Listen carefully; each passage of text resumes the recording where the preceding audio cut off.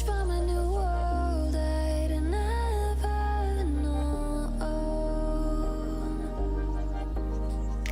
Something about it felt like it'd been waiting my whole life. Is this home? I can hear each sound calling my name, and I feel angels around when I start to sing, and suddenly it feels like heaven's not so far away. Tell me, can you hear the symphony? Panic, panic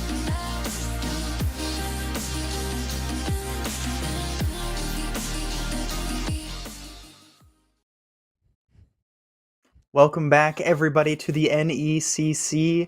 We've got some playoffs coming at you here very, very shortly. Winner takes all goes to the finals. I'm Palladino here with Camcom. How are you doing today? Hello. Oh my goodness, Palladino. I am so excited for preseason. For both of us, actually. This Yeah. is our first time casting on the brand new preseason patch. I've played a couple games. I've watched many games. So hopefully we are comfortable enough, at least a little bit. Also, this is only the second week that the players have been playing on the preseason patch. So luckily, I think it did start in playoffs. So it didn't affect normal season too much for them. But starting playoffs in what is a massive patch, preseason is always pretty huge, is probably pretty scary for them.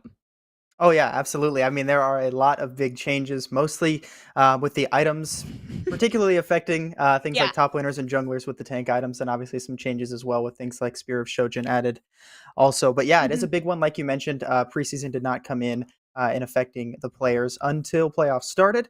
Yeah. So nothing affecting regular season. And of course, like you mentioned, they only had the 1 week 2 weeks ago to get on this and play it out. But now you've gotten some time to get it under your belt. Hopefully, of course, these players are playing solo queue, kind of getting a feel for it. But this Yeah. series for all of these teams going into next week will qualify you to finals. So we've got uOttawa Blue and NJCU facing off. Both these teams very, very even. The 2 seed and the Yeah. 3 seed in the Navigators East. Both teams 6-2, so it should be a pretty good one. Should be a pretty good one. I do believe this is also the last best of 3. So next week, finals week, it will be their first and only best of 5 series get to close out the season either this week or next week for one of these teams, and then finally get to their final best of 5 here. But like you said, you gotta win this one. They did take it home in each of their respective quarterfinals matches, so obviously they know at least a little something about the preseason, I guess, or maybe they don't. We have no idea, as we do get to hopefully see the teams here very shortly, I do believe. Yeah, we've got draft going on right now, so we'll see that here in just a little bit. And it's important to note, like I said, both these teams 6-2. uOttawa Blue, the 2 seed over NJCU, only because uOttawa Blue took their best of 3 during the regular season. But so they've got that slight advantage going into this one. They will be blue side here in game 1.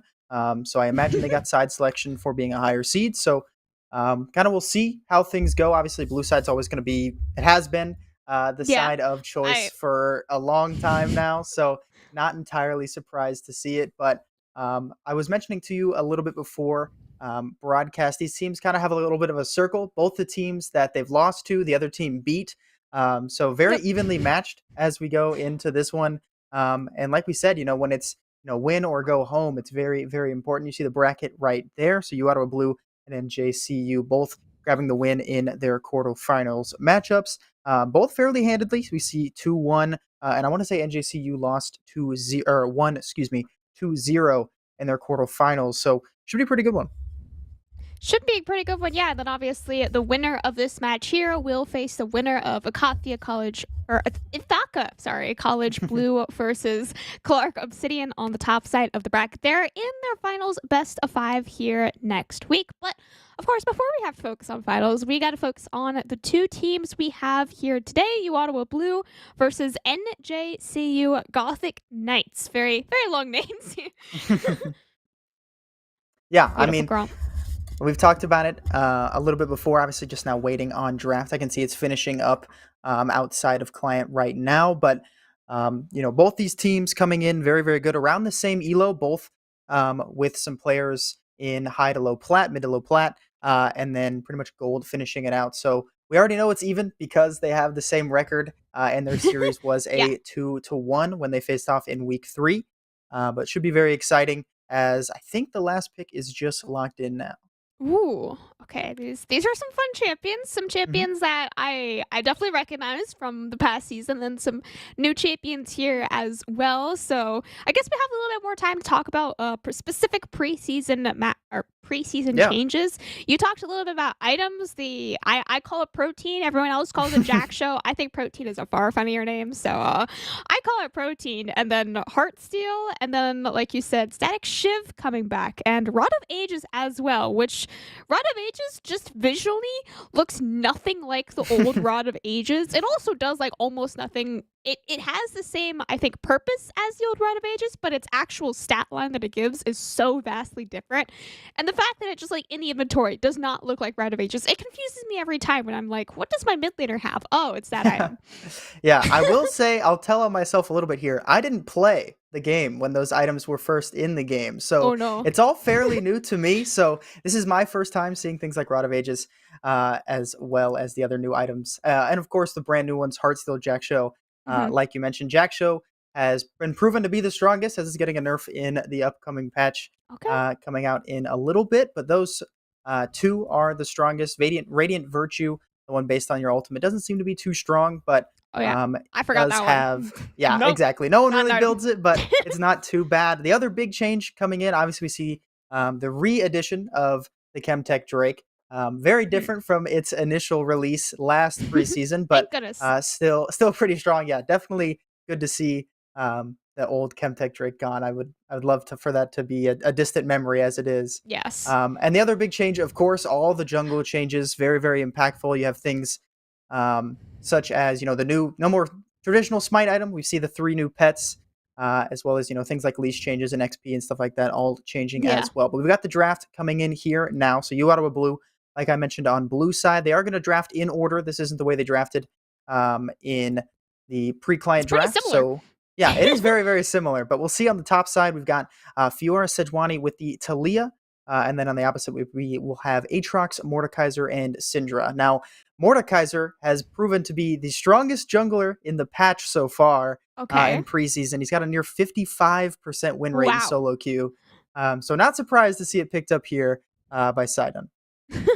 Sidon pulling out the brand new, I guess, meta of the Mordekaiser jungle. I've also seen a lot of Cho'Gath, not even Yeah. just in top lane, but also jungle. Cho'Gath is currently my perma-ban, so I mean, I see him a lot, not in my games, thank goodness, but in videos and hype reel clips, whatever you clip reels that are hype is what my brain was trying to say there. But locking in the bot lanes here now, a little bit more of a normal matchup, I guess you could say, that being the Jinx Janna into Caitlyn Amumu. Definitely a very hard lane for our Jinx Janna. I don't think that at any point there's going to be many kills down there in the bot lane unless Amumu lands a Q. And even then, it's hard to do because you could get Tornado away. You could get Monsoon away even. It's just, once that you hit level 6 in this bot lane, it's going to get a little bit fiesty, but at the same time, it's like, it's a quiet bot lane. Yeah, I agree. Keep in mind, Amumu was picked up on R4, so it was picked up before the Janna, but an interesting combo. You don't usually see Caitlyn with engaged supports. Typically going to see it with something like a Karma or the Lux, but opting for the Amumu this time around does give them some more consistent engage that someone like an Aatrox or a Mordekaiser can follow up with. The important one that I'm seeing is the mid lane matchup, specifically the Syndra. Syndra is my permaban champ. Just scales so incredibly hard, does so much damage if they can get the splinter stacks throughout the game. It's really, really hard to play anyone squishy. So someone like Talia, Jinx, and Jenna are all going to be in trouble if Syndra is on the map. And I think the important thing to note about why Mordekaiser jungle is so strong and has such a high win rate, his clear speed is insane right now. So next patch, his damage to monsters from his passive is getting taken down. It's going to scale. But in its current state, it does like 180 damage. Just for being in his passive. So he clears incredibly, incredibly quickly. So not only that, he can full clear, and because they delayed the Scuttle Crab spawn from 315 to 330, it gives him a ton of time to go impact whatever lane he's clearing towards. So I think that's probably what we'll see from Sidon. Sejuani not going to clear as fast, but does give you some more reliable CC and engage than the Mordekaiser. So what you're telling me is he's going to be done clearing like before the 3-minute mark and then get like 2 Probably. ganks off and then double scuttles. Like, okay. I see. I'm ready for this side, and I have been led to believe great things for you here in this game 1 now. You talk about mid lane. We haven't talked about top lane here. Also, a quick note about mid lane. The Cinder was R5, which is kind of why, like you say, it's just an excellent pick in this game. Like, we don't get to see the exact order on the screen, but back end, she was R5, like you said, Amumu was R4 into the B4, B5 Janna Talia. So for some reason, saving support and mid to the second half on both teams, that is definitely not something that I've seen a whole lot done before. But I want to talk about a little bit about this top lane matchup, Fiora into Aatrox here. Yeah, Aatrox was picked up. The Fiora was blinded first. The Aatrox was the response. Definitely not something you see often. Typically, it's the Fiora picked as a counter pick into Aatrox. If you can pilot the Fiora well, getting the riposte off is so easy just because all of his essential CC is telegraphed. But it is a skill matchup. I mean, it is the responsibility of uOttawa to just prove that he can get the riposte off and get the damage off. I think the important thing to note in this top lane matchup is as you scale into the late game, the main reason you really want Fiora into Aatrox is because Fiora is always going to have, in theory, better side lane pressure. She usually, maybe not clear wave as fast, but does a better job at taking towers and taking objectives. So we'll see if that's the goal. We'll kind of see if these teams try to split things up and either go side lanes or really put a lot of pressure in the team fight, because they really have options to do both. I like to pay a lot more attention to top lane matchups, at least now in the preseason, because I think Rift Herald's got like not an actual on paper buff, but like because of all the dragon changes, now Rift Heralds are also just like seen as such more powerful things, whereas before it was like, oh no, we're trading a Rift Herald for a dragon. The dragon trade wins pretty much every time. And now it's like sometimes the Rift Herald trade can actually come out on top in the pre-10 minute, 50-50. Which one are we actually going to be able to take this early into the game, as we do get to load onto Summoner's Rift. Yeah, I think the other important thing to note, if I remember correctly, Rift Herald, the local gold got boosted a little bit. So we already saw across all levels of play, especially in competitive, that teams are always going to try and rotate up and get that first Herald just because it's so strong. And tower plates are also worth slightly more now. I think they give 15 more gold here in the preseason. So a little bit of extra gold, obviously get some more XP and try to take on those first turrets as well. But they didn't change anything from that patch we saw months and months ago. Making dragons very strong. So we'll see how that impacts. I think for me personally, I would love to see Chemtech Soul, almost for the sole purpose of seeing the Chemtech Rift. I think Chemtech Rift is super exciting. The new blast cones giving double distance. New vision plants are always super cool. I think not getting slowed by the gummies is also pretty nice. I just think it is very exciting. Of course, Hextech Gates is also pretty cool as well. But we'll see how this one goes out between uOttawa Blue and NJCU Gothic Knights here very shortly as we load in onto Summoner's Rift. I would also absolutely love to see a Chemtech Rift. I think at, like day 1 and day 2 of the preseason patch, I think everyone was just dying to have a Chemtech Rift. And this is still kind of like the first week. This is only week 2, week 1 for us here as casters of the brand new preseason patches. Now on to Summoner's Rift. As you can see, of course, uOttawa Blue on the blue side makes it nice and easy for us here. And NJCU on the red side. Nice 5-point coming out from both sides. Nothing particularly exciting, nothing particularly impactful here, level 1, other than, of course, top side pixel ward. Yeah, nothing too special, like you mentioned. I think the only thing that is really different between before we got into preseason and now, as you see the ward ping coming out, that is one of the changes with a completely accurate ward timer. So NJCU will see when that ward expires. But if you look in the jungler's inventory, that is the difference we see now. So we know that the old smite item has been removed. So we've seen 2 different ones here picked up. The Mordekaiser Sidon has opted for the blue one. I think its name is Gust Walker. That one, once it scales up you even know to the name. once it gets to its full evolution, gives you movement speed when you go into bushes for a short period of time. Whereas the green one, I think it's the Moss Stomper for Sejuani, gives her a shield as well as some tenacity. And the other important thing to note, I guess all smites when used on champions post when they get down to 20 stacks in the item. have the same effects as Blue Smite, essentially, as old Blue Smite, where it slows and does some true damage as well. But those are the only real changes here so far. Both junglers starting on the bot side, clearing up towards top lane.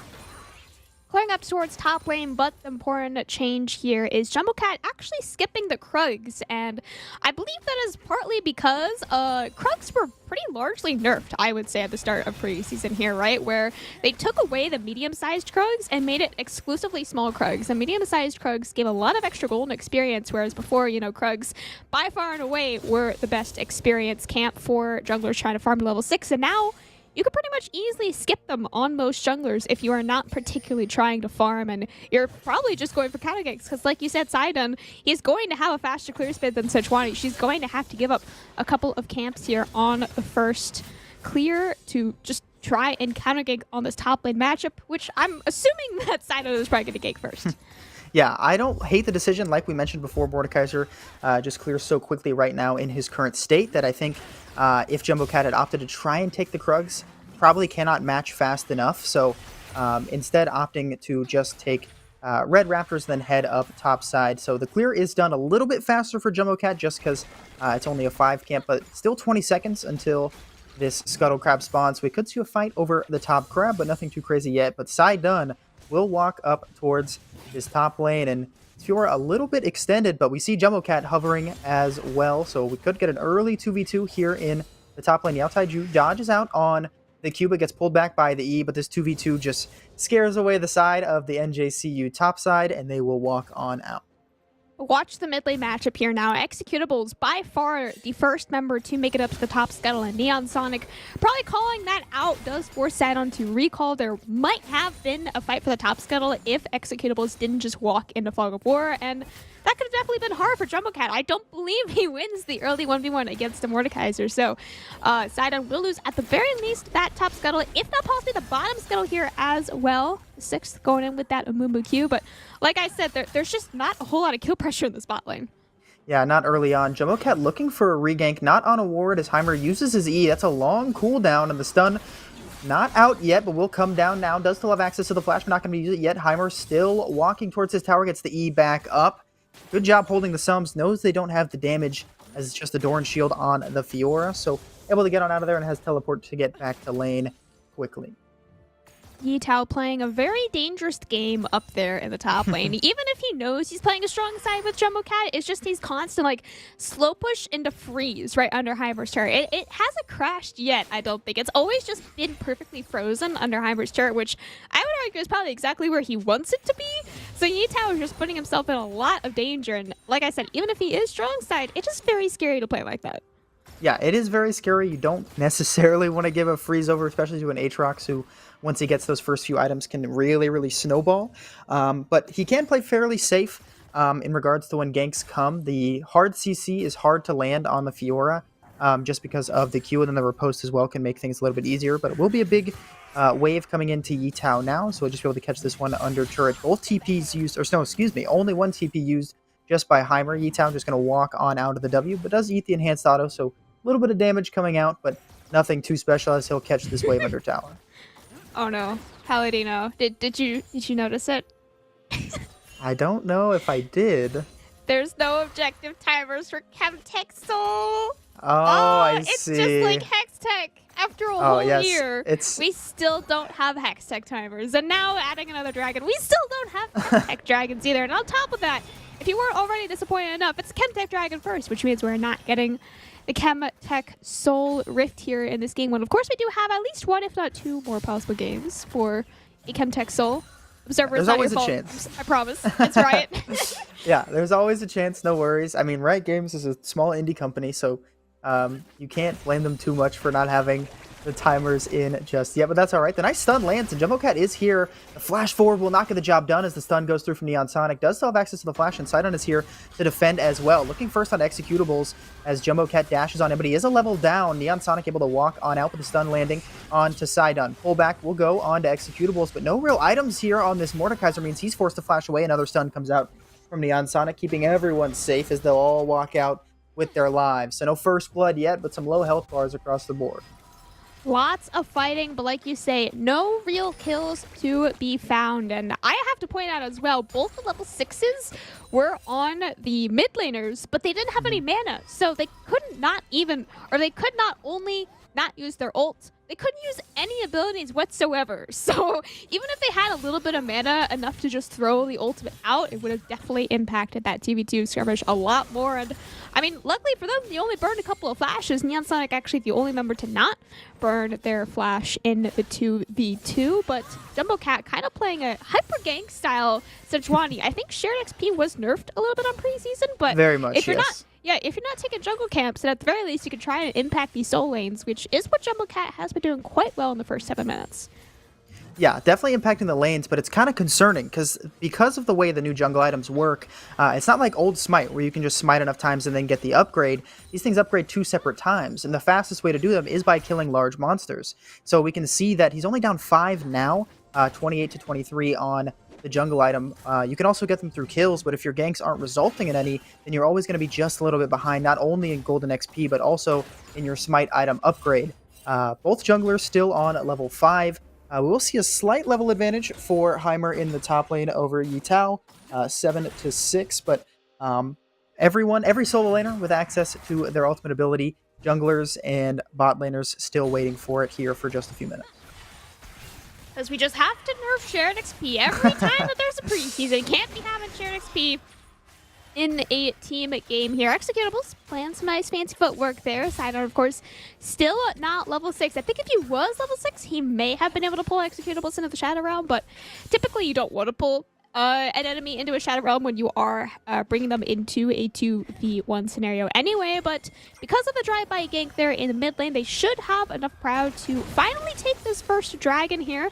Please don't be a Hextech number 2. I want some sort of fun map, please. Yeah, we've seen it. We've seen everything else. We want the new ones, of course.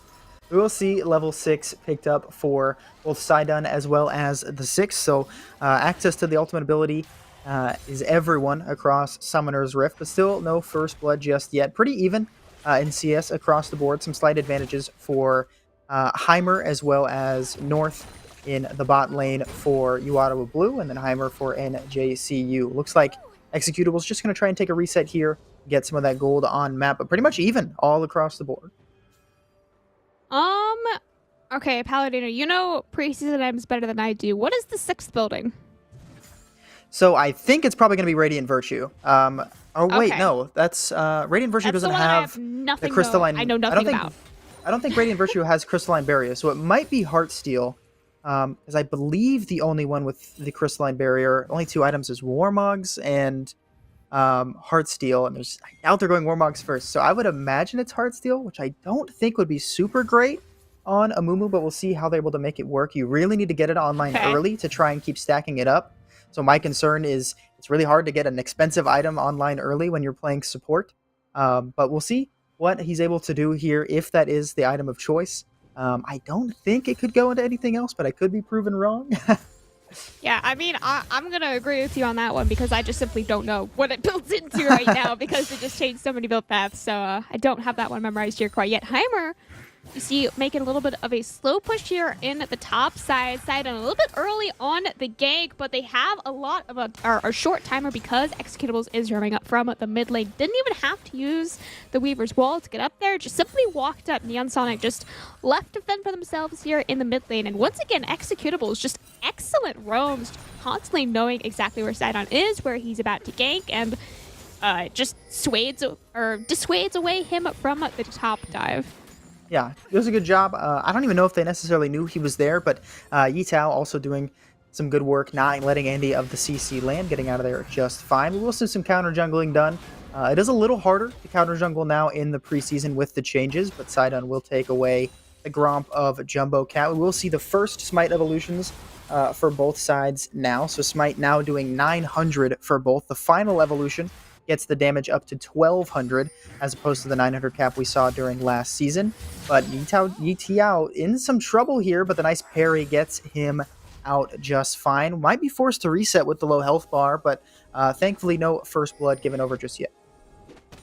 Yeah, it's been, like we said, a lot of fighting and a lot of ganks even between the two junglers. Like, you would assume 0-0 at 12 minutes. It's like, oh, the junglers have just been power farming. Everyone's been chilling in their own lane farming. And it's like, no, there have genuinely been, like, many 2v2s, even a couple 3v3s down here in the bot. And it's just nothing has quite resulted in any kills. Yet we are so tanky, so much extra health to be bought. Jumbo Cat scaring me a little bit. You do see he is holding on to that Rift Shield. I'm thinking he's probably going to want to throw that down here in the bot lane because, of course, Jinx is his most hyper-scaling carry on the team. But throwing it down here in bot is always just so much harder than one of the solo lanes. Yeah, definitely harder, but as the ult goes down, will not land, but applies some pressure. So the Rift Herald will grab a couple plates at least, but this will become a 3v3, make it a 4v3 very, very soon. This TP coming out from the Sonic, or Neon Sonic, excuse me, is Yukino very, very low with the 6 taken low as well. The ult coming down, flash forward goes out from Sidon. One has already fallen, going over to North. As North still looking, focusing first on Sidon, but he takes Yukino into the Shadow Realm as he's trying to dodge on out, but he has not found him yet. But Neon Sonic not going to be able to get out of this one just yet. The stun will not land, still alive, but Heimer gets the job done, picking up the Janna. Jumbo Cat dashing on out, picks up the kill on to the Syndra. Heimer still very healthy. This is a full 5v5. uOttawa down here as well. Heimer taking low, but the Ravenous Hydra keeping him healthy. Gets one, gets two, double kill over to Heimer. Looking now for executables. It'll be a triple kill for the Aatrox as he's got 4 kills now, all 4 going over to the Aatrox. So 4 TPs, 3 TPs blown in a Weaver's Wall to get everyone in the bot lane. And with the Ravenous Hydra already picked up for Heimer, that item is so, so strong. And 4 kills on top of it. This Aatrox is going to be a problem. Yeah, you call it a triple kill. I'm going to call it an unofficial quadra kill. Might as well. Is what that was. I mean, initial part of that play, I was going to say Yukino played it super, super well. He bought so much time from Sidon. He survived the entirety of the Death Realm, which allowed the rest of his team, and in particular Jumbo Cat, to actually do a lot of damage on the backline of NJCU. But then once Yukino came out, you saw that he just instantly died. And now, obviously, after the fight, we see that his death was very important because that death to Heimer gave him enough healing to then get a triple kill onto everyone else that was like 1 HP still remaining in the fight. And to me, that just looked like a play of we've been sitting around for 13 minutes and haven't done a whole lot, so we want to just throw everything to the wall and see what happens. And you know what? Quadra kill for Aatrox, that's what will happen. But now we get another fight for the Dragon. Yeah, Sidon in some trouble in a 1v3. No access to the Death Realm. The stun going to go down onto him. Still alive for now, but North Death's going to get the job done. Still looking, but not going to find anything yet. But the jungler dead for the side of NJCU should mean this Drake will go over to the hands of University of Ottawa Blue, as it will be tied up 1-1. I don't know. But they're not done yet. Neon Sonic is walking down, and so is Heimer. So this has quickly become a 4v4, as uOttawa is not going to move. So because this Aatrox is so strong, it's really hard for them to get in. There's only 1 smite on the map, so Jumbo Cat should be able to secure this one, but stunned up, not going to get it yet as the Curse of the Sad Mummy goes down. He got it! We'll pick it up with the smite, but the 6th in some trouble, in way too deep. He's going to go down. Exhaust down onto Heimer, takes him fairly low, as it's still a 3v3. Health bars even, maybe a bit of a favor for uOttawa Blue. Yukino gets out of there just fine, and uOttawa eats some plates in the top lane as well. So a decent trade in an unofficial 1-for-2, as Mordekaiser died early on, and the Drake picked up as well. I'd say it goes in favor of University of Ottawa Blue.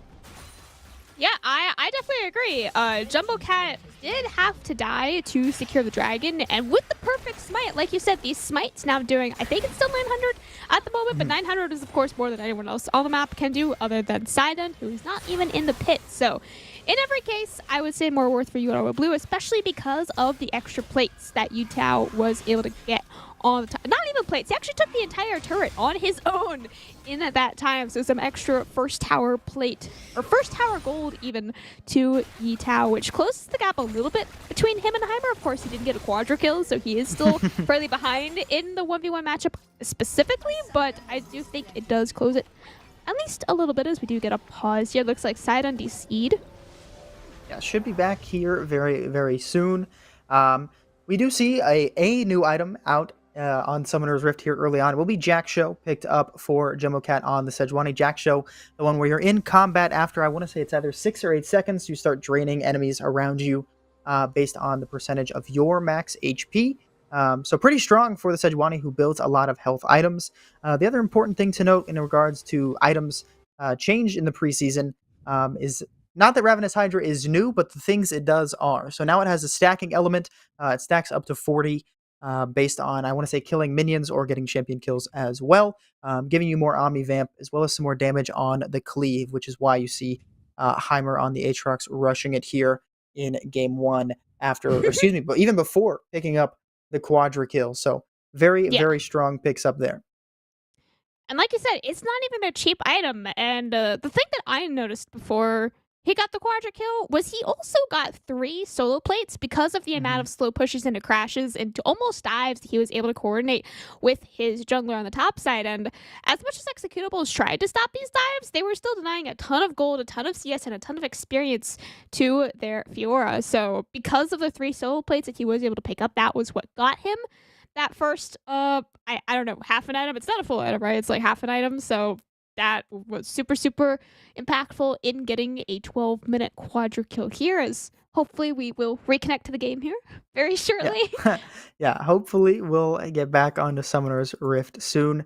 It is still a fairly even game state. Of course, you have a lot of gold on the Aatrox, but that's really the only one. When you get 4 kills and they all go on to 1 champ, it is nice to have it on an Aatrox who has been incredibly strong for months now, dating well back before the preseason. The item changes only making him stronger. It is very, very strong, but if they're able to kill him, you don't have much gold on someone like your Caitlyn or the Syndra as well. So things could, it's not done yet. NJCU not absolutely dominant in this one so far, but definitely in a pretty good state. As we see the tower plate gold, much more plates taken from the side of NJCU, with lots of plates going down in the top lane as well as the bot lane for both sides. Yeah, even in the bot lane, but that 3-0 on the top is pretty massive. Now North Death does get caught up by both of the Momo Bandage tosses, but again, there's just no damage whatsoever down here in the bot lane quite yet. She-Wolf in some trouble. The Weaver's Wall going to come on down. The Flash Heal coming out, but no work to be done. Glacial Prison will get the job done as Jumbo Cat picks that one up. And this second one going to go over to North Death as well. A great roam coming out from Executables means that they grab that kill. He's going to TP back to the mid lane to defend the tower. Yitao there as well. But second turret will fall. The second one again going to the side of uOttawa Blue. Executables actually TPing to the top turret to defend it away from Heimer. Yeah, Heimer wasn't even able to take this top adder turret while they were fighting 4v2 in the bot lane. So again, just super, super worth in terms of macro for uOttawa. Maybe they were down in gold for a while, and it's still pretty even back and forth in terms of the gold lead, but now 2-2. I was going to say 2-1 now in the turrets with the help of course, the Rift Shield. We'll probably get a charge on this inner turret as well. So pretty impactful play once again from uOttawa, but I mean, Sidon and Neon Sonic, they could just be dead here. Yeah, it seems like they'll get out just fine. Not able to make a play fast enough. No Glacial Prison from Jumbo Cat means it's hard to lock anybody down from long range. But like you mentioned, they do get the outer turret in the mid lane, freeing up the map a little bit, and a charge on the secondary turret as well does feel pretty nice. But they do have a pretty big lead for the Jinx here of uOttawa Blue. 4 kills, 2 items, about a half item ahead of She-Wolf Ashe on the Caitlyn. Hasn't played poorly here so far. Oops. Well, my apologies. Hasn't played too poorly so far, but one of the notorious things about Caitlyn, even though we've seen her be so strong through the past few months, is her mid game has always been notoriously weak. When you get to that 2-item spike of Gale Force Rapid Fire Cannon, you really don't have a bunch of oomph behind your auto attacks. You really need to finish something like the Infinity Edge, get to 3-4 items. But when she can get to that point, she can be very, very strong. So we'll see what She-Wolf Ashe is able to do as long as she can keep farming up here throughout. As we get to the late game, we'll be sitting pretty as well. But like we mentioned, this game is pretty much dead even. These teams are dead even in gold. Pretty much even in towers taken so far, about equal map pressure for both sides. I think our next fight will probably be around this Drake coming up here now, and I think it is the Hextech Soul. The icon's bugged, but we do see the gates on the map. Let's go, Hextech Soul. Taking a little quick note here of everyone's items before the big fight does come on. Neon Sonic has that Zonya's, or Stopwatch even, that is probably going to be a big one to watch out for. Jumbo Cat also having a Bramble for themselves. There is plenty of healing. I mean, mostly on Hyra, but a little bit on the rest of the members of NJCU here as well. So I think that Bramble is definitely a smart pickup for one, maybe one more person. I think it could almost just be on Jumbo Cat, but the dragon is coming up here now. You see almost full River Prio is in the favor of NJCU, but uOttawa are not giving it away for free by any means. Yeah, definitely not giving it away, as uOttawa will try to take the mid-tier one, but not going to grab it yet. We're going to see a TP coming down from Heimer, the Weaver's Wall going down as well, no. but he's just trapped North Death on the wrong side of the rift. The bandage toss will land, but the flash keeps him in safety. Sidon, in between lots of members right now in the Death Realm, has North Death in there. The Curse of the Time maybe lands on a 2. North Death still alive for now. uOttawa able to get away safely, but Heimer goes on top of Liz, picks up 1. Jumbo Cat going to pick up the Amumu as well. North Death still alive, but a lot of damage coming out from Heimer, but not able to get the job done yet. Moonfall will keep them alive for now, but Heimer looking for North Death, cannot find it. No mana on this Jinx. Heimer taken fairly low, but not able to get anything done. A lot of fighting results in an only a 1-for-1 as executables and the 6th both fall, but this Drake should go over to NJCU as long as they're able to take it quick enough. We are going to see a TP coming out from uOttawa as Jumbo Cat looking to make his way in as well, well below half HP. Keep in mind, these smites are at 1,200, not 900 like we saw last season. It's important to note, but Jumbo Cat just appearing they're going to try and walk on out of here for now. This one will go over to the side of NJCU. Well, just casually, full 5v5, only a 1-for-1, and then the dragon, almost could have been smited away. Jumbo Cat, absolutely, he did kill himself for the last dragon. I think he could have probably done similar for this dragon here as well, but not entirely trusting the 50-50, will just back off and now give a slight dragon lane. It is only one dragon, but both of them being new dragons. You got a Chemtech and a Hextech dragon now for NJCU. So I think put them together, they are a little bit more scary just because they are the new dragons. But back to that team fight, I want to point out North Death even, right? He was taken in the Shadow Realm. He wasted 7 seconds, or not he wasted, Sidon wasted 7 seconds worth of North Death's damage onto the rest of his team. And I think that is probably what was a super big factor there for NJCU, was because Jinx just lost 7 seconds worth of damage. Yes, he was able to survive through the Death Realm, and even perfect kiting after the Death Realm as well, he was able to get off as much damage as possible and even lived. But because he lost 7 seconds worth of damage, it's massive. That was pretty much what I would say, maybe not won the team fight, but at least got the dragon for NJCU. Yeah, certainly got the Drake, buying a ton of time for his team. I think that's probably got to be the plan. You know that North Death is by far the strongest carry for the side of uOttawa Blue. So we might see something like a QSS coming out as Sidon, unfortunately, DCs again. Hopefully we'll get him back very, very soon. But if that is the alternative, if that's the answer for NJCU, just say, hey, go up, ult the Jinx. We could see something like a QSS come out at some point. QSS does feel pretty bad to have to purchase. It costs a lot of gold and really doesn't give that many stats. You do get the benefit of the active. You get to immediately release yourself from the Death Realm early on, but you really want to hit those spikes on Jinx. Looks like he's going to be going for the LDR second. But something like the Infinity Edge really, really benefits you. Need that damage to come on out when you get into these team fights. So if you have to delay that with a QSS, it does feel pretty bad. But this game state, still dead even. I mean, we do see a Drake advantage, like you mentioned, for NJCU. But the gold, right at dead even. I think one team might have like a 90 gold lead, but very, very close here in game 1. Super, super close. This is the final best of 3 reminder for both of these teams. We are currently in semifinals, and for the first time here in the season as well, we also get to do interviews with whoever does win this series here today. You got one more series left, just this one here, before you finally get your one and only best of 5 finals to win the whole season. Going into preseason as well, it's a very hard season to win, I would say. Yeah, absolutely. I mean, when you have such a big change like a preseason coming in before you get into playoffs, it does impact quite a bit. Sidon going to move on in here, try to take some vision away. I think looking for camps as well, but none available in the bot side jungle of uOttawa Blue. Neither of these teams really feel the need to fight unless they absolutely have to, so I don't know that we'll see another fight around anything other than an objective. We could see a Baron fight coming out at some point soon. And then, of course, I think this next Drake in just under 3 minutes will be pretty strong as well. 2 items finished for a few members across the Rift on both sides. We're going to see the Jack Show as well as the Thorn Mail for Jumbo Cat, but North Death's in some trouble. Tries to cleanse it away, but not able to do anything just yet. Jumbo Cat has plenty of HP, so out of there just fine. And North Death makes it out alive. That one will be blocked away by Jumbo Cat, so good to be able to farm this one up under tower. North Death surviving a 1v4 on his own, just using Cleanse. I would say that is very worth there for uOttawa because of the fact, of course, they were still getting gold down in the bot lane. They were still getting plenty of XP on the North Death. Solo XP even before, he got 4-man in the mid lane, but it is okay. He is still vibing. He's still got a quarter of his HP as well by some miracle, so I have no idea how he made it out of that one alive, so... almost could have been a Baron angle. You say we could be seeing a Baron here soon. Sixth absolutely caught out here in the mid lane.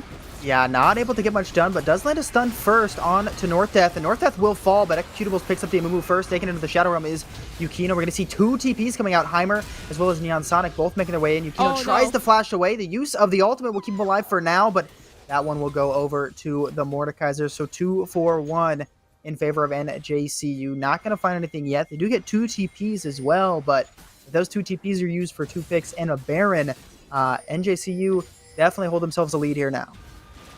NJCU, like you say, 2 kills, directly transition that into the Baron. Now, Jumbo Cat still is alive, still can go for a 50-50 smite. He's taking the Wolves right now, but I mean, it doesn't look like they want to play for any sort of fight, obviously, from uOttawa, so the best case scenario here would be Jumbo Cat playing for some sort of 50-50 smite. 4K left on the Baron. They know that they're on it. I have no doubt that they know that they're on it. It's just no vision on it. Makes it too scary to actually play for any sort of smite steals, so will just be claimed now. 2 dragons plus a Baron here for NJCU. They will have this Baron buff for the next dragon fight here as well. Yeah, that's important to note. I mean, they don't have TPs, so if you can keep someone in the side lane, it could be pretty strong for the side of uOttawa Blue to try and get this second Baron, but fighting against, or excuse me, get this second Drake, but fighting against the Baron is very, very tough. Keep in mind, first the Sad Mummy is not up for the 6, no flash as well. So not going to find anything just yet, but with this Drake spawning in 20 seconds, it looks like we'll see everybody head this way for now. Jumbo Cat going to start walking it down now. Sidon walking as well, but with these gates, they get there so quickly. I don't think it looks like uOttawa Blue is going to try to contest this one. It is soul point, not soul for NJCU, but giving them soul point essentially guarantees that you've got to fight every Drake following this one. You can really hope that you can get your Jinx online even more, get North Death his 3rd item going for that LDR, but you really want him to finish that Infinity Edge before you have to fight next. We'll see what they're able to do as soul point picked up for NJCU. I do definitely like the play of just giving the soul point away at, I mean, very best case scenario, Yukino steals it with the Janna-Q right there, but that is probably not going to happen. You obviously can't rely on that happening, so just giving it away to NJC, like you said, playing for these pretty massive power spikes coming in hopefully within the next 5 minutes before their soul fight does happen for both Executables and North Death. These are the 2 members that will ideally be doing the most damage here for uOttawa, and of course Tao just in the side lanes. He's always been a nuisance. He was able to take the first turret up in the top lane, and then since then just kind of trying to split between top and bot. Almost evenly here, Jumbo Cat could be caught out. Might be in some trouble, but not going to land a stun just yet. Into the Shadow Realm goes Yukino again. No flash on this Janna. Drops the exhaust as well as the Moonfall, but not going to find anything quite yet. Executables now trying to turn their focus on to Sidon. She will flash, trying to walk in, but not before the Mordekaiser will fall. Neon Sonic in some trouble, but the Glacial Prison goes wide as he gets on out with the stun. So 1 pick goes over to the side of uOttawa Blue, and I think a tower will fall for NJCU as well, as we see Heimer just continuing to push there in the top lane. But not bad. You get a pick. Your Janna survives as well. Yeah, I mean, Sidon is just taking Yukino into the death realm every single chance he gets. He even flashed for that one. He was like, Yukino, I see you on my screen. You're in the death realm every single time. It's just off cooldown. I mean, honestly, like, he should start building, like, Crucible or some sort of, like, anti-Janna specific item because he's just not friends with Yukino in this game 1 now. We do have 3.5 minutes. Their Baron will expire in about 30 seconds, I think. So, or no, not 30 seconds, 3 seconds. And then they will not have that same split push pressure that Heimer had during the pick. So yes, they were able to at least equalize out the gold a little bit from the pick, but it's still obviously not great. Still 4,000 gold lead. This is probably the biggest gold lead we've had in this whole game 1. It's been constantly back and forth. Yeah, I mean, definitely the biggest gold lead so far. NJCU did a pretty good job with the Baron buff, picking up the top tier 2 as well as the bot tier 1, giving them some more map pressure. We will finally see the Heart Steel picked up for the 6th on the Amumu. And, I mean, it's a good item. I think it's pretty strong, but not finishing it until near 30 minutes feels pretty bad because that item is very, very reliant on getting those stacks. You get those stacks by autoing someone after being within a certain range of them for 7 seconds. So you're really hoping that the 6 is able to not only stay alive and get his full combo off, but also get autos off on multiple members of the side of uOttawa Blue. And with 3 items now on this Jinx, 2 items on Yukino, nearly falls. Not going to go down just yet, but Neon Sonic drops the Zonias. Will pick up the mid-tier 1, so not a bad trade. Oh, no. As Executable's in some trouble. Gets out just fine. The Tornado blocking some as well. North Death now taken in to the Death Realm, trying to kite away Sidon, but has access to the Flash. Flash is on now, still alive for now, but will eventually fall, but not before picking up the Mordekaiser as Neon Sonic picks up 1. Just 2 kills so far as Executables will fall as well. The TP coming out from Heimer secures that they'll win this one. 2 kills in favor of NJCU. Yukino forced to go back to base as well. Not nearly enough HP on this Janna as they're going to try to knock down this inhibitor turret. Heimer going in as well, but I think just for this tower. Just for this turret, Jumbo Cat doesn't have any damage members here to really help him if he does decide to engage on the 3 members, so just forced to give away their mid lane inhibitor. And giving away your inhibitor in the mid lane 90 seconds before the soul fight here as well is pretty massive for NJCU. That might just have been the game-winning play. I mean, like, the 2 picks into inhibitor, into soul is a pretty massive gold swing now. 34,000 still in the favor of NJCU, but just constantly with the side lane pressure, Heimer even TPing in to make sure that they won the team fight, knowing he's probably not going to be able to take that or these side lanes within the time frame that they took the inhibitor. So in this next team fight in 50 seconds for the soul, he might not even have to be there. He is probably just going to spin the spot lane and see what kind of inhibitors he could take. Yeah, I mean, I think if you're NJCU, you know that you can just buy time for your Aatrox. As Yukino taking a half HP, Executable's taken into the Death Realm by Sidon. Goes the Smite. The Zonias will buy 2.5 seconds out of 7, trying to dodge out of you. Not going to take any damage in the Death Realm, but will take damage from that stun. Heimer flashing forward, but it's met by a flash from Executables. The ult's going to be blocked by a Jumbo Cat, and a nice stun keeps them alive for now. Tornado blocks them as well. Executables will fall first. Heimer, so strong. 3.5 items. Another kill over to Neon Sonic. Yutao trying to get some damage in, not able to find one yet as he's stunned up, but we'll get a shutdown. 1 for himself, but North Death still alive, kept alive by Jumbo Cat, stops himself to get the slow on to Heimer. The traps will keep him alive at 1 HP. That's been the story for North Death, surviving on such little health so often, but 3 kills for NJCU guarantees that they grab themselves the Hextech Soul and this bot tier 2. Extra local gold, of course, extra gold from those kills, and now a Hextech Soul on top of it all here for NJCU. I think they could probably take this bot lane inhibitor as well. It is a pretty massive way that they're holding on to, and of course, it is a Caitlyn. Caitlyn, if not the best tower-taking champion here in the game, and as I said, of course, they won't actually be able to take this turret. Heimer has ult again, gets so much HP from Yakuto, uses the ultimate to try and knock him back, but Heimer just kills him in 2 autos, looking for now North Death, but he will get the kill first. Not stunned up, and he's now excited. Looking first on to the 6, picks up 2 for himself. Trying to turn with the Amumu, but he takes a lot of damage from this guy as he goes into the Death Realm as well, trying to count with the flash. Gets the job done as Sidon picks it up. Executables looking for the Talia now, but he finds himself in the waiting arms of Jumbo Cat as he will almost certainly fall here, not getting it done just yet. But finally, it goes the kill. So 3 kills over to the side of uOttawa Blue, but an inhibitor taken in the top lane as well. So another inhib down for uOttawa Blue, but some more gold in the pocket and a finished Infinity Edge for North Death. I mean, come on. Yukino, he was full HP. He was in his healing ultimate with the shield on his head, and he still gets 2 shot by Heimer. Like, come on, game.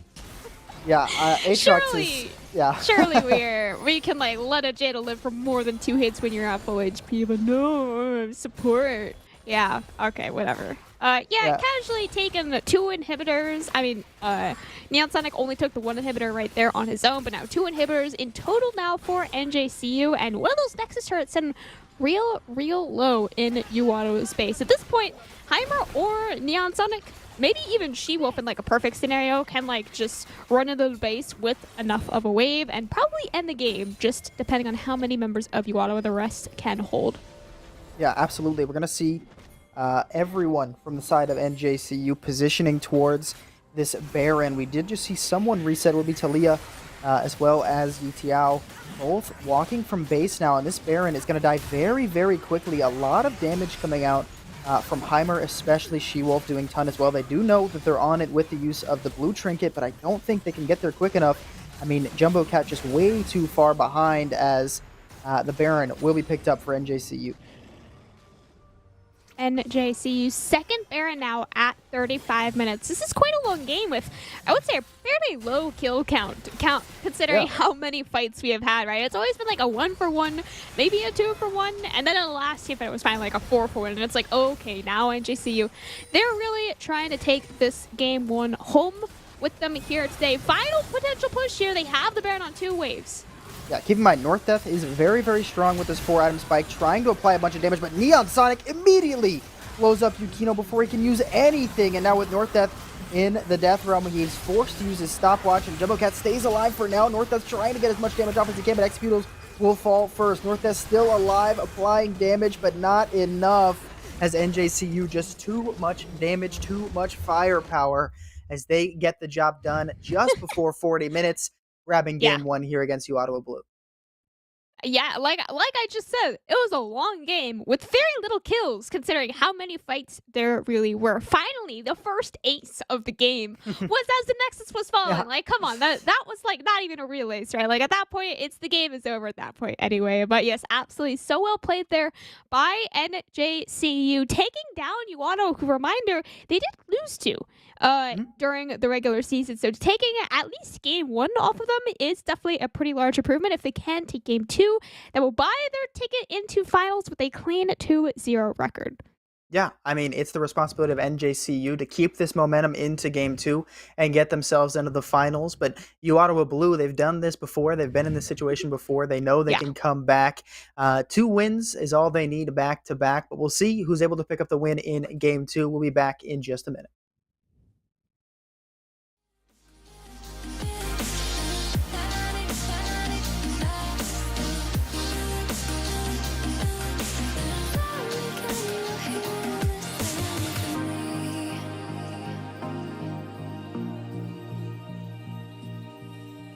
I can't help but think that it's meant to be, that I'm finally right where I'm supposed to. Oh,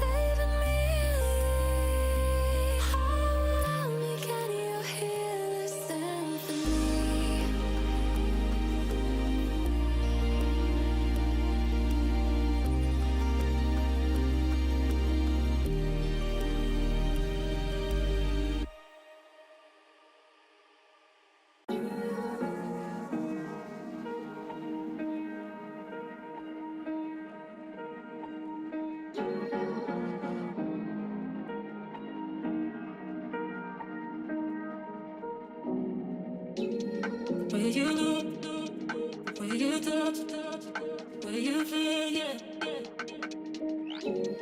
Where you look, where you touch, where you feel, yeah. Can we talk about me and you?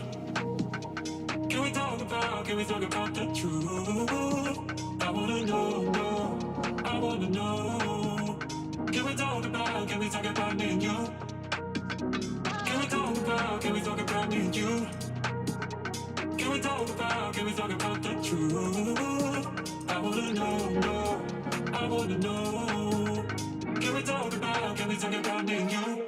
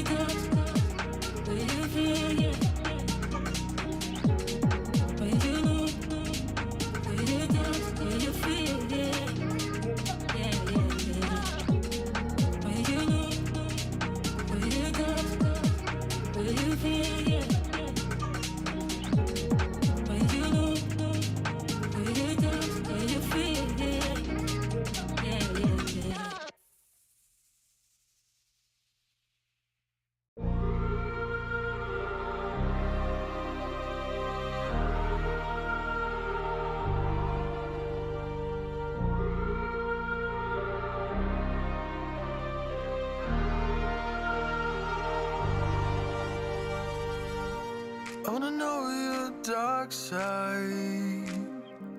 I wanna know your secrets. I wanna be your lifeline. So I wait for you, wait for me. Wait for you, wait for me. Tell me you're more than just a highlight. Pretty pictures on the outside. I hate to stare at you through these lights. So I wait for you, wait for me. Wait for you, wait for me. Click and scroll, I can't let you go. They say I'm addicted to you. Click and scroll, I can't let you go.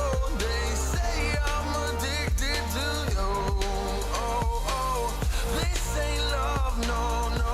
This ain't love, no, no. This is artificial.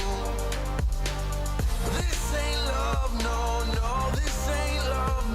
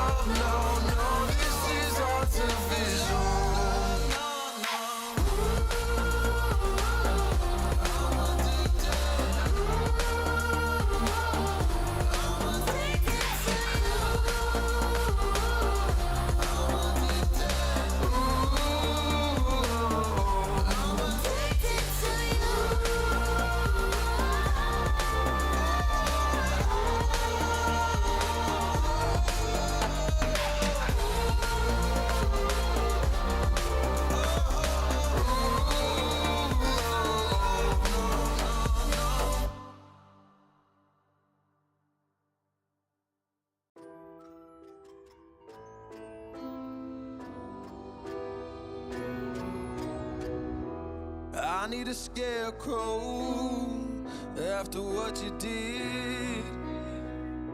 'Cause all of the birds know that I'm almost dead. I'm barely breathing, I'm barely awake. You left me in pieces, there's no more to break. Don't wake me up, not in this century. Don't wake me up, 'cause you're just a ghost inside my head. You're just a ghost, you're never there. You're just a memory on my lips. 'Cause you're just a ghost inside my head.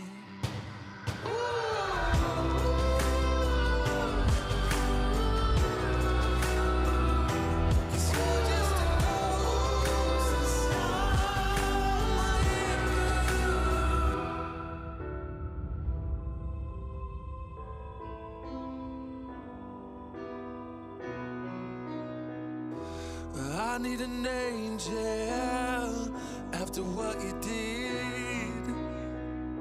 'Cause you were the devil, you messed with my head. You lied to my mother, you lied to my friends. You said that you'd be there, but this never ends. Don't wake me up, not in this century. Don't wake me up, 'cause you're just a ghost inside my head. You're just a ghost, you're never there. You're just a memory on my lips. 'Cause you're just a ghost inside my head.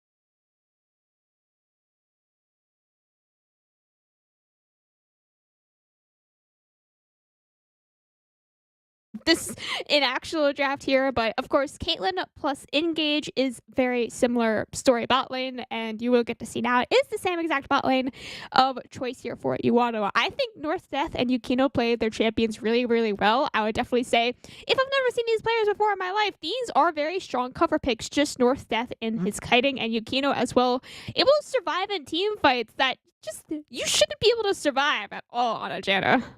Yeah, played it really well. Had some good footwork in the Death Realm, especially. We'll see if that's more of the case. Obviously, probably have to deal with it less with the Mordekaiser being in the top lane instead of the jungle. But North Death did play really well. Had some really good kiting moments, some pop-off moments as well. Just needs to continue doing that. Both very hyper-scaly AD carries in the bot lane with Jinx and Caitlyn once again. Jumbo Cat looks pretty good on the Sejuani. Get some good impact down. Got that first Herald. Got some early gold into the Jinx pocket. And then Yitiao as well. Hoping to continue going well in the top lane on the Fiora. Hopefully, you don't have something where you're laning for 10 minutes and it's even, and then your lane counterpart gets a quadra kill. Obviously, that makes the game a little bit harder for you, but we'll see if we get more of the same here as we head into game 2. But yeah, exact same lineup, like you said, for uOttawa here, other than executables. Now, was Talia game 1, now, of course, is Swain at game 2. I really like the Swain. Swain, you just like to pick into as many melees as possible, and there is 4 melees on the side of NJCU. The only one that he can't really melee down is Caitlyn, which, I mean, shouldn't be a problem. I don't think he's ever going to be trying to 1v1 the Caitlyn as the Swain. But on the other side, NJCU, they did change up a little bit. I think their jungler played Mordekaiser really, really well in game 1, and they did pick that on the same R1, R2 as they did in game 1 was the Caitlyn Mordekaiser. No changes there from them, but of course Mordekaiser now going top lane instead of jungle does show some flex potential that we could see either in game 3 if we get another game here in this series, or in finals if they do win this game. Yeah, the only thing, I do agree with you, Swain into melees feels very, very good, but I would like to see Sejuani with more melees. You only have the one with That's the Fiora. You have ranged mid and then a double ranged bot lane. I know we like the comfort pick. It's kind of two sides of the same of a different coin, right? So you have the comfort pick, or what looks like a comfort pick at least, for Yukuno on the Janna, which does feel nice. You can pilot that champion well, but it gives less opportunity for the Sejuani, who really, really likes to have those melee characters to stack her passive with her. But as long as you can, rely on the Fiora, it is an auto attack based melee champ, which feels pretty good. But we'll see how they're able to execute it. They executed it fairly well in game 1, not able to pick up the win, but hoping to do it soon and grab themselves a win in game 2 to get to game 3. This is where we start doing dances. Apparently they can't hear us. So yeah, I've seen that. I don't know if they can now. I hope maybe they can. I'm not sure. What about I'm gonna start holding up signs like, can you hear us? Yeah, I think I could probably grab I don't know. a whiteboard or something. there might be a game going on. You might or might not hear us right now. I have no idea. So I don't know. Yeah, it's yet to be determined whether we could just start making NECC faces at the camera. We could.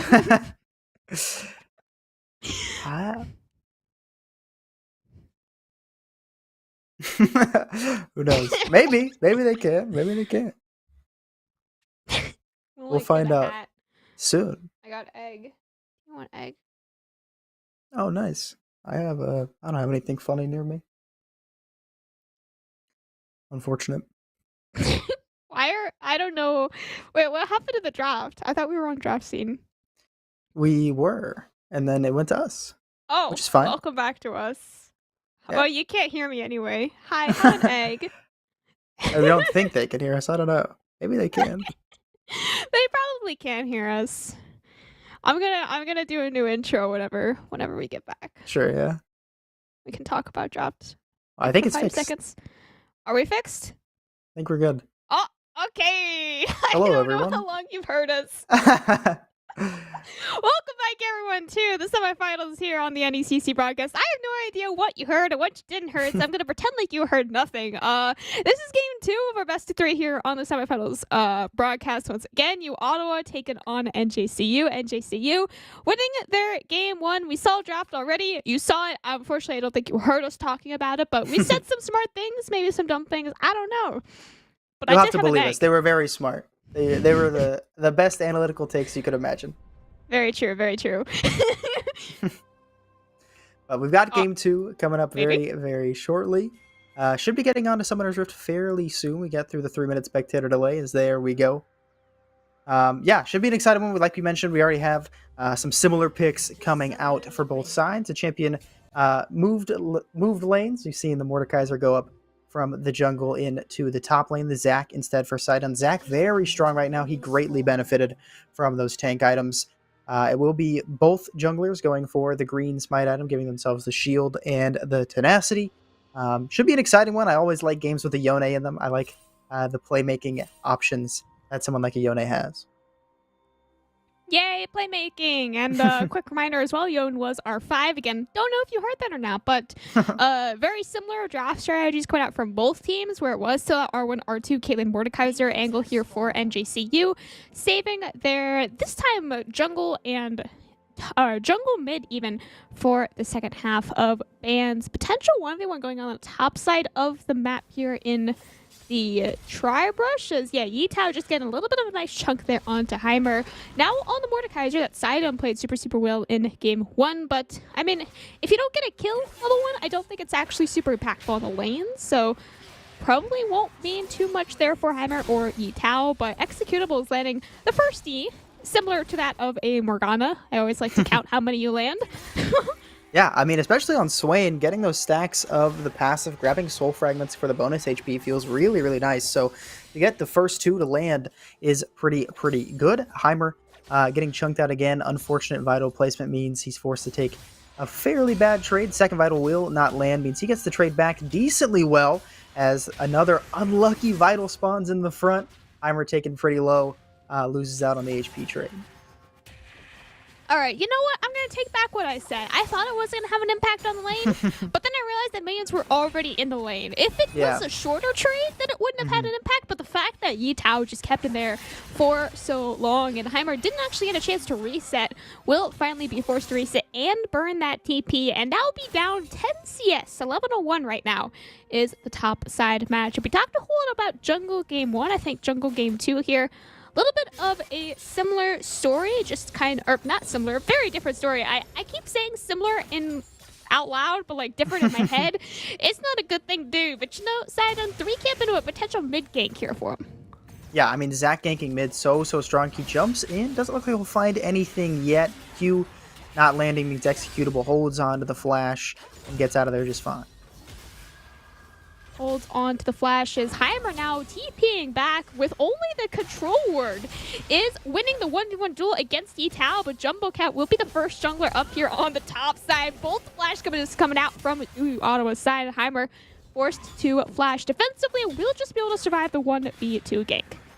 Yeah, forces out defensively, comes out both as uOttawa and Heimer both get out of there just fine. Heimer takes a little bit of damage from the W, but with Jumbo Cat hovering and helping uOttawa shove out this wave, should be able to get a nice reset here. Decent farming so far, 14 at 3.5 means I think he gets a Sheen in this first recall. Always a nice recall to start it off with, as like you said, just some aggressive trading there from Neon Sonic. I'm not sure if you mentioned it here quite yet, but he did opt for that Ignite instead of the Teleport that we saw from him at Game 1. So, of course, that does mean he's playing a lot more for laning phase, trying to get some solo kills on the executables, and that is a lot easier to do before level 6 and after level 6. Yeah, absolutely. I mean, Ignite definitely very strong in the solo lane, trying to snowball. It is decently difficult into a Swain, especially post level 6, when he really wants you to stay not necessarily in melee range, but in the circle of his ultimate. But we'll see how they're both able to do here. It will not be a Sheen picked up. I don't think he quite had enough gold. So instead, it'll be the longsword and the refillable potion picked up for uOttawa. Just farming across all these lanes so far. A couple ganks unsuccessful so far, but dead even are both junglers. Dead even trading out both settles here as well. And yeah, I was going to say that their pets were even the same, but, you know, then Sidon had 2 more stacks onto his pet. Looking for his second gank here now in the mid lane, just kind of putting as much pressure on the executables as he possibly can. We saw executables playing the macro and playing roams just so well in Game 1. I think he really, like, single-handedly canceled out 3 ganks from Sidon on the top side just from walking into Fog of Vision at the right time or like playing with Vision just in the perfect way. And then one time he even just walked up there on his own, right? So it's just very nicely played there by him in game 1. But now game 2 on the Swain doesn't have as much mobility as you do on the Talia. So you have to play a little bit more stationary in that own 1v1, as you did see sort of something happen down there in the bot lane. I mean, they got the flash from Yukino. I don't even know if Yukino really had to flash from that one. But again, everyone mostly lives. Yeah, gets out just fine, is forced to use the flash defensively. Neon Sonic looking for some trading here on the executables before that level 6. Lands a couple Qs. The snapback damage does a little, but Heimer now spots out Jumbo Cat here in the tri-bush and won't get anything just yet. Keeps the ward as well. Yeah, even gets to keep the ward there for Heimer, just like I said earlier, trying to keep Jumbo Cat from getting these dives up on the top lane. That's hard words to say, as meanwhile, Sidon casually taking that dragon down there on the bot side with the help of his bot Bryo, because they got the flash up from Yukino just a couple of minutes ago. uOttawa, I do believe, has an XP lead on this top side. Maybe not because of how much he has shared with a jungler, but I do think if this wave dies right now, uOttawa will pop the level 6 before Heimer. That is, very scary for Heimer to continue fighting him in this 1v1, even if he didn't know Jumbo Cat was still standing up here on the top side. Yeah, very unfortunate for Jumbo Cat, though. Now this gank is a lot harder. With Heimer having access to level 6, he can ult either of them and potentially turn it or bring things back and keep himself safe by going into the death realm. But with this big wave crashing, Jumbo Cat's just going to head on over to his Grump, and Heimer's going to crash this wave. See if he decides to go for a reset. Only has the amp tone in his inventory. Instead, going to walk on down and probably get some deep vision here in the topside jungle. In some deep vision, I don't think that he really is sitting on much gold there on the Mordekaiser to actually look for any recall. And of course, the perfect case scenario there was for Sidon to perfectly sync up his bot top side clear and be there for a dive on the uOttawa. It would have denied a ton of experience and CS to him, but of course, he's just trying to farm. Nothing's perfect around here, so just getting a little bit of extra gold in their individual pockets. Maybe not as much taking it out from uOttawa's. There's the 6th. Very sneaky, hiding in this bush. Again, there's you can look for kills down here in the bot lane. Yes, Caitlyn Nautilus is kind of the kill lane between the two of these, but even then, it's the kill pressure between the two is just so small. Executables forced to use that ult 2v1 up here on the top side, though, as well. And again, so many cooldowns burn and just not a whole lot of kills to actually be found. Still sitting 0-0 at 8 minutes. Yeah, uOttawa looking for a trade here. Walks on back to the tower, but the dash in might mean trouble. Dash in might be in trouble there. uOttawa does get the dash out, though, so I think he might be okay. Jumbo Cat, though, showing his face on the bot side, not going to be able to help his top laner on the other side of the map, but it won't even matter. First blood picked up for, I would say, the best member here on uOttawa Blue, that being their Jinx, only having to use the heal, but meanwhile here in the mid lane, Executables just basically gets one shot there by Neon Sonic. Popping the Fate Steel, popping the Ignite, and there goes the Swain. Yeah, once you know that Swain doesn't have access to the Demonic Ascension, it's a lot easier to go for that solo kill. A nice trade gives Neon Sonic his first kill of the game, and that's why you take Ignite. I mean, you have the benefits. Obviously, it'll reduce the healing of the Swain later on as well, but if you can secure yourself 300 gold, it's pretty nice. Unlucky that you don't get First Blood, but it is okay. uOttawa dodges out on Heimer's E, gets himself out just fine, but Sidon is hovering once again on the top lane. Hovering up here on the top side, I do believe that it was Jumbo Cat that got the first Rift Herald last game, so Sidon actually picking up the first dragon again, but now also adding the first Rift Herald to that as well, and pretty much just negating any early pressure that Jumbo Cat got. Yes, they got a first blood kill onto their Jinx, but that was only onto a Nautilus, and unless there is some crazy snowballing that North Death is able to do in the next 10 minutes, I definitely think that first dragon plus Rift Herald will be more worth for NJCU. Yeah, I mean, first Rift Herald so strong, like I mentioned, after some of the benefits it's gotten. Jumbo Cat will steal away the blue buff, which feels pretty good for the Sejuani, but now could be in some trouble here as Zach jumps on in. Won't find anything yet. Is sitting in the middle of 4 members, forced to flash away with that Jam Tornado as well. I think just by enough time, North Death does a lot of damage. A nice triple knockback as well coming out from North Death on, or Yukino even with the help of that Monsoon. And Jumbo Cat, he only had to burn that flash. Couple of ults coming out from uOttawa as well, but survived a 1v4. Yeah, nice work. I'm surprised to see Saida not go for the ultimate. Doesn't pop the Let's Bounce, so not able to find a kill just yet. Heimer and uOttawa just perma fighting, but health bars remaining about the same with so much sustain on both these champs. So much sustain. I mean, Heimer isn't even playing Aatrox anymore, and he is still gonna just have some pretty crazy sustain, healing, shielding, everything you could possibly want here on a champion like Mordekaiser. And to just, benefit us even more, we have not had a Chemtech dragon here quite yet, so very possible chance of a Chemtech soul, maybe? Yeah, I would like it. We'll see what we can get. uOttawa uses the parry, but could be in some trouble. Heimer has the Death Realm, but not gonna pop it just yet.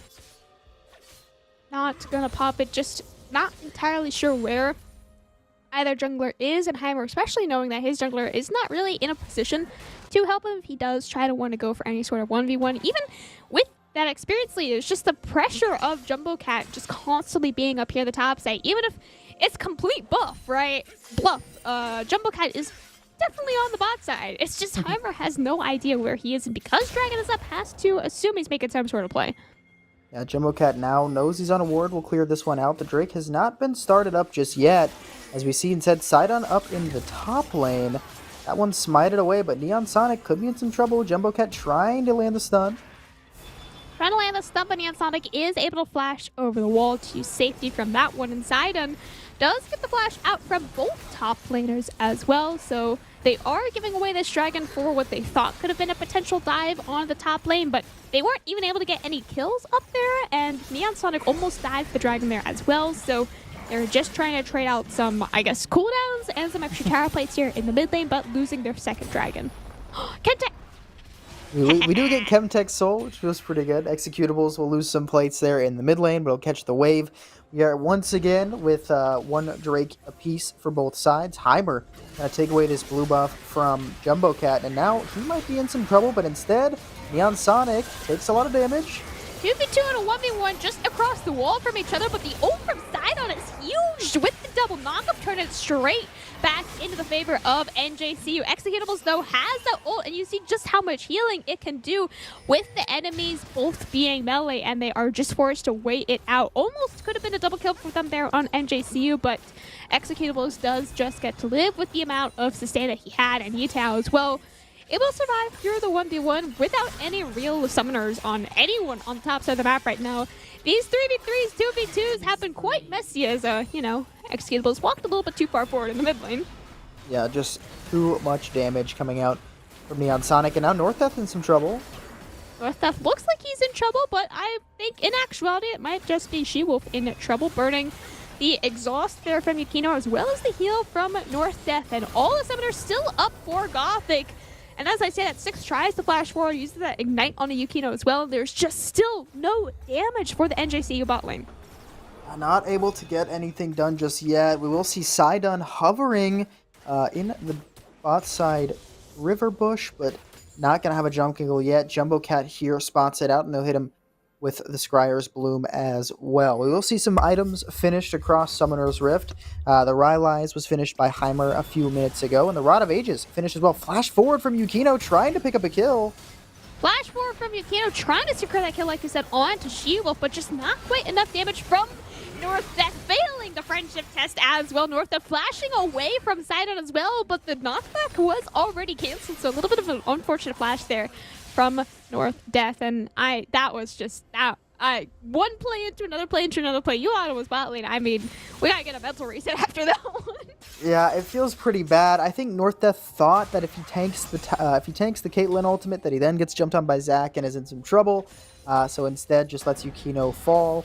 Unlucky, because of course, the jump was then canceled by the Sejuani Q, but very far ahead is NJCU. Not the story of Game 1, but making the story here in Game 2. 3 kills already on this Yone, and a kill on the Caitlyn feels pretty nice as well. But the Kraken Slayer will be finished for the Jings. Neon Sonic!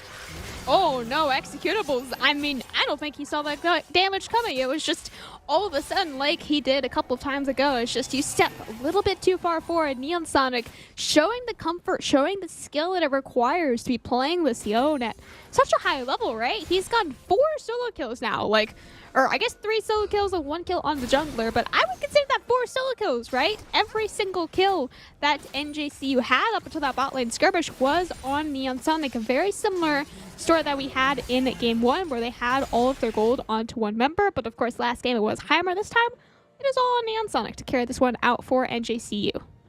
Yeah, and I mean, and it's a similar story in the way that Aatrox and Yone essentially want to do the same things. I mean, Yone is much more adept at blowing people up quickly, especially getting onto your backline and killing squishies very, very fast, whereas Aatrox is more sustained, has a lot of burst damage like we saw in Game 1, but not as known as the Yone. But snowballing Yone is very hard to deal with, especially as you get later on. I think we'll see this exhaust from Yukuno used a lot on this Yone as we get to these mid to late game team fights, but like we mentioned a little bit earlier, will be Chemtech Soul with this Drake spawning in just under a minute. It looks like the second Rift Herald will also go over to NJCU as Sidon picks it up.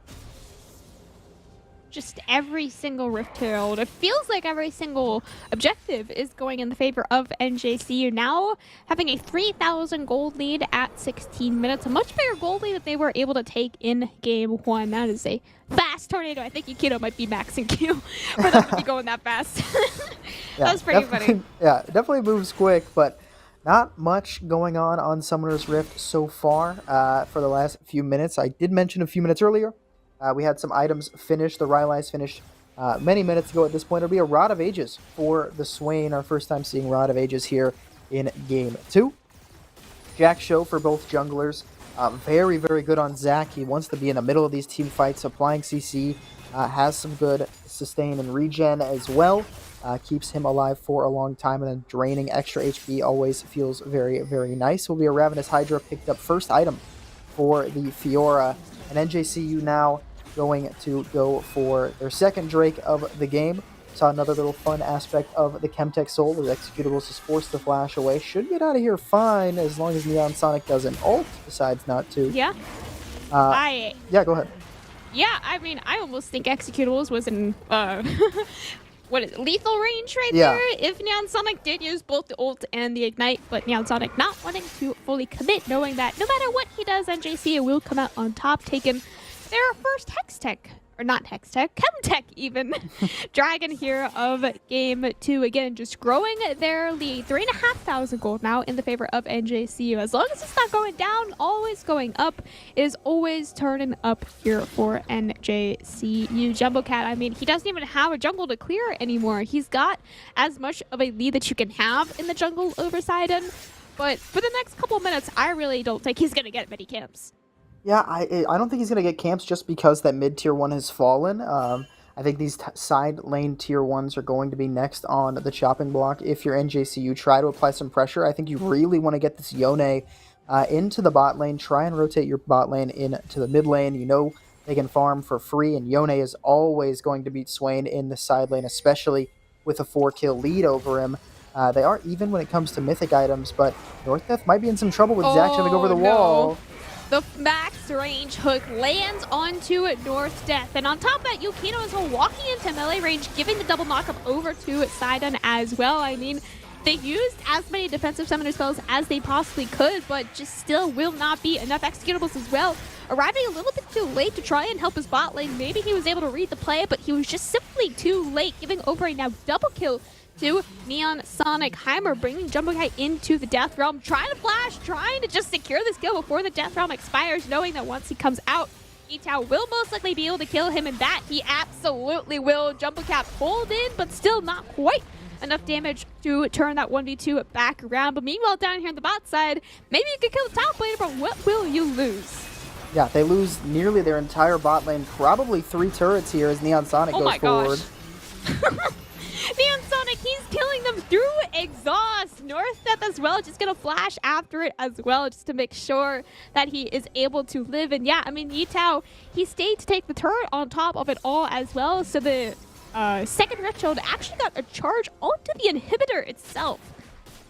Yeah, gets a charge on the inhibitor. You get 3 turrets from it and take that inhib down to half HP. I mean, I think the important thing to note is not only do you can say, hey, we got the kill on to the Mordekaiser, we're doing pretty good in the top lane, but it took them so long to kill him. He survived for so long that it takes them much longer to not only get the top tier 1, but to get back to defend their bot lane.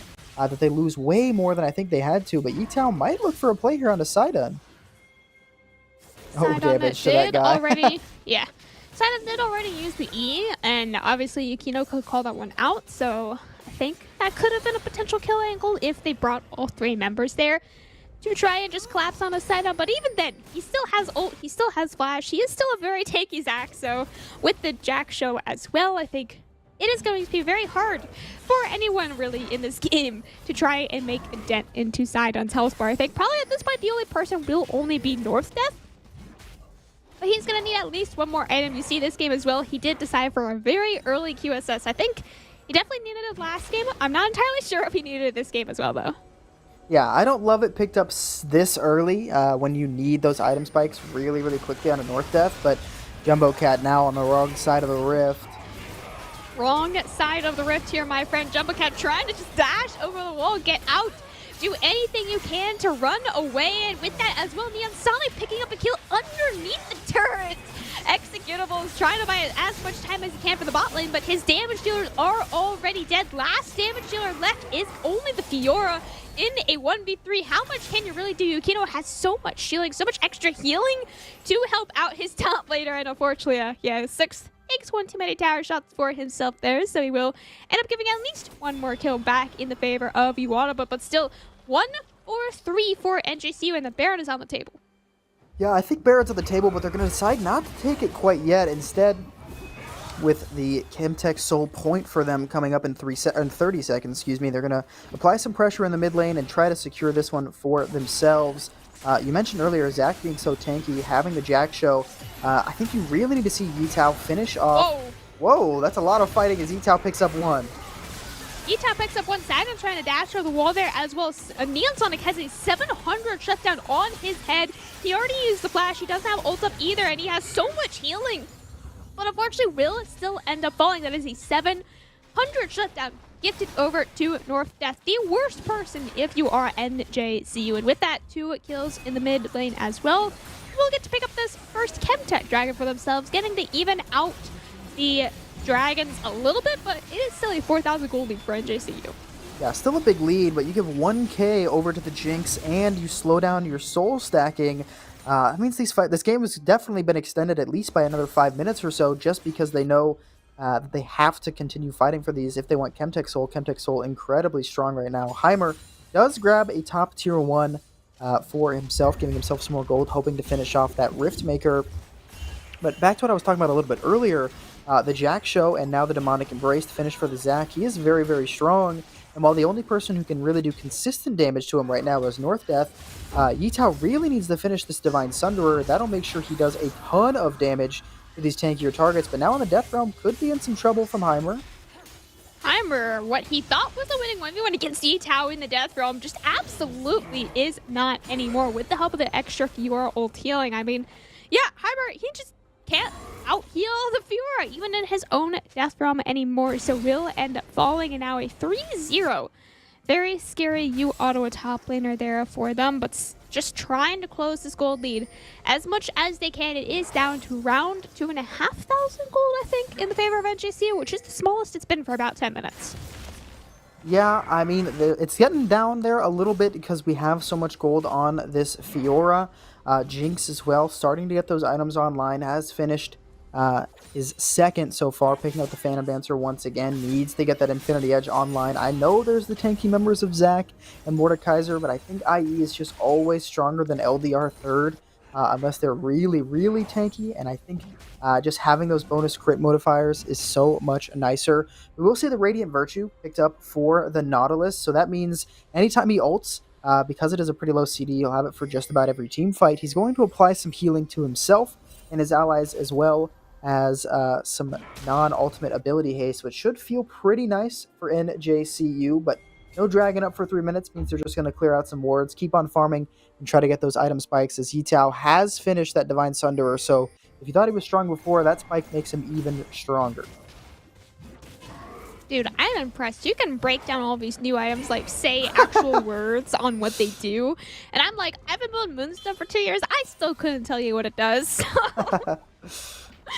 Okay, you are definitely helping me learn some of these new items here today. And ooh, Rod of Ages. See, that's what I mean. Like, me, Rod of Ages person, I think of it as a very pink and purple item. Like, at the very least, right? Couldn't we have made it a pink and purple item? Like, it is entirely different color scheme, different look, different everything. Like, you look at this item in Swain's inventory right now. If you didn't even know it was Rod of Ages, yeah, I don't blame you. It doesn't look like it. Yitao, meanwhile, just casually, I was being quiet. I didn't think that he was gonna just hard smurf 1v2 them, but that is what he is going to end up doing. He had already burned his ult on a Heimer though, so I don't think he will be able to win the 1v2, but absolutely takes down Heimer once again in the 1v1. Yeah, I mean, that's this power of the Divine Sunderer Spike. Does so much damage because he's got more HP. Nice footwork by Jimbocat, blocks the ult damage, or excuse me, the ult distance from Neon Sonic. See if they're able to pick him up, but the tower means Yitao might take down Sidon. Sidon thought he was safe with the help of the tower, but little did he know Fiora is also one of the best tower takers in the game, so you can stand there and you can try and just clear the way, but she will definitely end up taking the turret, and that Yitao does end up doing. Neon Sonic, like you said, just barely making it out alive in the top lane. Yeah, I'm surprised he was able to get down. I mean, I guess no more CC left. Jumbocat not throwing out the Glacial Prism to try and get some more lockdown, and not enough damage as well. Some good footwork, like I mentioned, blocked the max ult distance he could have gotten, but not able to pick up that kill. Not horrible since he doesn't have a shutdown anymore, but still any kill, any gold you can get is always going to feel nice. The gold lead has shrunk to just a little bit over 2,000 here so far at the 27-minute mark. Baron is up, so any pick, any team fight could lead to that for either side, but so far I think both teams have their eyes on what would be Soul Point for either of them with this Chemtech Chemtech Drake spawning in 45 seconds. Soul Point, reminder, it is not a mountain, it is still a Chemtech. Trust us. Here right now, yeah. Trust us, don't trust what's on the screen. Trust us, for sure. I think that is a Baron. I don't know what is Jumbocat. Maybe he's clearing a ward? He's clearing a ward, yeah. He's clearing a lot of wards. He's not soloing Baron. He is currently soloing Baron. I was like, he's in that pit for a long time. I mean, he's either taking 4 wards or like soloing Baron. And you know what? That's what he was doing. That's one of those plays where like you're in call. You're like, guys, this is Baron. This is Baron. This is Baron. I'm gonna go start the Baron. You guys are either gonna show up or I'm gonna die the Baron right now. So that's what Jumbocat did. They're gonna try and take this Baron. Dragon spawns up right now, so they can try and book it down, but it doesn't look like that is the call. So it should just be a Baron for a Dragon trade, which if you're behind, I think the Baron is absolutely more worth here for you, uOttawa. Yeah, especially since you were able to secure that last one. You made it so that this one is not Soul for the side of NJCU. Yitao might be in some trouble, but Neon Sonic left his clone there. Nice ulti. Oh no, they walked into everything possible here for you, uOttawa. That was not where you wanted to be. This river was not your river. Jumbocat going to be taken in the death realm, buying a couple of extra seconds, but even then, I don't think he will be able to make it out alive safely from that one. Can't even get on top of the blast cone to try and plant over the wall there. And I mean, the call was to give Dragon, and then they walked in after the Dragon was taken. Yeah, I wonder if you think that because you have the Baron, you think you got some extra strength to try and get a kill in return, or maybe get an ace even after they take the Drake, but they're still so much stronger than you in items that it's very, very difficult for them to get anything done, and once Neon Sonic is able to land that ulti, it gets a ton done. Nice parry stun Sidon, though. Sidon is going to be pulled into Executable's ult there. Remember, the Swain ult does last forever as long as there is an enemy within your range. Neon Sonic just constantly giving in healing. I mean, Executables will be sitting at full HP, and Yitao as well doing crazy amounts of damage now on the Fiora. That is, reminder, their main damage dealer on the Neon Sonic, having 9 of the 14 kills on the board here for NJCU. Sidon trying to just save his mid laner, but will unfortunately give his life as well as his mid laner's life. 2 more kills now on the board for uOttawa, and they still have their Baron on 3 members. Yeah, both Executables and Yitao flash forward to get the job done.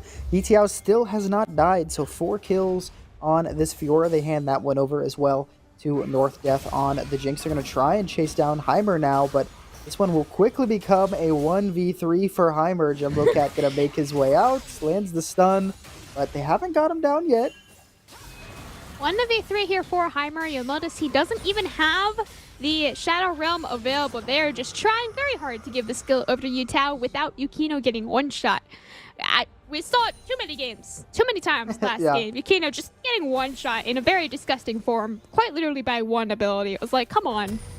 Yeah, I think he knows he's got to keep as much distance between him and the Mordekaiser as possible, so does a good job. You know that Fiora has plenty of damage to deal with them, as now Yitiao has picked up a Death's Dance, so this Fiora is not only going to be really hard to kill with all the healing with the Divine Sunder as well as the Ravenous Hydra, even the Death Dance, but mitigating so much damage as well. If he's able to get a good angle in these team fights and blow somebody up in the back line, he could be a real problem, but the same can be said about Neon Sonic on this Yone. 3 items with the Death Dance and the Mortal Reminder. I don't love the Mortal Reminder instead of the Infinity Edge. I think Infinity Edge really increases your strength and power in these team fights, especially because you're trying to blow up the back line of uOttawa Blue. But we'll see how these team fights go as Yitiao picks up the top of Tier 2 for uOttawa.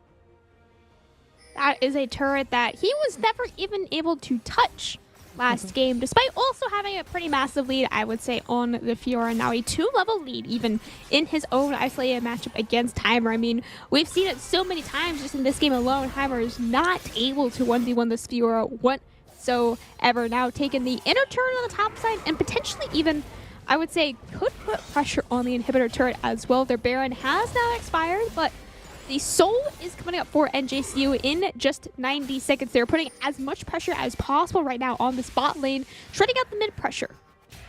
Yeah, putting a ton of pressure. We're going to see Executables. He's got low enough CDs to just clear out this wave, and thankfully, the inhib has not fallen, so you don't have supers coming in that you have to worry about. You can clear these waves fairly easily, either with North Death or Executables. They should be able to get this mid-tier 1 with another auto. They do get the job done, so that clears up a little bit of space for him, but Neon Sonic and Sidon are still walking down to try and secure this inhibitor. Jumbo Cat looking to make a play, though.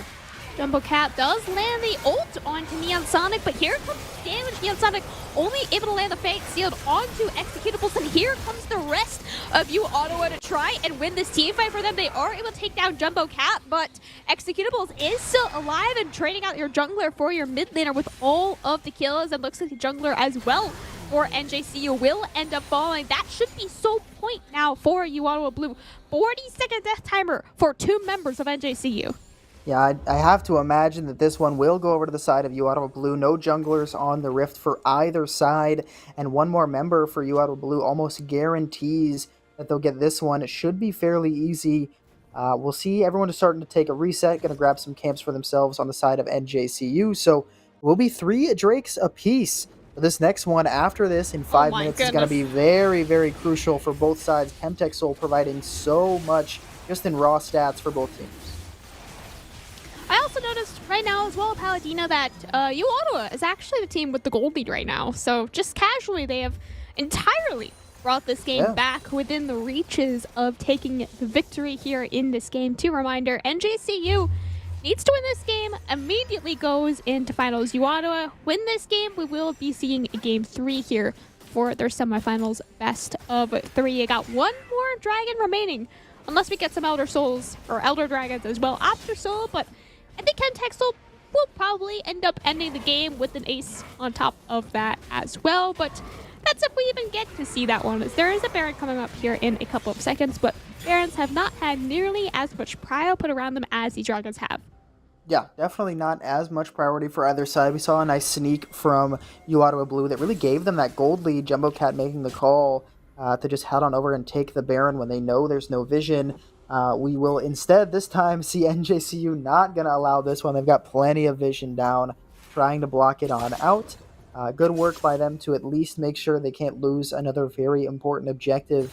Chemtech Soul for either side, like you mentioned, it might not have to lead to an Elder. It's not the Chemtech Soul of old. You no longer get the revive passive that we saw from last preseason. Instead, you get a lot of tenacity from the base dragon benefits, and the main bonus that you get from the Soul is you do a lot more damage when you're below, I want to say 50 HP, or 50% HP, excuse me.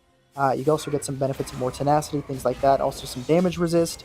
Executables could be in some trouble here with Neon Sonic coming. Executables, if he dies right here, could just be Baron for NJCU, and he will unfortunately end up falling. TP is now coming out from uOttawa, but it might just be too late. Sidon trying to jump over the wall is going to be forced to flash. uOttawa immediately will look to flash after the dash over the wall would just be enough range to get out of the Jinx ultimate, but he will still have his passive popped. Buys a couple of extra seconds, and with the TP coming in as well, he will definitely get to revive with the TP from Heimer into 4 members. He will absolutely not make it out alive from that when he gets some extra bonus chunk onto North Death, but that is the best he could possibly do. Meanwhile, She-Wolf split pushing in the mid lane. You left the AD carry on her own. She will do her best to try and just end the game as best as she can. Sidon has to stick around in this pit. Yukino trying to take away that control ward, but he doesn't have enough HP to actually just continue fighting. The Baron will go over to uOttawa, but what will they lose in their base? Yeah, Neon Sonic still pushing and hitting a Nexus turret, and they might lose a second inhib in the bot as well. She-Wolf applying a ton of damage. Gonna get 2 inhibs, so you do get the Baron, which feels pretty nice, but 2 inhibs means that taking this dragon in 2 minutes might be a lot harder. Yeah, the inhibitor now 3 minutes, or 5?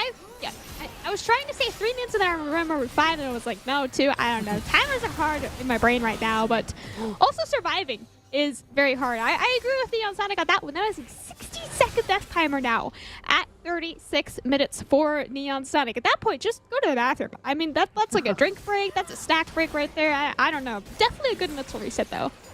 Yeah, I mean, unfortunate that you get picked off. He is going to go for the Blade of the Ruined King as his 4th item, and it is very strong. I think it's very, very good, but I really want to see an Infinity Edge for this Yone. That crit is what you're really relying on for your Q, your W. You need that snapback damage and the benefits of the regular damage as well, but a nice jump!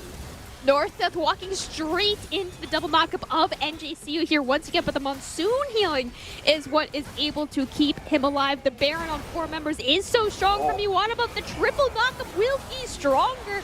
TP coming in now from the bot side, but Sidon in the middle of 4 members just does not have enough healing to survive through that one. Flash coming up from Jumbo Cat, trying to close the gap here onto She-Wolf. Won't be able to land the ult on to her there, but the inhibitor tower is gone. The inhibitor is one-shot directly after. Now inhibitor is taken from both sides. You got a soul spawning here in 60 seconds. Yeah, I think they have enough time to get back with 45 seconds on the Dragon. Great synergized recalls from the side of uOttawa Blue. They'll all make it back at the same time. Jinx is 5 items, finishing the enhanced version of the Mercurial Scimitar with that QSS, and the Infinity Edge as well. 2 items ahead. And 100 CS nearly on She-Wolf Ashe means that this Jinx, if able to stay alive, is going to do so much damage. And you have plenty of peel with Yukino on the Janna that I think it's going to be pretty difficult for NJCU. It's just a matter of who is able to get the jump and kill these carries. Keep in mind there are super minions in both for both sides down the mid lane, so neither team really has to be too worried about it. At the moment, will be a 5v4. With everyone walking in, but it will quickly become a 5v5 as Sidon is walking on in now. This will be the make or break fight for either side. Make or break. This is the team fight that wins or loses you the game right here. Chemtech Soul is going to be started up now by uOttawa. uOttawa and Executables buying some time in their 2v2 lanes respectively against their lane counterparts, but the Dragon has been left. It is only 3k HP. Executables will be the first member to fall. The NJCU, they have the damage, they have the numbers, and they have the positioning to take down uOttawa. Jumbo Cat, the last member standing here. You see uOttawa, he is in the mid lane. He can try to end the game, but he can't actually push into the base. Jumbo Cat, the best he can do is just try to stall for as long as possible with his massive health bar on the Sejuani. He could buy a lot of extra time, but you still have 30 seconds on 3 members of uOttawa. Now 50 seconds as well onto Jumbo Cat. I think this might just be the end of the game here for NJCU.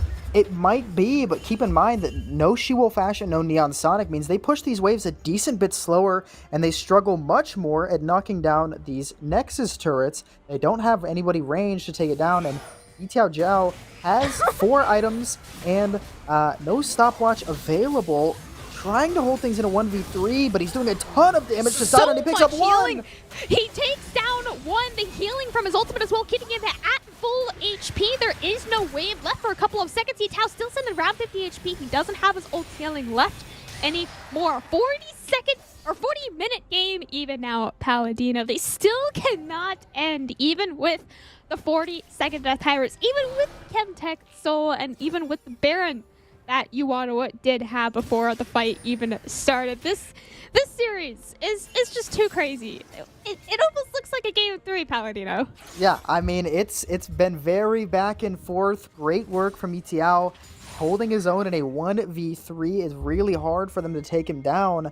He sells the stopwatch in favor of a Phage, so it looks like he'll be going for Sterax as his last item. I would have liked to see the Guardian Angel instead. I think if uOttawa falls with a 65-second death timer, it's going to be really, really difficult for NJCU to, for uOttawa Blue to defend without their incredibly fed Fiora. But Jinx still on 5 items. We're going to see 3 as the Zhonya's is finished for executables. This Baron is definitely on the menu in just a minute. uOttawa in a 1v1 for now, but Sidon can get here very quickly.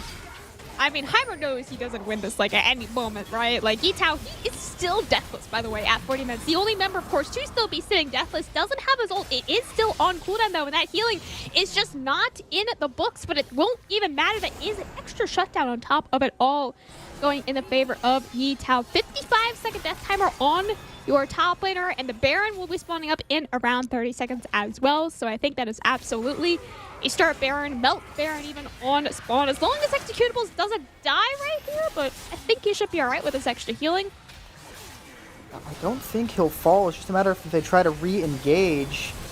I mean, there's the re-engage. Faith Seal landing on 2 members. Neon Sonic, absolutely massive healing. He has that Aurora Shield to buy some extra seconds, but there is just not going to be enough damage from NJCU to follow up on the engage there. The 6th as well going to have that knockup landed onto him. Sidon in his passive doesn't get a TP. He does get to revive out of it, but it will not be fast enough. 3 members now dead from NJCU. They tried to fight without Heimer. They tried to fight without the numbers advantage, and just like that, there will be another Baron for uOttawa. This is, I don't know how to feel about this Baron call. I think it's not bad, but so many members are dead for so long that I feel like they could have potentially tried to end the game. They might try regardless. I suppose that Neon Sonic is now up, but he's in the bot lane. I think they could have walked his 5, ignored the Baron, and tried to take down the Nexus, but it looks like that's what they'll opt to do now. uOttawa is going to match, but Neon Sonic has started his recall, so he'll be back. uOttawa does have access to the TP. We'll just watch for this Fiora to TP onto the wave and move in with his team. Instead, they're going to try to take down the inhibitor. They haven't got it yet, but those minions should get the job done. uOttawa fighting on a knife's edge right now to crawl their way into finals. You have to not only win this game, but next game as well. And just a reminder, uOttawa did take down NJCU in their regular season best of 3, but I mean, NJCU, clean game 1. Maybe it was still back and forth. It was also a 40-minute game, but I don't think we got a soul in that game, and we definitely did not get like 4 Barons either. Yeah, definitely not. I mean, Elder coming up in a minute and a half. I think if you're uOttawa, you don't really have time for it now, but I would have loved to see a 5 or 4-man push into the top lane, try to knock down the top inhibitor and apply so much pressure that you force NJCU to not be able to come to Elder. But you don't have time to do it now. They're all going to reset. It's just a matter of who's able to get their gold on map. We're going to see a QSS picked up for executables as well. 5 items on the Jinx still, 5 items on Fiora, 4 on your Sejuani. Still no IE, and not even working towards it is Neon Sonic, but we are at 3.5 items for She-Wolf Ashe, so in theory, the item advantage from your carries is so much stronger on uOttawa Blue, but historically, in the last 44 minutes, they've really struggled to fight against NJCU, specifically around the Dragon Pit. They win the Baron fights, but they don't win the Dragon ones. But if you lose the fight on Elder, it's going to be really, really hard to play. Fiora is just going to keep on pushing. uOttawa is pushing with the top wave. 20 seconds, does have access to the TP. We will see someone start to channel recall, but nothing yet. Sidon holds the jump. This fight will be exciting. As the TP has the Baron for uOttawa as well, and it does look like Heimer will be the member to recall. Also has his own TP. They know someone has to recall. She-Wolf is just almost dead before the fight even starts. uOttawa, it's instantly melts that inhibitor turret. Gonna look like he can melt Heimer's HP bar here as well. He has He's gonna end the game. some extra healing as well. And yeah, the game might just be over. They throw She-Wolf and the 6th back into the base, but the Elder is the next up on the table here for uOttawa, and there's just no one even left in the river to try a contested side. And best he could do is look for 50-50 steals. Zach might be one of the best champions in the game to steal these objectives, but I mean, he doesn't have vision. He doesn't have a team here to back him up, and with that kill onto Heimer and with that extra inhibitor taken by Yi-Tao, just 10-0 now on the Fiora, by the way, like, absolutely huge. And now they have the Elder, they have the base in their hands. Nexus turrets are undertaken. They were down 5,000, 6,000 gold in their game 2, but uOttawa are here to close it out, taking us finally to the game 3 to end it all off. A double kill coming up for North Death as well. Nexus will be taking uOttawa, bring us to a game 3. I mean, beautiful macro call from uOttawa. You send Yi-Tao up to the top lane. You know that someone has to match him, and no one can 1v1. He is way too strong at 5 items. That even if Heimer comes in, he takes the tower, the inhib, and his life in about 30 seconds, forcing the entirety of the rest of the side to base and try and defend. Sidon cannot go for a steal, even though he's playing Zac, like you mentioned, can try to go in for a miracle steal, but once they secure the Elder, they can just walk it in. Such great way to end the game from uOttawa Blue. I mean, that was just beautiful. That was a comeback for uOttawa as well. They pulled it out to, like a 47-minute game. They didn't even have the Chemtech Soul, but they had the Baron and the Elder and the full stack Jinx. Or not full stack, full item Jinx even. And I mean, that and on top of just Fiora smurfing out of his mind, getting every single tower, every single 1v1 that you could possibly get on a split push champion. Just such great individual plays from everyone there on uOttawa. Yeah, I mean, really fantastic play. We saw a lot of objectives. I think there was 8 dragons taken in this last game. We saw at least 2 barons. I think 5 barons. Yeah, something. It felt like it. Nearly 50-minute game. I mean, it all came down to Fiora just scales so hard, and she does so well. I mean, if the meta is going to be tanks with all these brand new tank items, if you can play Fiora, she's going to be really strong. Yeah. And we saw Yi-Tao do that to perfection. Going 10-0 in game 2. But of course, you're not done with us here quite yet. You're not done with uOttawa and NJCU. In their semifinals, we will have a game 3 after a short break. So don't go anywhere. You don't want to miss this final game.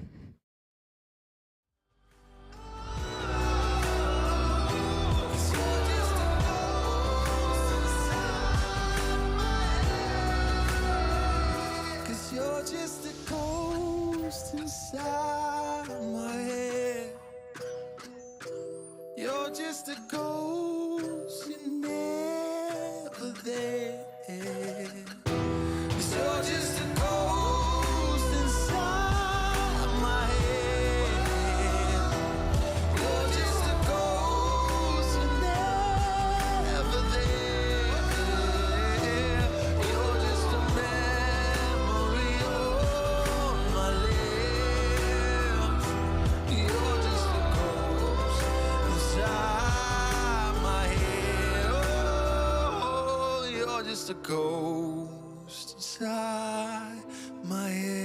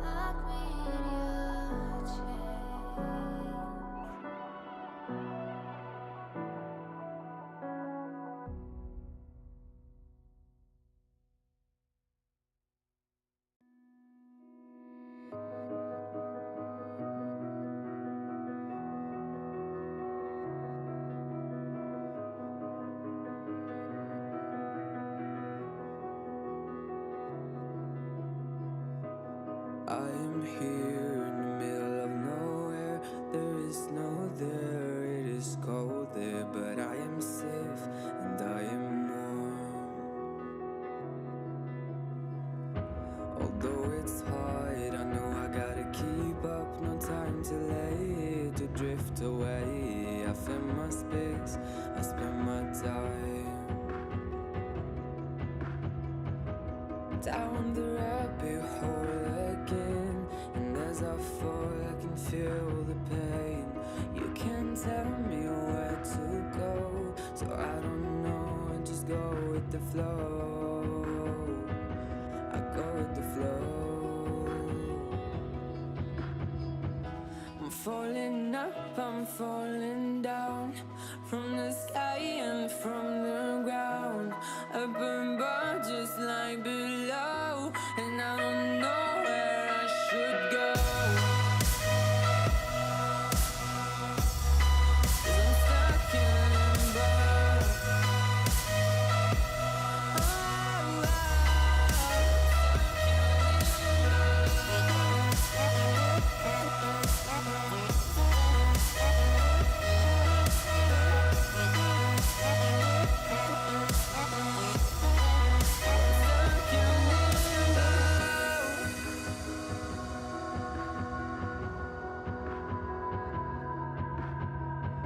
I'm out of love, but I guess I deserved it. Trying to hide, to pass you by. I'm getting down, feeling fine. I'm light as air, no one can reach me. Lost in a dream, lost in between. Let's keep on flying, let's keep on breathing. I'm falling up, I'm falling down, from the sky and from the ground. Up above, just like below, and I don't know where I should go. 'Cause I'm stuck in limbo.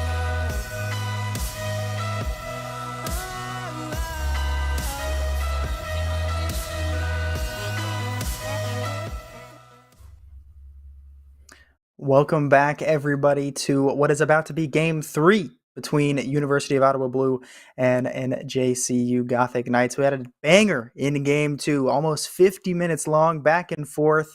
uOttawa Blue keeps their season alive, hoping to get themselves to the finals, need to get the reverse sweep and win here in Game 3. Very, very exciting. I'm looking forward to it. Cam Tom, how are you feeling? What are you excited for?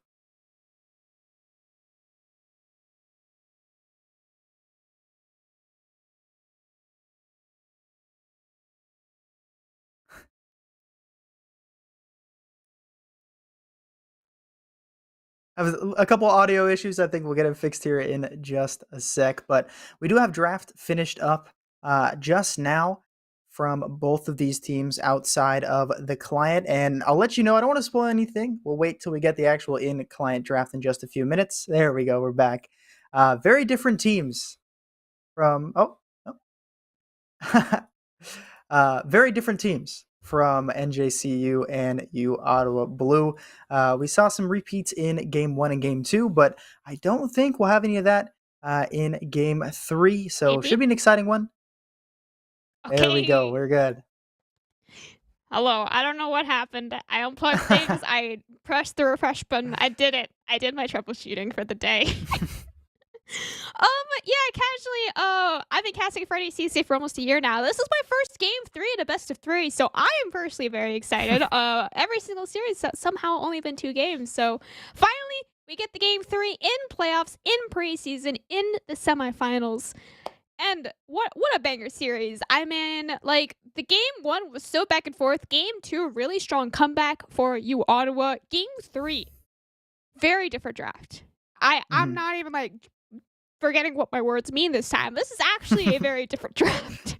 Yeah, I think we've got one repeat champ from Game 1, and everything else is brand new. I will let you guys know they did switch sides, so we will see uOttawa Blue on red side here in Game 3. They got the pick for Game 1 being the higher seed. Of course, lost Game 1, got blue side again in Game 2. But instead, it'll be NJCU with the blue side here in Game 3.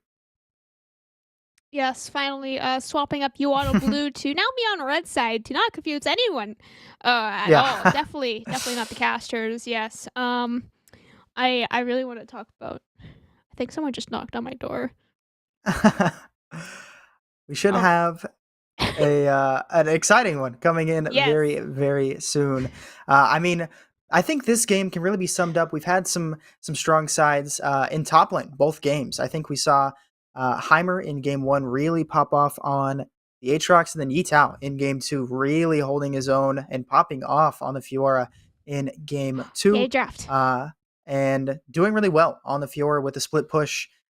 Really secured the game and the win for them in that last one. But like you said, we do have draft now. Some similar bans across the board. Yeah. So we will see Camille and Sejuani banned again banned away by NJCU. So no more Sejuani for Jumbo Cat. And then Aatrox banned away by uOttawa Blue. NJCU did have identical bans in Game 1 and Game 2, that being Camille, Yuumi, and Vayne in round 1 bans. This time around, they did change out the Vayne ban for the Sejuani ban, and also adding the Fiora ban on top of no Yuumi ban. Yuumi ban instead, of course, going over to the red side for uOttawa, just because Yuumi is almost always a B1. You always leave it up if you are on blue side, but this is a Darius. Now, you may see these top laners locked in these positions and say they were probably picked later. They were probably picked B4, B5. No. These were the actual places that they were picked in draft. Darius was B1. Skarner Jax was R1, R2, and Olaf was R B4. So the fun stops there. But Syndra was also B3, so. Yeah, I mean, very different picks. Of course, we've seen like Aatrox. We saw the Mordekaiser in Game 1, Fiora back-to-back for uOttawa. But instead, we'll see Darius versus Jax. Darius, a solo queue monster, always going to be very strong. Hasn't really had items change too much from the preseason. The only difference for Jax really is I think people have been really liking Spear of Sojin on him. Okay. We'll see if we get to that point. I think he needs to get to 3 items before he can build it regardless. But yes, very different picks. We will see Neon Sonic on the Syndra, but Executable is going to grab the Ziggs for themselves in the mid lane. Ziggs, the champion of choice here. I saw the Ziggs locked in R3. And my first call was that it was actually going to be the 80 carry Ziggs, but it will actually say that it is the Sivir locked in here for uOttawa, so unfortunately it's not the Ziggs 80 carry. I personally think Ziggs 80 carry is probably stronger than Ziggs mid lane right now, but the Jhin and Lux spot lane here for NJCU, very, very different from the Caitlyn plus engage they have had in the Game 1, Game 2. I think Jhin Lux has a lot more synergy than they've had in the previous 2 games, so hopefully She-Wolf and the 6th can do something more in otherwise what have been very quiet laning phases. Yeah, I totally agree. I don't dislike the choice to opt away from the Caitlyn. It was up. It was not banned away on either rotation by uOttawa Blue, but I don't think it was super impactful in Game 1 or Game 2. I think She-Wolf Ash played it fairly well, just not able to really get involved. Jhin, much more long range, has the ability to use the Curtain Call, the W, of course, for the snare as well. So it should be pretty interesting, and like you said, definitely much more synergy with the Lux. Just because you have such a long range engage toolage and such long range poke as well. But it will be the Seraphine picked up for Sivir. I have a similar opinion to you. You like Ziggs more in the AD carry role. I think that's strong. I like Seraphine in either of the 2 roles she can play other than support. I think support's probably her weakest. I think I like her a lot more in mid and AD carry, just because I think Seraphine, after the nerfs we saw a few months ago, really, really needs and benefits from gold and XP. And you don't get either of those things very well when you play support. So I don't think it's bad. I think she's still strong in the support role. But an interesting choice to, throw the Ziggs in the mid lane where you don't see him very often. And then Seraphine in the support role as well with the Sivir. I have very mixed opinions on Seraphine. I agree that she did become much more of an AP mage than an enchanter that I think she was probably originally supposed to be. Whereas if you build Leon, or if you build Moonstone or the other one, Shirelia's, they just simply don't feel as strong on her anymore as they once really did. So now it's like you have to go Leandre's. It just goes straight into AP full damage, right? But it's like like you said, that's just super expensive for supports to be building unless you are like Zyra or like some sort of actual mage that can take kills for yourself. Seraphine is not a champion to be taking kills as a support. But then on the flip side, it's like in my mind, I'm like, all enchanters got micro buffs because or like mini buffs really because of the power of tanks and because Chemtech does buff heal and shield power. So it's like, I mean, even if Seraphine is probably not the greatest enchanter support, I don't know exact uOttawa win rates or anything for specific champions, but I don't think Seraphine is one of the best enchanters in the game right now, just from experience playing her. I still think that most enchanters right now are in a pretty solid state. Yeah, I think most enchanters are fairly strong, Seraphine included. I think other enchanters do her job a little bit better. Another thing that I would have liked to see just as a micro thing, I went and double checked on the ban list from last game as well. Swain was open. I know that if you're the mid laner, you had some trouble on Swain last game. It was not fun laning against the Yone, but Swain Seraphine is very, very strong. The death ball of Swain and ultimate Seraphine perma W, giving you so much healing and shielding, really provides you a lot of team fight, instead opting for the Zig. So you get more long range damage and more spam, but you don't have as much strength in the team fight. We'll see how they're able to execute it as we get into game 3 here very shortly. But an interesting pick to kind of opt away from the Swain if your pick is the Seraphine in the support role. Yeah, speaking of Swain as well, I want to talk a little bit more about the mid lane. We saw NJCU's mid laner. The name is escaping me right now because it's not on my screen, but they did play Cinder at game 1. And like you said, game 1, their Cinder was super, super good. And even the Yone game 2 is also obviously super insane. 8-0, like 5 kills coming out of laning phase, all solo kills. It's like, he clearly knows how to play these super micro-intensive champions. Maybe Cinder less so than Yone, but you do need to know how to micro these champions to be able to get to the insane amount of damage that he has been outputting pretty consistently here in their semifinals game. Now, we get to load onto Summoner's Rift. For the final game of our semifinals, best of 3. NJCU on the blue side, uOttawa blue on the red side here in their game 3 of a best of 3. Yeah, I mean, it should be an exciting one. We know that regardless of team comps, that these teams are very clearly evenly matched. One game apiece, both games being very, very long. And with some things switched up in the draft, I'm pretty excited. We have, we saw mostly tanks coming out from both. Mordekaiser, not really a tank, but definitely a bruiser that leans more toward tank. But in this one, we'll see uOttawa blue opting for the Skarner and Olaf instead for NJCU Gothic Knights. Olaf, I don't know his strength in solo queue at the exact moment. I want to say he's pretty strong. Yeah, about a 53% win rate. But that's just solo queue. Obviously, you have some differences when it comes to competitive, but Olaf is going to be able to impact these lanes really, really well. And he has the benefit of a Lux to kind of keep him safe, give him some buffs with the shields, Syndra to apply some CC. If this Olaf by Sidon can really get snowballing, it could really impact the game and send NJCU to the finals. Looks like it'll be just another 5-point stack-ish so far. But nothing too special here in the level 1. Yeah, the ward pings give everyone 5 gold. You see the little pop-up above Neon Sonic and Heimer. A nice change. I don't dislike it. I think getting 5 gold isn't too bad. The perfectly accurate ward timers, I still haven't decided what my opinion is on that, but an interesting change in the preseason for sure. Yeah, I have also not decided on my opinion on those ward timers, but I've also not decided on my opinion on uOttawa currently forgetting to buy items, so hopefully that doesn't hurt his laning phase too much.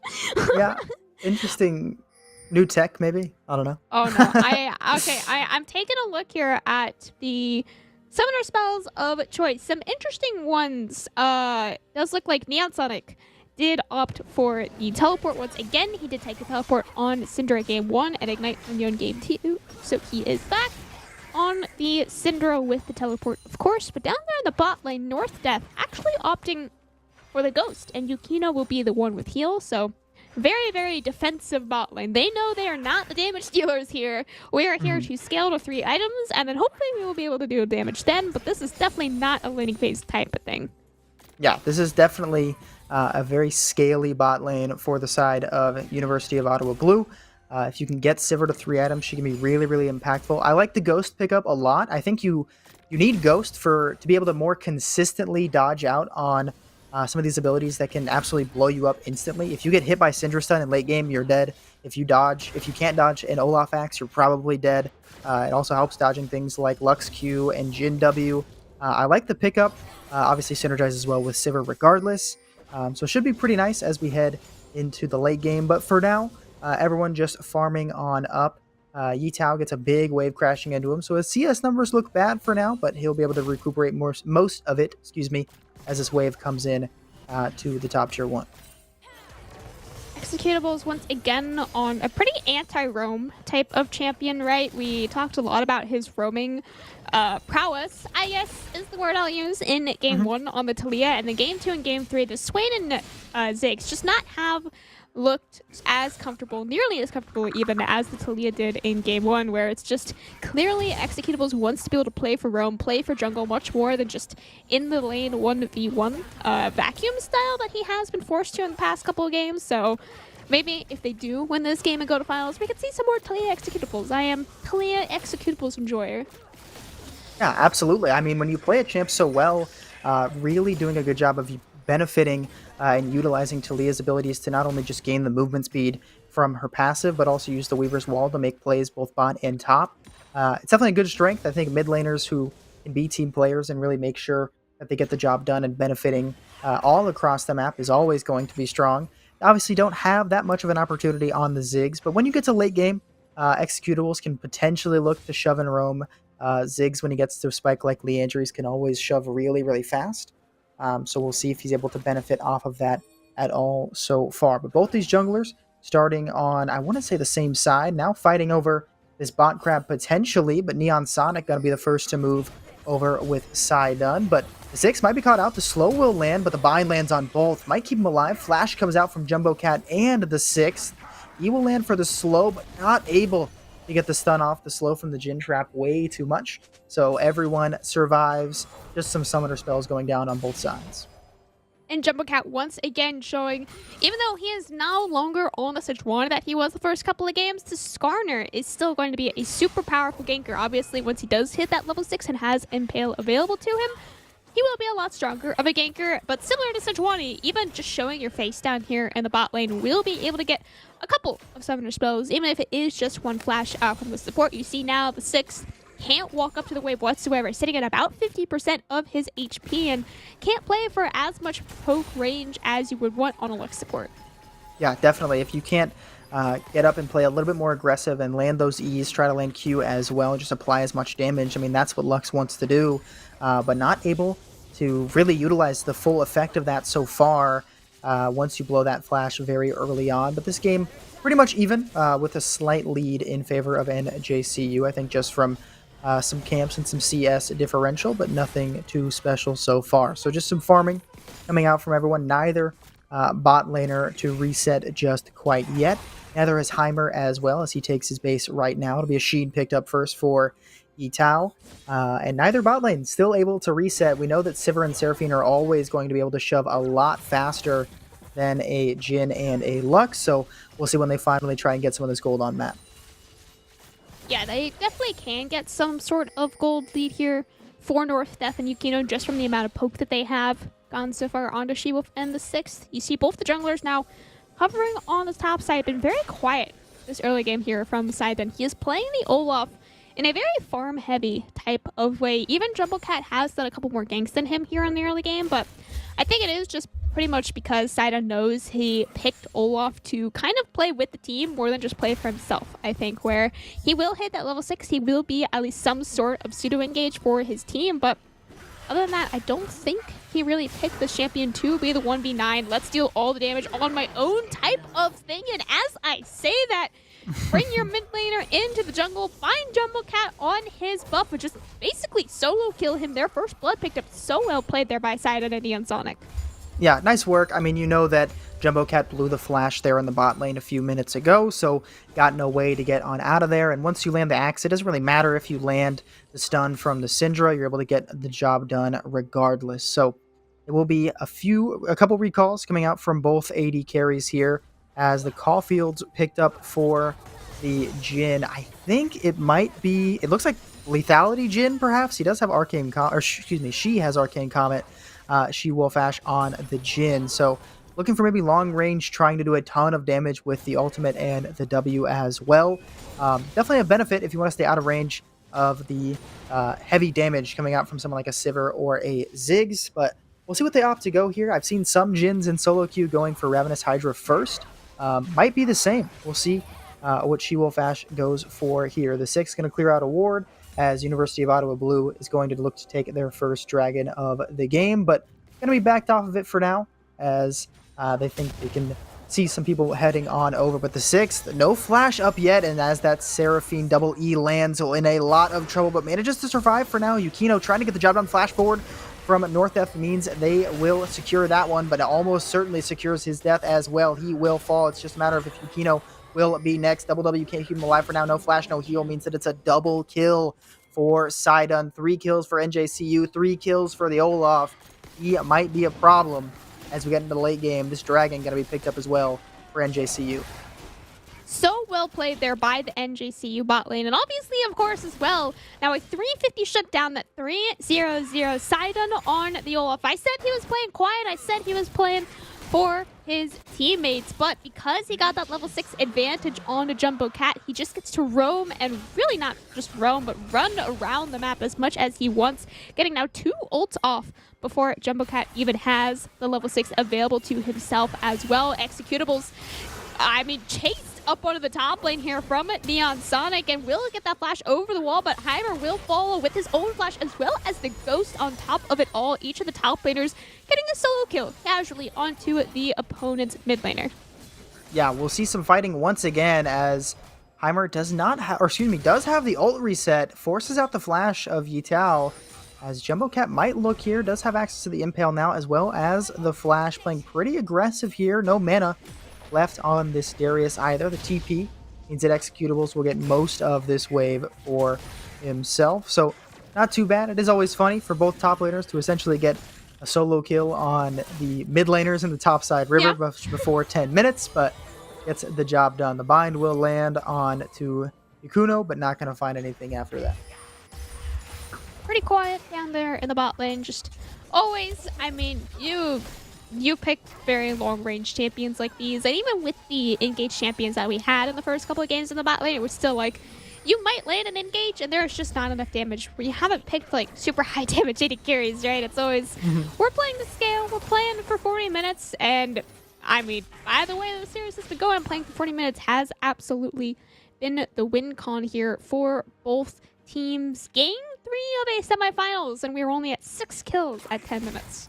Yeah, both teams definitely know that they've got to try and minimize the amount of mistakes. Don't go for anything too risky, because this is, I mean, the series is do or die, but this game especially is do or die. You either win this one and make it to finals for your chance to win your division, or you go home. Your season is done. So both teams need to really be careful here.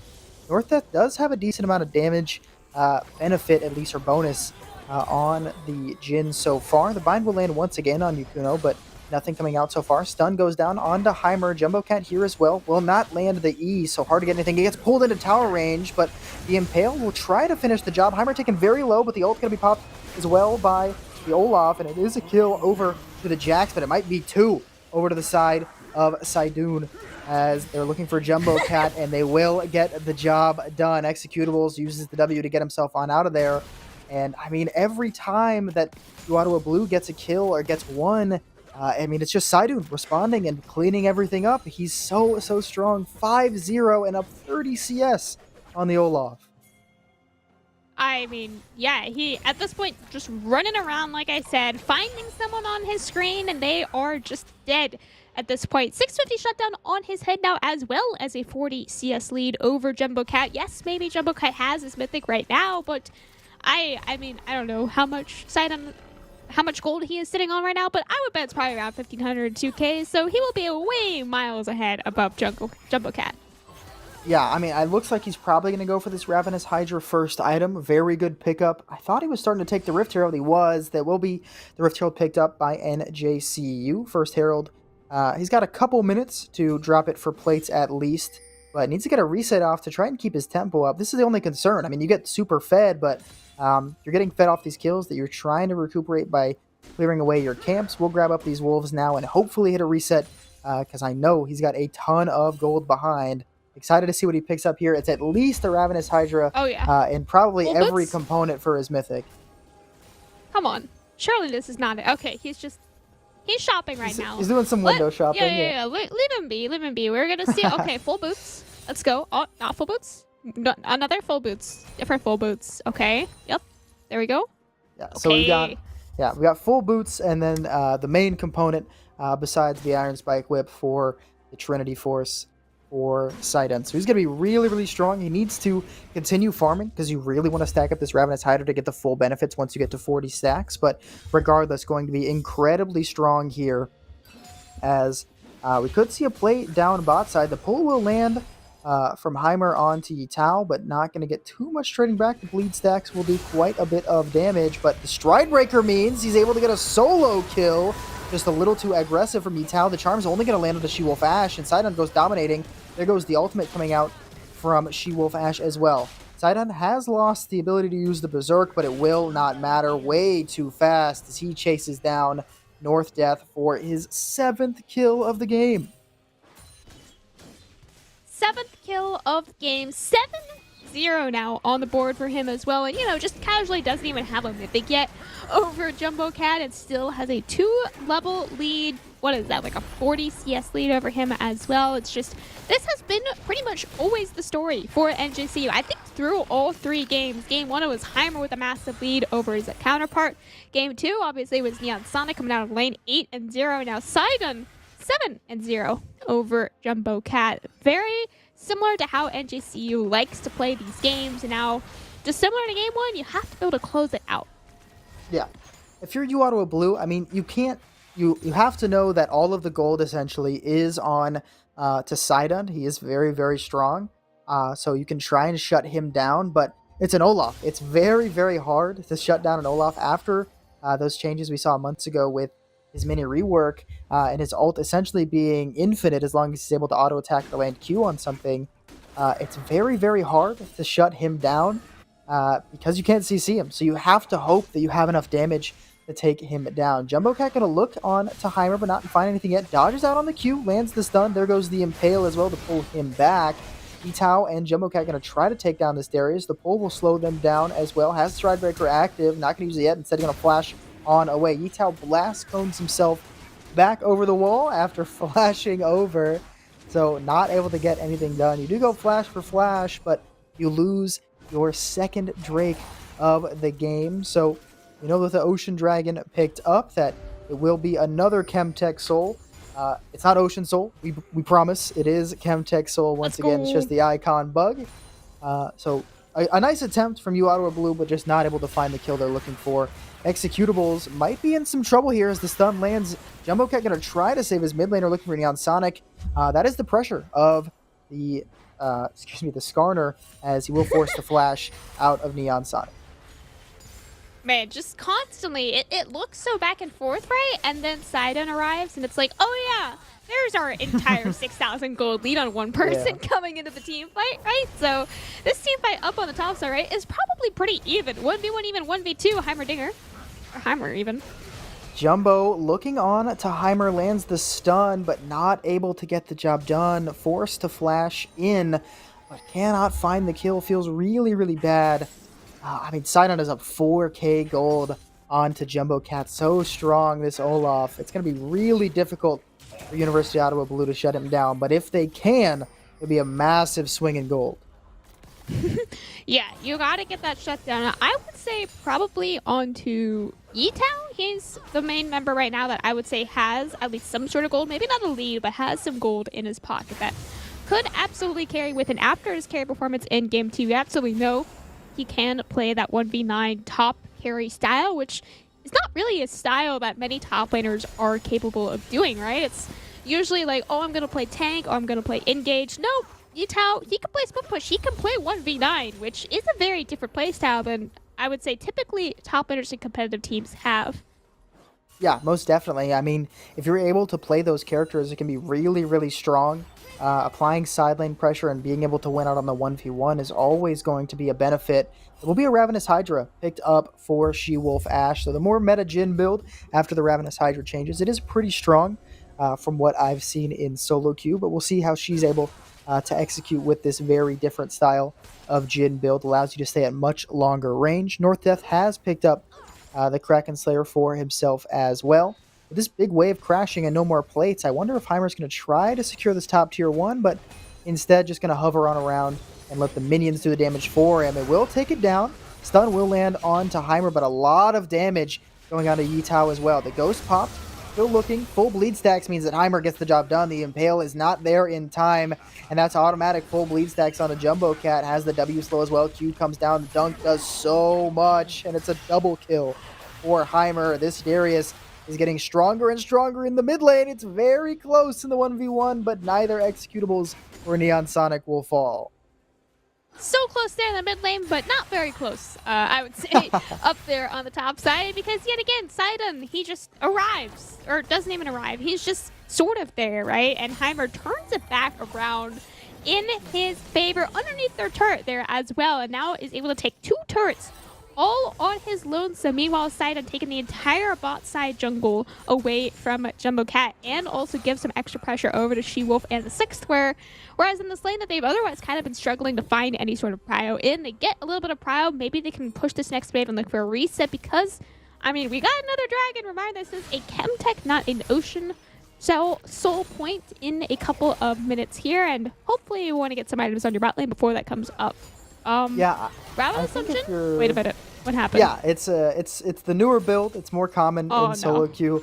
Ravenous Hydra Jhin. I don't know what the mythic is, because I don't think it's Gale Force. It's probably Eclipse or something similar to more lethality.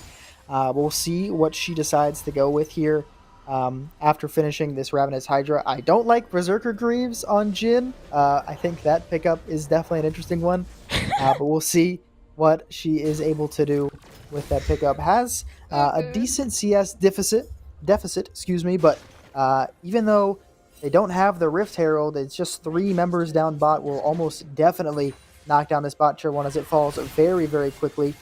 Dragon up in 30 seconds, as Neon Sonic might be in some trouble, but has flash in just a few seconds, so is just fine for now. Neon Sonic is vibing. He was just damage checking himself on a Jumbo Cat. He's like, all right, how much do 2 abilities do on his scoring right now? All right, about 40% of his HP gone from 2 abilities, so pretty solid damage at 20 minutes from it. Just Syndra 1.5 items right now, but the Dragon is up in 5 seconds. They don't want the Dragon. They want the 2nd Rift Herald, and they might want Heimer here as well. Yeah, they're looking for Heimer first, but uOttawa has no mana, and Jumbo Cat has almost no HP. The dunk gonna get the job done, make it 2 for the side of Heimer, as he opts to use the flash to get 2 kills for himself. And now NJCU says, you know what, you guys can have the Rift Herald, we'll come clean it up. And now we'll get a almost perfectly 20-minute Baron after they grab the jungler and the mid laner of University of Ottawa Blue. Let's see, I would bet that this is probably one of, if not the fastest Barons we have had here on the NECC broadcast. It's gotta be close. 32-second Baron for the side of NJCU. You also have a 10,000 gold lead just casually, and while they did get that Baron, they did lose that first Chemtech Dragon, but even uOttawa picking up that first Dragon, I don't think they're going to be in sole contention at any point during this game, unless it is a massive comeback like it was last game. Yeah, I mean, and there is a lot of comeback necessary if you're the side of Ottawa Blue. You're down 10k gold now at 21 minutes. It's so difficult because not only is you before you had the problem as wow, Jumbo Cat is taken down. Heimer gets the job done. The Syndra ult applying so much damage, and this Darius just comes in to clean it on up. There are 14 kills on the side of NJCU, and that's spread across 2 members. Yep. Heimer and Sidon have 7 apiece in this one. It is a top side carry here in Game 3 for NJCU. 2v8 here from Heimer and Sidon. They lost Game 2 in a reverse comeback. I don't know what to call it anymore, but you know what? They lost Game 2. They were like, all right, we are going to punch our ticket to finals. We will bring our team there.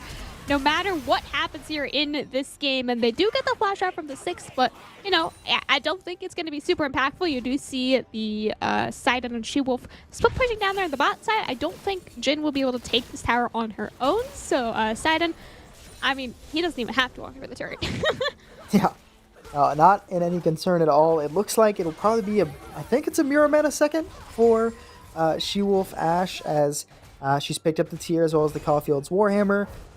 Interesting to go for it second and buy a tier so late, but it is very strong. The benefit of the extra AD you get after you finish the mirror mana is very, very nice, but it is going to take her quite a while to finish stacking that tier. But I mean, truthfully, it's not that big of a deal, just because this game isn't really revolving around either of these bot lanes, especially for NJCU. I mean, Heimer and Sidon are so strong, and they have so many ways to just get on top of the heads of the entirety of University of Ottawa Blue, that it's very, very difficult for anyone to shut them down. I mean, they're so tanky, so strong, so many items, 3 apiece for both of them, that even if they go in and try to kind of just show what they can do and really damage check and limit test, it's going to be really hard for uOttawa Blue to kill them, just because Sivir hasn't reached that Infinity Edge yet. She doesn't do that much damage just yet, unless she's really able to sit far back and apply damage for a long time. But even then, it's so, so difficult, as NJCU is just going to run over the map and take all the towers that they want. Do whatever they want here now, taking every single inner and outer turret away from uOttawa. And uOttawa is still even yet to take a turret, because of course they are now down 12,000 gold. Heimer and Sidon just putting their foot down, saying we will be going to finals here in their game 3. You got 2 minutes left on your Chemtech. I was gonna say Ocean. It's not Ocean. it's Chemtech Soul Point once again here for NJCU. But I mean, you could make a very similar play where you just give it up and take an inhibitor, give it up and, like, you know, just take the Nexus. I mean, at this point, these dragons are just cannon fodder for uOttawa to get distracted away from NJCU, kind of taking whatever else they want on the map.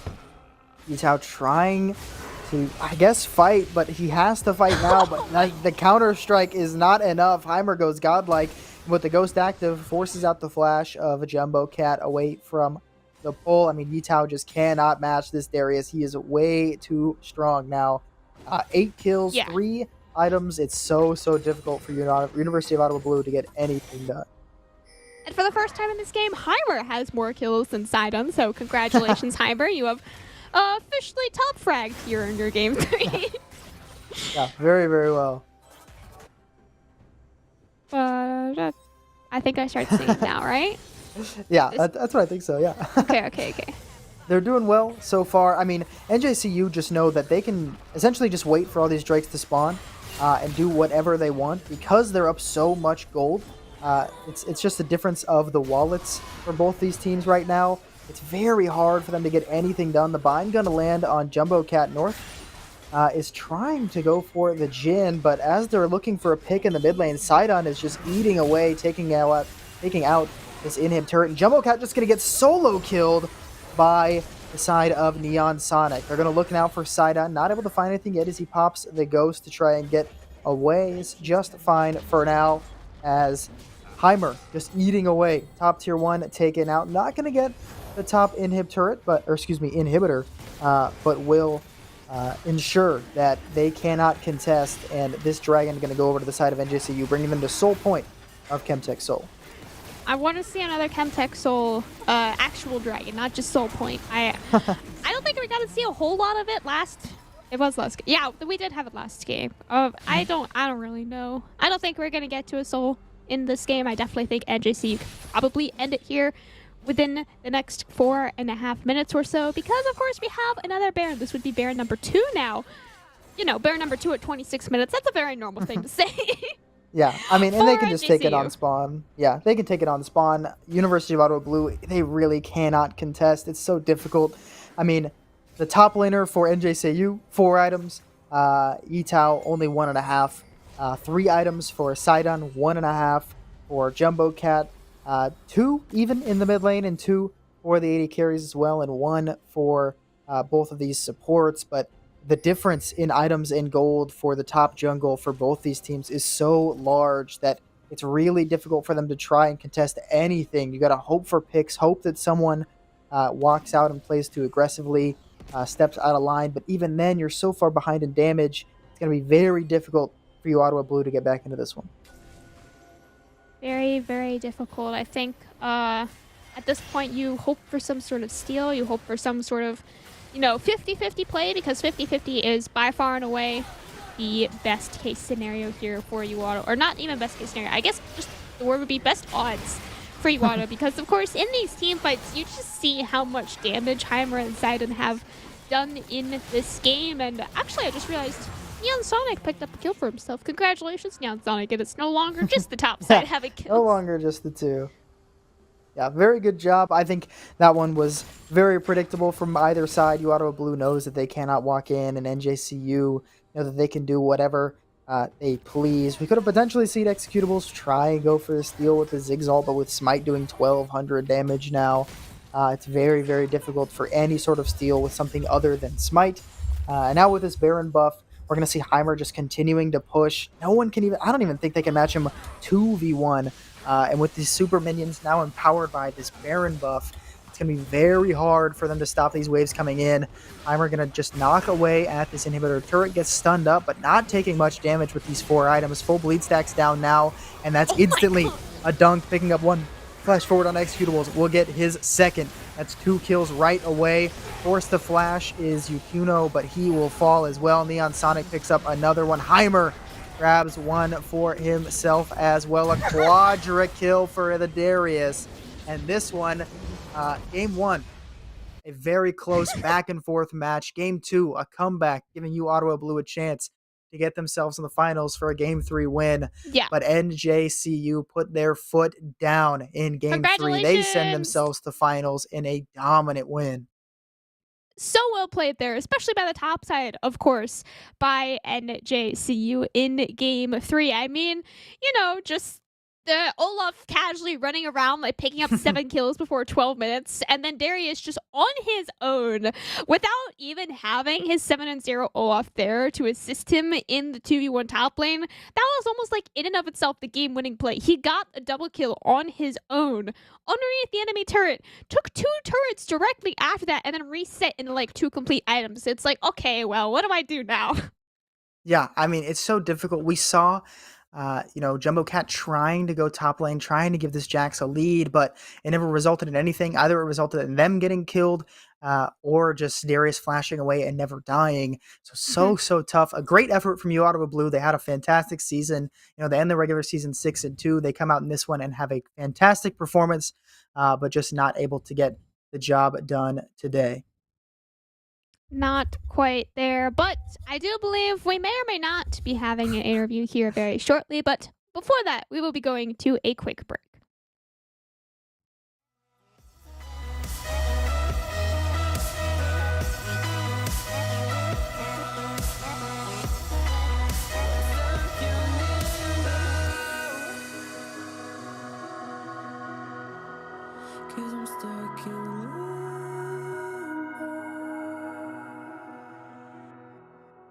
Cause I'm stuck in limbo.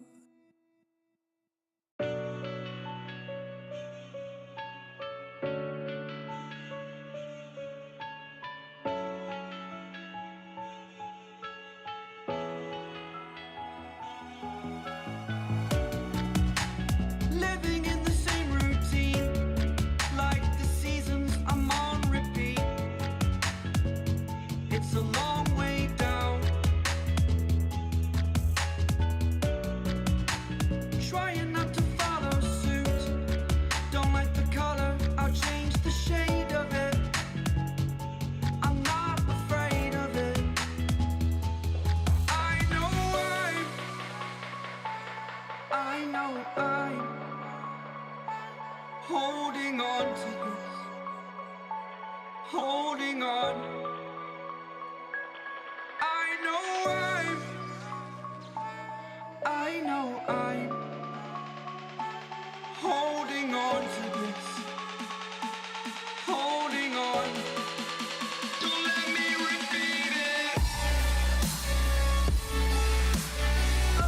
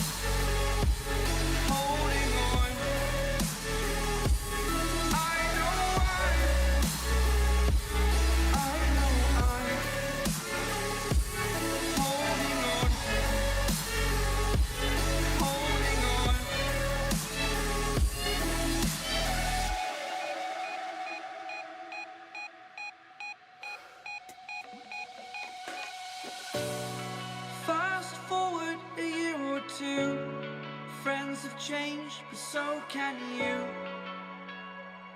So can you.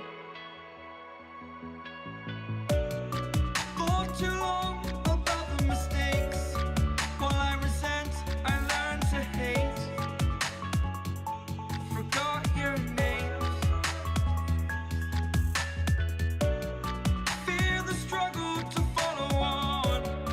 Need to focus to prove you're wrong. I'm not wrong.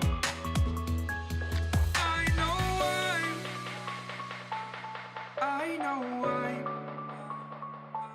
holding on to this. Holding on.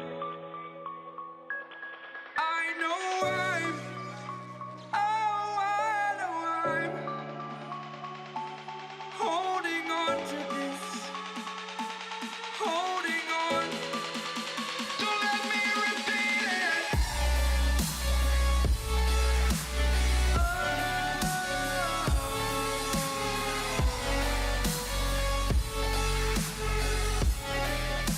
Don't let me repeat it.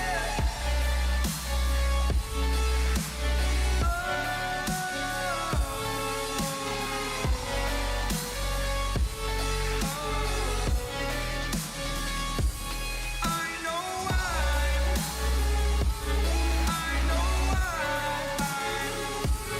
holding on to this. Holding on. Holding on. Holding on. Holding on. Holding on. Holding on.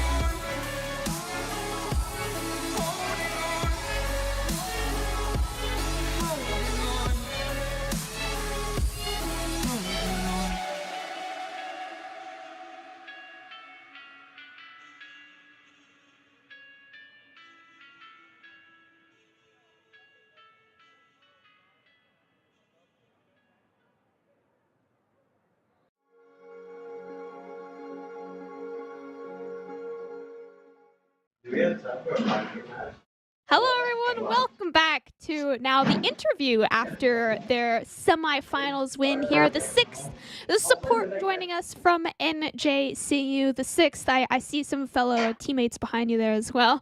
Yeah, Hello. they're all in here. We got the fam. We've got a couple questions for you here after taking your 2-1 victory over uOttawa. What was the planning? What did the stages look up to today's games? So our coach, Coach Clone, he's a homie. He does extensive. When I tell you extensive researching, exten, ex, extensive, excessive. You know what I mean? But he does research on the enemy team. So when we go into draft, we're prepared for anything and everything. So there's not much to worry on that end, and then the rest is just up to us to follow through in our matches.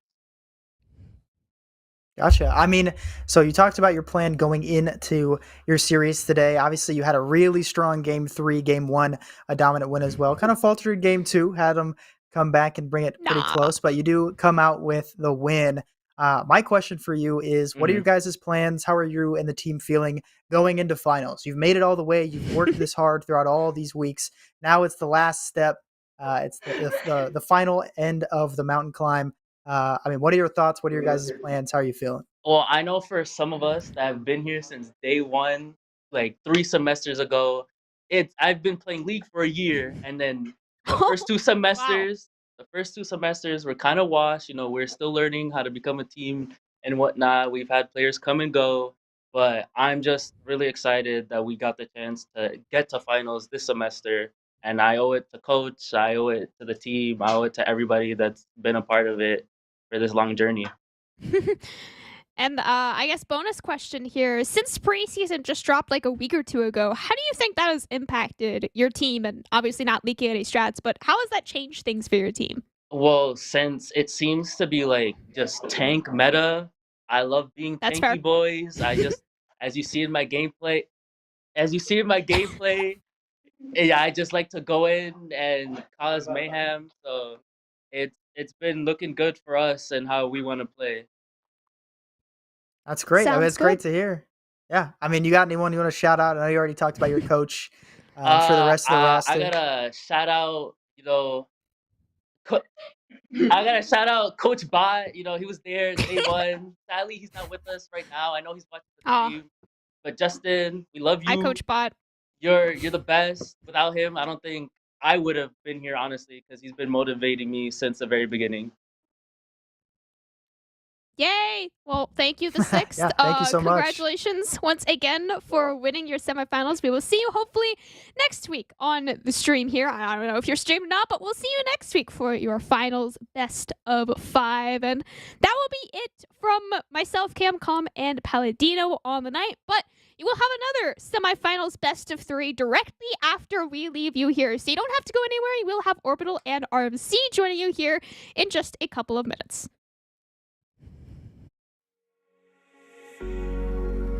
Cigarette ash, it looks like snow. When it falls in the wind, and you say you wanna dance. You're worried, you'll end up in the wrong hands. And you're having fun. Why don't you show your friends? And you're having fun. What if it never ends? I'm lacking sincerity, but you don't care at all. Miss Boozley cigarettes trying to take me home.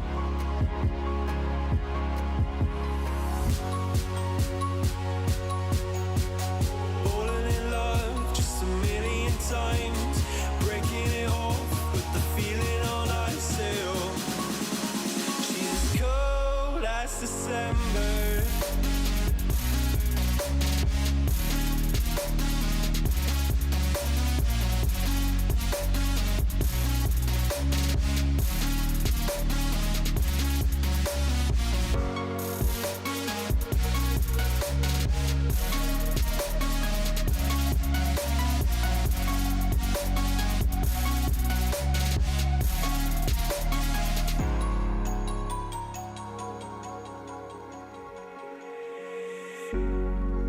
I swear I've seen you before, holding your shoes in your hands, running out that door.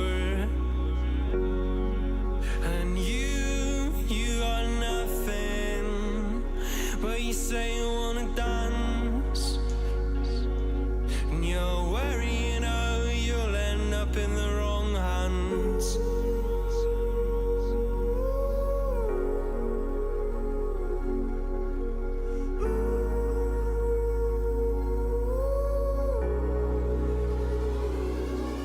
I'm lacking sincerity, but you don't care at all. Miss Boozley cigarettes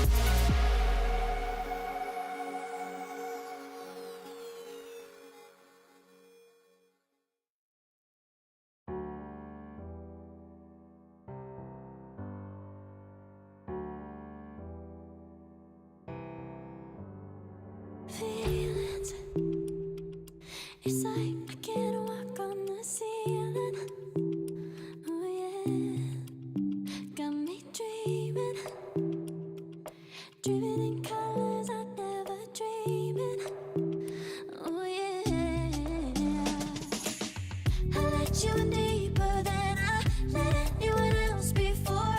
Fell in love with my broken pieces, took them all and made them yours.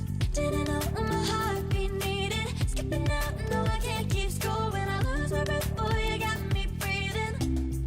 Oh, every little thing you do, every time you hold me, take me higher, higher. Every little thing you do, every time you hold me, take me higher, higher. Oh.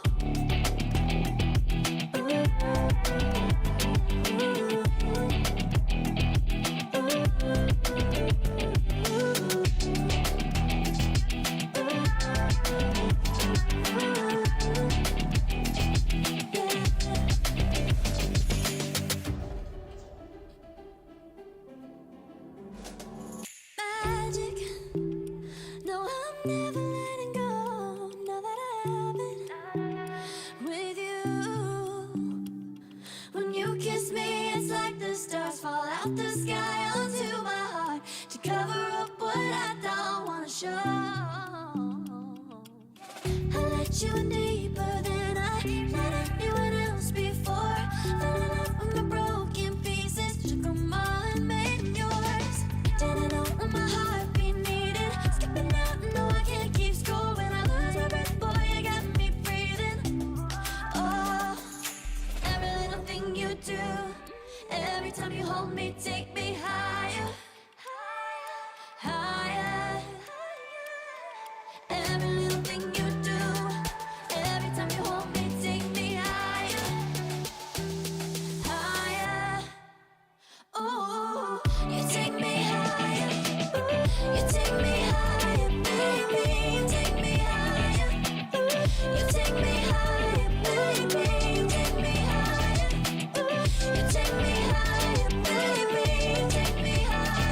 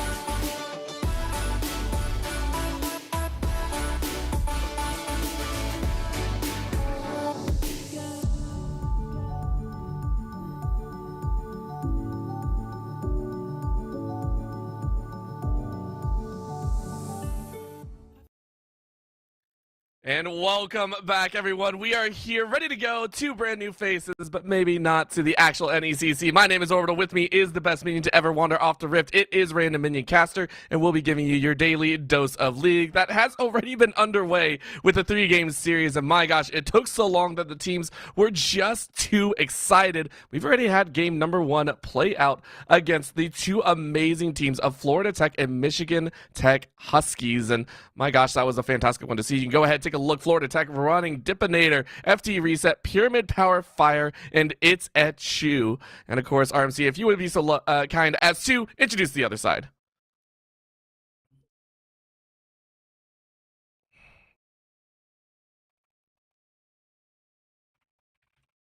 Uh-oh. I think our good friend has been muted for a little bit. Is he back? Is the random minion back?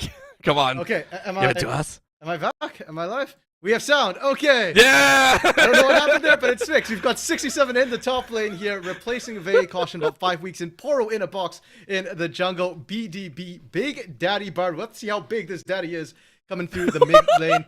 Chungus Potion, also known as Oscar Wilde there. So you might hear us refer to him as Oscar partway through the game. And Oblivionize in that support role.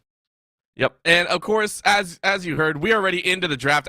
Game number 1 has already gone. So we're going to give you a quick rundown. We had some craziness happen in game number 1. We had a double AP in the bot side for MTU, and they ran it. From game 1, it felt like MTU were always in control. So right now, we're actually taking a look at Florida Tech to try and bring things back, feel a little bit more in control from the early game. But at least for right now, MTU still drafting very, very solidly. The Gragas and the Lilia, which Lilia has been poured out as a very strong jungler right now. The fact that we're seeing the Orin and the Viego on the other side for Florida Tech seems to be very much comfort for that squad. Yeah, we hear a lot about AP junglers coming back into the current meta. A lot of thick champions coming in, so you do need that percent health burn. There are better percent health burn items for AP junglers. Lilia already has it built in kit, and it's worth noting as well, the teams are swapping sides from game 1. The Huskies were on the red side game 1, Florida Tech on the blue side. Florida Tech as well. You mentioned, Orbital, that there was a little bit of a kerfuffle in game 1, and Florida Tech didn't win it. They've gone for more standard this game so far. We're actually seeing a front line come out of them, which is not something we commonly see. Yeah, and you can go ahead, take a look real quick where we are in the bracket. As you can see, Florida Tech and MTU Huskies, that is the matchup that we're seeing here. Juniata Eagles and NKU Varsity are on the other side. We'll try and have updates later. I don't think they play just yet, so we'll try and get you updated on that side at least. But that's what we're looking at. Whoever wins this game, if it is MTU, they will move on into the finals. If it's Florida Tech, we got a game 3 headed your way, and there's even more League of Legends after that. So let's get right back into the ever so lovely draft and see what other champions have been picked up here, because I am so excited. Oh, nope, we're not going to get into the game. I'm very, very sorry. So that should be up next. But again, while we have a little bit of time and break, I can give you a rundown of what champions we did see, because it was Florida Tech running the Jax in the top side. It was Mordekaiser in the jungle, Vex in the mid lane, and then a Caitlyn Morgana at the ADC and support role. And then MTU actually ran the Dr. Mundo and the Wukong in the jungle. And then in the mid lane, it was Akshan with the Xerath Lux bot lane. And that's what really caught our interest, which is why we're talking about such a big difference from game number 1 to game number 2. Yeah. So if you follow these two teams at all, you'll know that these drafts actually really fit their style. We'll start with Florida Tech. They are the 2nd seed coming out of their division here, Champions Mid-East, and they are 5 really skilled individuals. They all have really good sets of hands, so we often see them draft carries across the board here, and that's kind of what they did in game 1, kind of hand check the opponent a little bit, see, hey, are we better than you? And if they are, they just continue to roll the series that way. However, this time, it didn't quite work out. And Michigan Tech, on the other hand here, they're 3rd seed coming out. They've only lost to 2 teams in their division, one of which was Florida Tech back in week 3. And they've learned from there. One thing that defines Florida Tech is their slightly unusual bot lanes. They don't play meta in the bot lane, and I'm here for it, Orbital. They went with the double AP, like I mentioned, as an answer to Caitlyn Lux, and it certainly worked out. And with that, Florida Tech here, they've got to change things up. Their bot lane, you can't just rely on these sort of lane dominant champions like Caitlyn, like Varus to carry you through anymore. Yeah, and that is kind of crazy to us because, again, we know what the players have selected here. This is actually going to be drafted in order here, and that's going to come very, very important. But we are going to see the exact same start here, and again, this just gives a lot of beef towards that top side of the map. The Lilia, of course, not so beefy. It's a little bit more carry potential in there. But in the mid lane, BDB had, I want to say, a little bit of a rough time. So now taking a look, it is, okay, I actually didn't see this one. It is the Pantheon here, and then the Vigar on the other side. And for Pyramid Power, that was the one that I think we said is a little bit questionable, right? We need to see a little bit more there as well. But the fact that you're going Vigar into a Pantheon, this is going to be messy. Yeah, I actually really like the Vigar pickup here as an answer to the Pantheon. You do outscale the Pantheon, and you've got a lot of zone control as well. Now, the good thing about the Pantheon in this matchup is that you don't have to stay in lane. And for the likes here of Big Daddy Bard, it's not a Bard, but it's just as mobile as a Bard. It's going to be able to move to those side lanes equally well. So Florida Tech have to watch out in those side lanes. And the mid laners actually pick their champions last. So BDB knows exactly what he's playing into. He knew there's going to be a Gragas Ornn in that top side, 2 fat and movable tanks. And the bot lane, more importantly, he knew there was going to be a Kog'Maw down there with a Lulu here, with the Sivir. There is kill potential. There is potential for that mid lane to sway that bot lane. And the fact of the matter is, yes, we can talk about BDB, but there is another thing that we don't often see make it through the draft. If you have been watching anything in the past couple of weeks of any League of Legends, anywhere, really, even in Worlds, you know there's a certain cat that does not get let out of the cage. Never. And if you let the cat out of the cage, if you are on red side, you better have a dang plan. MTU. Yuumi was first picked. We saw it in the draft prior, so we kind of have a little heads up. Yuumi was first picked, and Florida Tech were kind of wondering what they were going to play. And the fact that it's a Sivir Yuumi against a Kog'Maw Lulu, these are 2 lanes that are going to get out of control very quickly. Yeah, a lot of scaling coming through from both of these teams. And we just mentioned, Florida Tech, they like to pick hyper carries in every single lane here. The fact that Dipinator is now swapping to that Ornn for this team fight here says a lot about Florida Tech's mentality after game 1 here. They're not messing around anymore. They're going more for that team fight. But you're running into MTU, to the Huskies of all teams here. And this is a team that has played traditionally through the team fight throughout most of their season here. So they're very, very comfortable. They've got that Yuumi, like you mentioned. If anything, I'm actually surprised they didn't go with the Hecarim or in a box. His most played champion by far, was not banned in this game here. He went with the Lilia, still really strong, incredible skill. And it feels like they decided, hey, if you want a team fight, we'll pick scaling too. We'll match you in that late game, and we'll beat you with the experience that we have. And we need to set up a few little options because game 1, you and I were privy to at RMC. We know what kind of to expect. And we had eyes originally on the top lane because there was a player that came in for the side of MTU in week 5 that gave us a little bit of a heads up. 67 was a massive force, came in, is a Masters player, and was what we want to call is an upgrade for the team. And yet in game 1, played the Mundo, was pretty solid there. Didn't exactly have that all-star carry performance that we thought, but was still a force to be reckoned with in game number 2 here. Granted, the Gragas against the Ornn, a little bit of a tougher match, but a lot more util being brought towards that mid to late game. Yeah, and I would hesitate to say necessarily an upgrade rank-wise, for sure, but Michigan Tech Huskies were already winning games with their previous top laner, Vay Caution here. What I do think it has done, though, is messed up Florida Tech's plans a little bit here. Because if you're going to hands check a team, normally you want to be better in all your lanes, but 67 coming in means he's mechanically incredibly strong. And I think Dipinator is running into a bit of a problem in that top side. It's why they're willing to swap him over to that utility tank of Ornn instead. Yeah, and real quick swap back because I was wondering what was going on the other side. We have an upset. We have an upset on the other side. So Juniata, you and I have cast Juniata before, I believe. We know the strength of the Eagles, and they are no joke. There's a reason they're first seen. The fact that NKU Varsity came out and were able to sweep Juniata 2-0, I would have loved to see some of the stats there, but whoever wins this series will go on to face NKU Varsity in the championships in a best-of-5 series. That's what's on the line here for the NECC, and I mean, I can't wait to see who comes out on top. So thank you very much to our production team for giving us a little bit of an update to give us, the what for what these teams are playing for. Okay, and on top of that, Orbital, even more shocking is the fact we mentioned Florida Tech, 2nd seed. The only team they lost to was Juniata. MTU Huskies, the only teams they lost to were Juniata and Florida Tech. So whoever wins this game here, Orbital, they've beat NKU once before. It's definitely going to be a spicy finals, but They are not there yet, and these teams still have to battle it out tonight. Best of 3. Backs are up against the wall for Florida Tech here. They won the first time back in week 3, but MTU right now, they have to lead. Yep. And I mean, we painted a little bit of a picture across the board, right? We were talking about the top lane. We've hit on the bot lane so much, and it's crazy, but I want to bring eyes now specifically to that jungle, because you and I were watching it, right? We hit on the Lilia a little bit, but the fact that the Viego come out as first pick, we had some reservations, even though this is a champion that Florida Tech play around quite efficiently, right? This is actually one of the most played for their jungler. Yeah, the most played this season for FT Reset. And I mean, the guy's name literally Reset, right? He's somebody who's going to be looking for these major resets to come through. More importantly, the last 5 games here in the NECC, FT Reset has played exclusively Viego until tonight. So a huge comfort pickup for him here, and they're looking for him to pop off. In game 1, he played a Mordekaiser jungle into a Wukong jungle for Michigan Tech Huskies, and huge props to FT Reset. He was ahead of the play, counter ganking Power in a Box multiple times. Now you do that on a Mordekaiser, it's good, but he takes time to skill up. You do that on a Viego, and Viego can take right over the game. And that's why we're seeing here, having a little bit of fun from MTU's side. This is a team that is feeling pretty confident in themselves, and we are seeing an early invade from the entire team.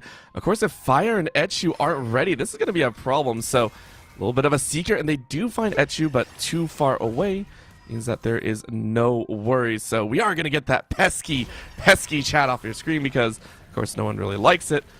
But a good start. MTU trying to get a little bit crazy, but of course it is Florida Tech. They're just like, nah, we're not dealing with that today. Speak for yourself, Orbital. I love all chat, especially in this sort of comp game. I mean, some of it's not necessarily great for public viewing, but it is always very entertaining.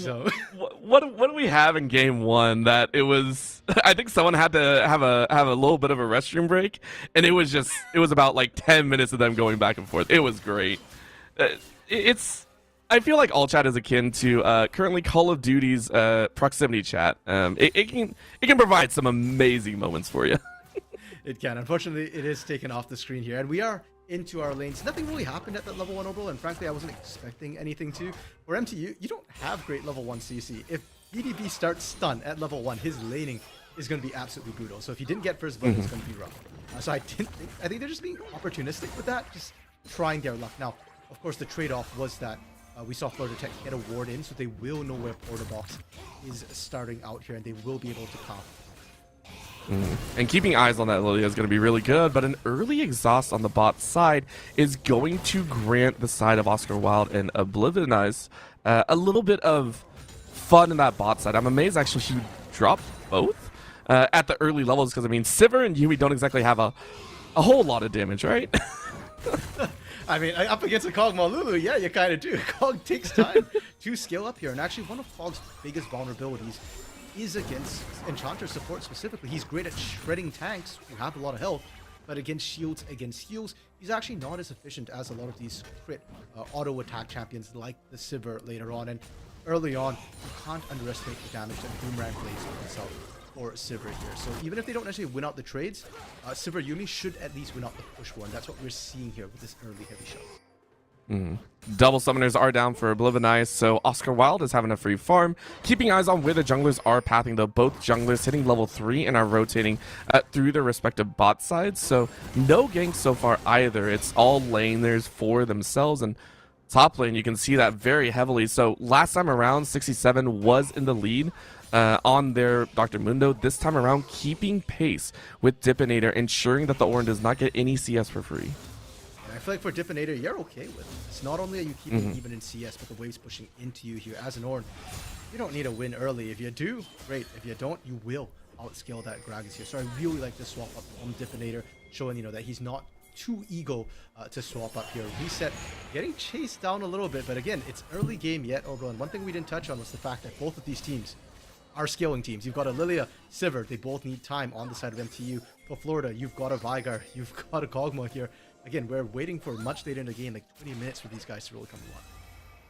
And that means it's very important that the early game go the way that they want, right? The pathing from the players, the times that they recall, and they can optimize the gold input. Because we can see here, right? Both sides are trying to see us up as strong as possible. The only one that we are seeing is that top side, 67. Is going to have a little bit of a CS deficit for the time being, but BDB trying their best to get some damage down, but instead sets themselves up for a little bit of a dangerous spot. Reset is going to jump in the mid lane. Good shield out though from BDB to negate most of the damage, and a flash in right now on Oblivionize. This is a little bit aggressive. Again, the bot side is not one that we expect to see a lot of craziness, because that can happen. Oblivionize just goes, okay, I'm going to hop on my carry and be perfectly fine. Ghost goes out. Oscar Wilde is able to chunk out everyone down to very low HP numbers. And I'm not sure what Florida Tech were thinking. I got caught off guard there, but we were just talking about how, hey, you know, they're going to be a little bit passive. They're looking to skill. No, both the lanes I called out, bot and mid, are active. And Fire! Oh! Fire had flash! Oh, that was... You know, we don't normally talk about Yuumi as a sniping character, but that snipe with the Q set up the boomerang perfectly. Oh, man. And Fire just not respecting the Yuumi there. Yeah. The fact that he had flash, could have flashed away, didn't think he'd get chunked that hard, but it's not just about the damage. It's about the slow as well. And let Oscar kind of get in there, get that first blood. And this bot lane, well, we mentioned both of them scale, but whichever gets the lead is often going to be able to maintain that lead. And now for Florida Tech, this bot lane was already hard before into a shoving Sivir Yuumi.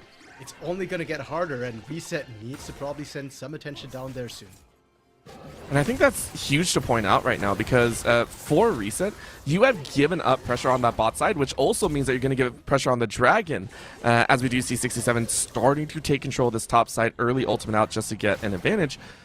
But that actually does worry me a little bit, right? And we're going to see Reset try and take control now, is looking for that scuttle once again, and I don't think is going for the Dragon. No, there's no way you're actually... Oh my gosh, okay.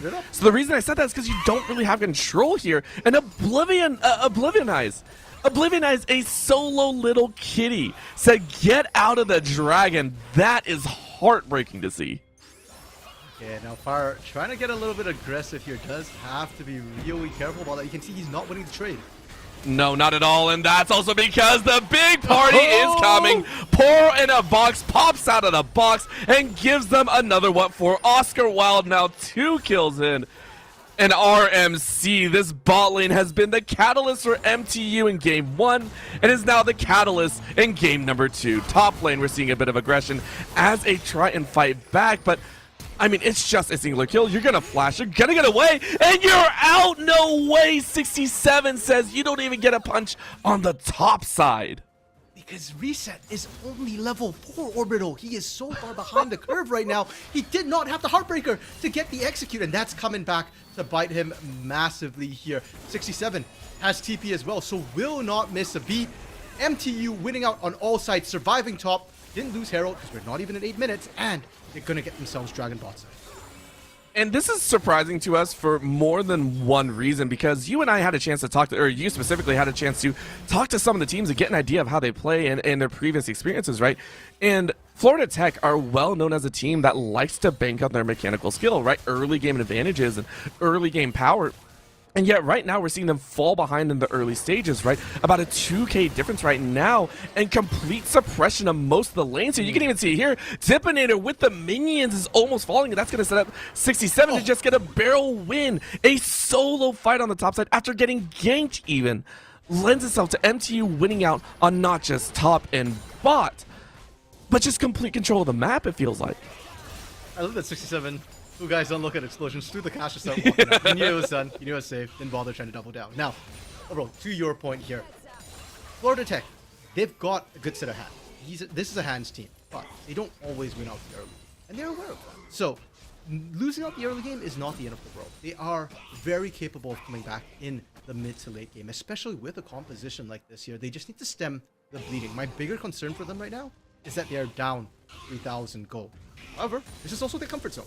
Out of half the games they've played this season here, Florida Tech has actually lost game 1 and come back from behind to win the series here. So, backs up against the wall, that's their comfort zone. That's exactly what they know.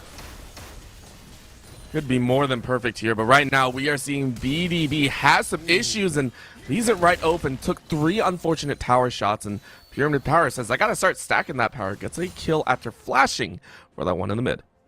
Yeah, Vigar versus Pantheon is a lot about holding that shield for the right timing there. Because BDB used it early to try and stop the Dark Matter damage, he actually ended up drawing turret aggro and set up for that ultimate there.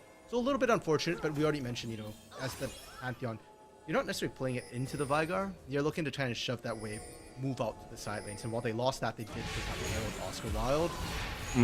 Great shield on that stun, but the burn is still enough, and because of that you do have to burn the flash. A follow through follows up with the stun, and because of that you get the jump in. The Heartbreaker should be enough, and Oscar Wilde is going to be seeing it, but look at the burn, look at the cut, and it's going to be 2 instead. The follow through from Big Daddy Bard means that Oscar Wilde isn't going to be followed up on, and the cat says give me a little bit more.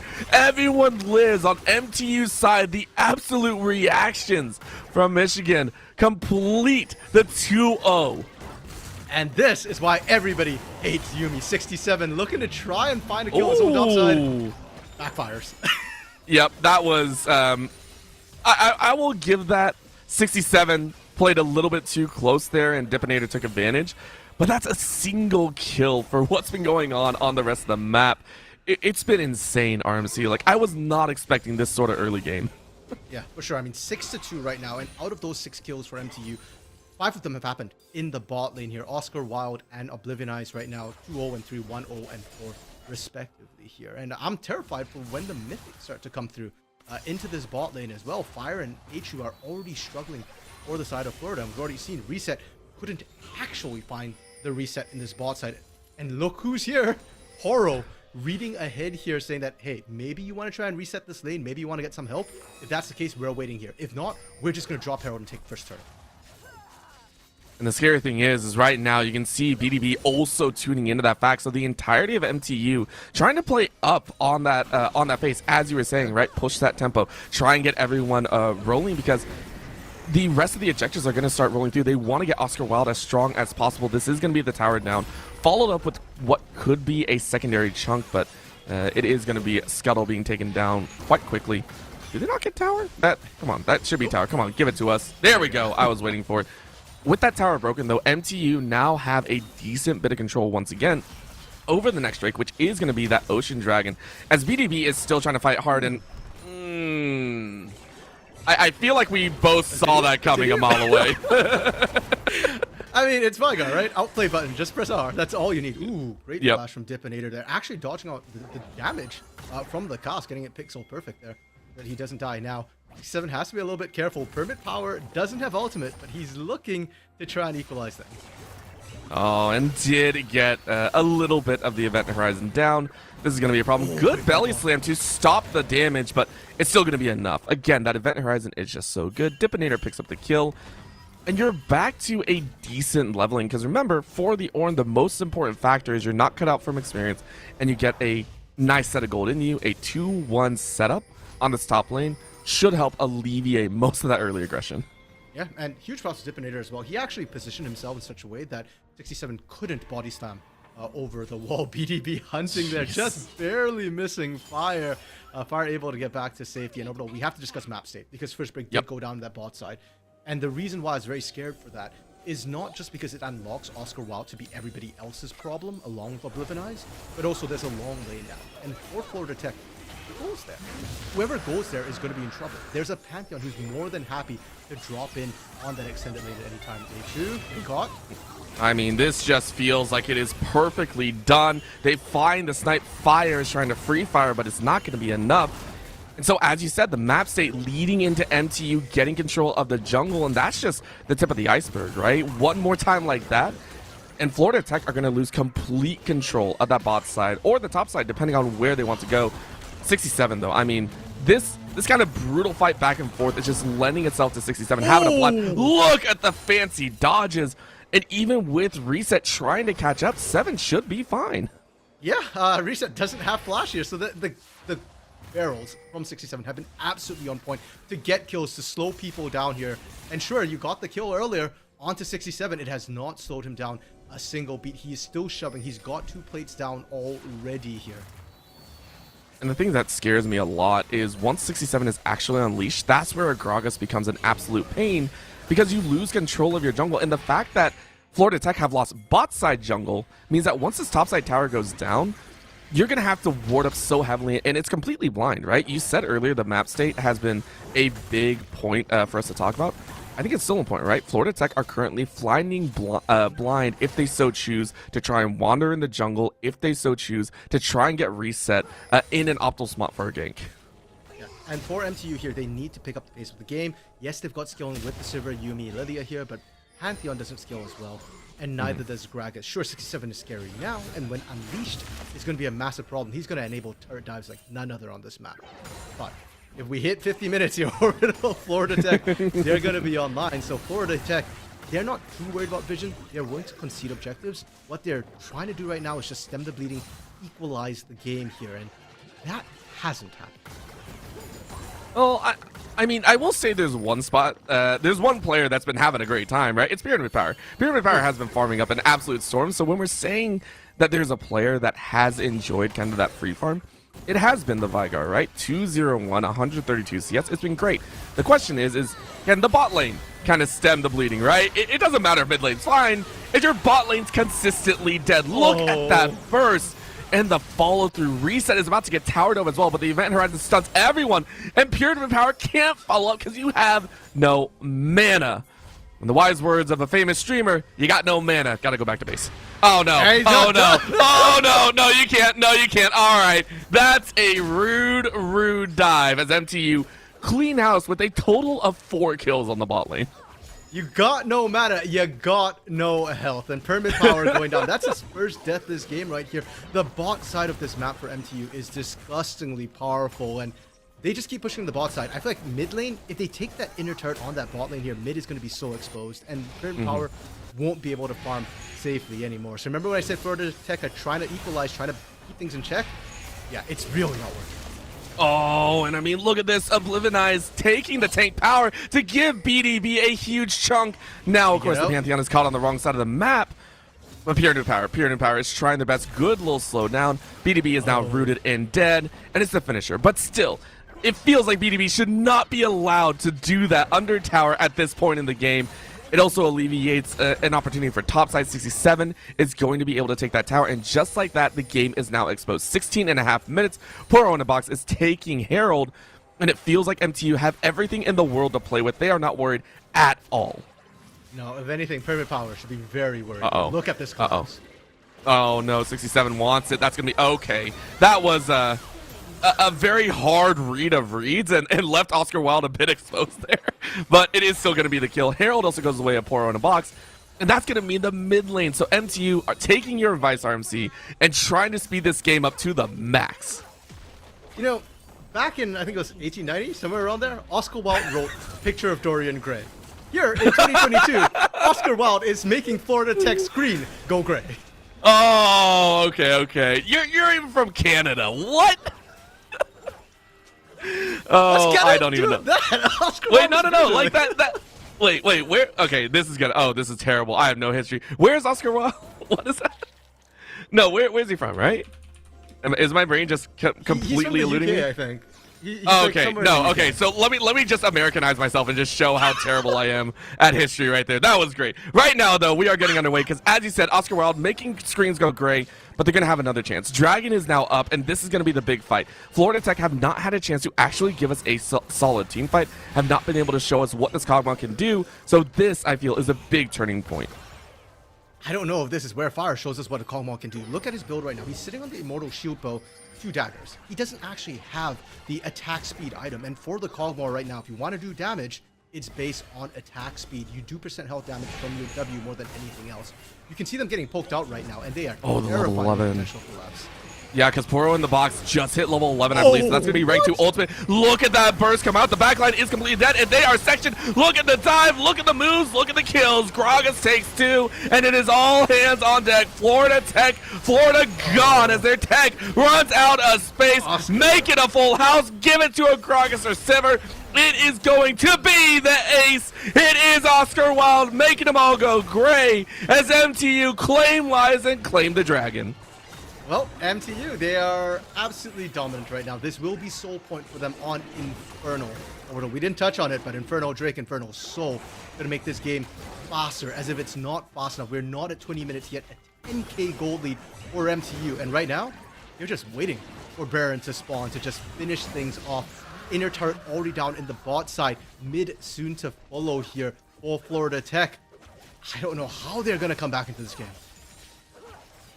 They are praying MTU go to sleep midway through this game and like take like a 20-minute power nap. I think that's the only thing that they're praying for here. Because you're looking at it, right? Pyramid Power is still stacking, was able to get, I think, a single kill in that. And you're just like, okay, we got something. It's like a penny out of like $100 bill. But it's a penny. And you're like, hey, I found a penny. That's what you're looking at. Pyramid Power going for that Rabadon's death cap as well. So, Florida Tech, it does feel like that's all they can do. But MTU, as you said, waiting for that Baron, waiting for just a few more choice objectives. They don't even have to ward up. Take a look. They have no wards on the side of Florida Tech. They don't even have to worry about it, it feels like. Yeah, they've got one vision ward on the bot side, and that's kind of... Oh, no, they do have a couple of wards on the bot side, but that's not the side you're playing to right now. Dragon is already gone down. So effectively, you're right, Florida Tech is fairly blind on the side that matters. Now, they did get wards out to the Baron, but even if you see MTU taking it, the big question is, what are you going to do about it? You're going to walk in there? You're going to walk into MTU right here? If anything, MTU would be more than happy to fight them, especially if Pyramid Power has to use out on somebody else. Yep. And I mean, 67 is just like, I'm an old soaker right now. I did this last game. But that's going to be a huge drop of a Comet. It is going to be a shutdown for Pyramid Power, which is a lot of extra gold in favor. While that's going on, though, with 2 on the bot side, mid lane is completely cleared out. And as you said, those boomerangs starting to cut through HP channels. I don't think NJCU took a single actual auto attack. That was all ricochet damage. That and Oblivionize. Oblivionize, 20 stack Medjais, my man. I always appreciate somebody who's willing to build Medjais and build it early here. So Oblivionize, the poke from Oblivionize right now probably hurts more than Oscar. Look at that hit. That was a flash and an ulti, and rightfully so. As you said, the stacks on the Medjais is also empowering Oscar Wilde on the attack side, so it's a double whammy, right? And look at that, you're almost out. Oh, great route, though. That's going to be the Everfrost taking a shutdown. This might be the chance. Florida Tech going to try and bully their way forward, but the disengage from NTU is just too good. Exploding cast explodes everywhere and doesn't really catch anyone, but the nice shield from BDB rebukes any sort of revenge. Pyramid Power has ult up, and I'm not sure if MTU was actually tracking that because it wasn't used to kill Oscar here, and that means that they can continue to look for this BDB going in alone. And said flash means it all. Pyramid Power is going to get the kill. And guess what? Pour on the box. It's still a massive damage that BDB still facing off against the Ornn and getting an extra shield. Might be able to cut through. Gets another kill and finishes it. It's a double kill for the Pantheon. Scaling. Who? Scaling? No. 4-3-4 on BDB. The ignite and the burn on NJCU is not going to be enough, but it's pretty dang close. It is going to be 67 getting their jungler out of harm's way.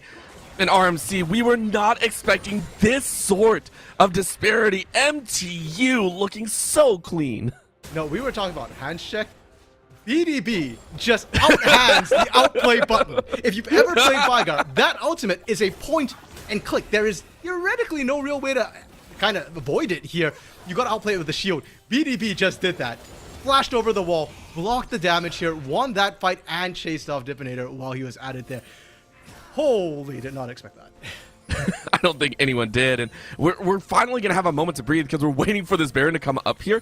MTU are so far ahead, about 12k in the lead, are on currently soul point, and you can see Florida Tech, they're trying so hard, and it's going to be, it feels like, off of reset to try a miraculous steal here.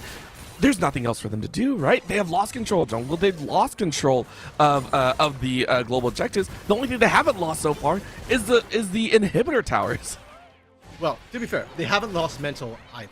They did find a great pick onto Oscar Wilde there. And if you can do that again, there is a chance. Hold up. Baron looked like it was already kind of low. Yeah, they're starting it right now. We're getting a belly bump here. Oh, 67 is duking it out. That's going to be a thing. But it's stolen! Reset gets the seal. Now can you get out? That's a big question. One little burn. Reset is actually going to sacrifice, so the rest of the team gets away. And it's working, but Dipinator is also going to be cleaned out, so it is going to be 3. Look at that, though. That was a single Q. As it turns it around, Pyramid Power says, gimme a trade. It's going to be a 1-for-1, but 2 Barons are still alive. And on 2 of the squishiest members, as Pour on a Box said, I want to try and go for it. But you did steal Baron. Florida Tech, in the 11th hour, are able to grab a single global objective and maybe crack a window open. I feel cheated, Orbital. We're watching 2 fat tanks go at it when Baron got stolen. I am very, very disappointed by that. But Florida Tech, that is one way to try and stabilize this game. It feels like they've been hemorrhaging every which way. They get a good pick, it gets countered, they lose multiple members. This time they get Baron. Sure, you lost multiple members as well, but look at that gold lead. It was 13k. They've shrunk it somewhat. And more importantly here, they've kept Baron out of MTU's hands. MTU will still have to grind through those inhibitor turrets. Those are the hardest turrets to take, especially into somebody like a Vigar with that cage taking up so much space around that turret. You know, I would agree with that if MTU didn't just pick up the Infernal, right? It's just like, listen, we don't need, 7 seconds now. We only need maybe 3 or 4. Taking a look at Oscar Wilde, if you want to take a look and identify where this gold lead is, 3 items on a majority share of MTU. These are players that are fully stacked, that are ridiculously overpowered, that are now buffed up by 2 Infernal Dragons and the Soul. If you give them 3 seconds on tower with a single player, it is done. Your inhibitor tower is gone. That is what Florida Tech have to be watching for. Oh my lord. Oh my gosh, that was a single Q once again. Pour on a Box saying, give me a single chance. I will go ahead and fight it, and it's going to be the belly drop in. The sleep grabs 2, and it's a sleep and kill. A nice drop from Pyramid Power makes it a very dangerous setup, but because you use it all, you have nothing else left. It is going to be cleaning house by 67, trying to make it 70. Wants to get 3 more kills in the bucket. Pyramid Power trying their best to slow everyone down, and the barrel's not actually going to land. So Pyramid Power is still allowed to fight it out. Misses the Q, though, so 67 is going to fly their way out. And my gosh, MTU playing with absolute fire. A Q lands, and Oblivion Eyes is just going rampant right now. 3-0 and 18, 25 stacks on that Medjai's. I'm sweating right here. And Florida Tech, the one kill they found was a 1v1 between Pyramid Power and BDB in that bot lane. And here's the problem. Vigar, as a champion, is very reliant on his ultimate for burst damage here. If it's down, he's half the champion it was designed to be. So if BDB is dead, MTU don't care. BDB is not the big carrier of this team. If he can soak in Vigar ultimate, he just bought 40 seconds for the rest of his team. And you can see here, BDB actually picking up that Hex Drinker now.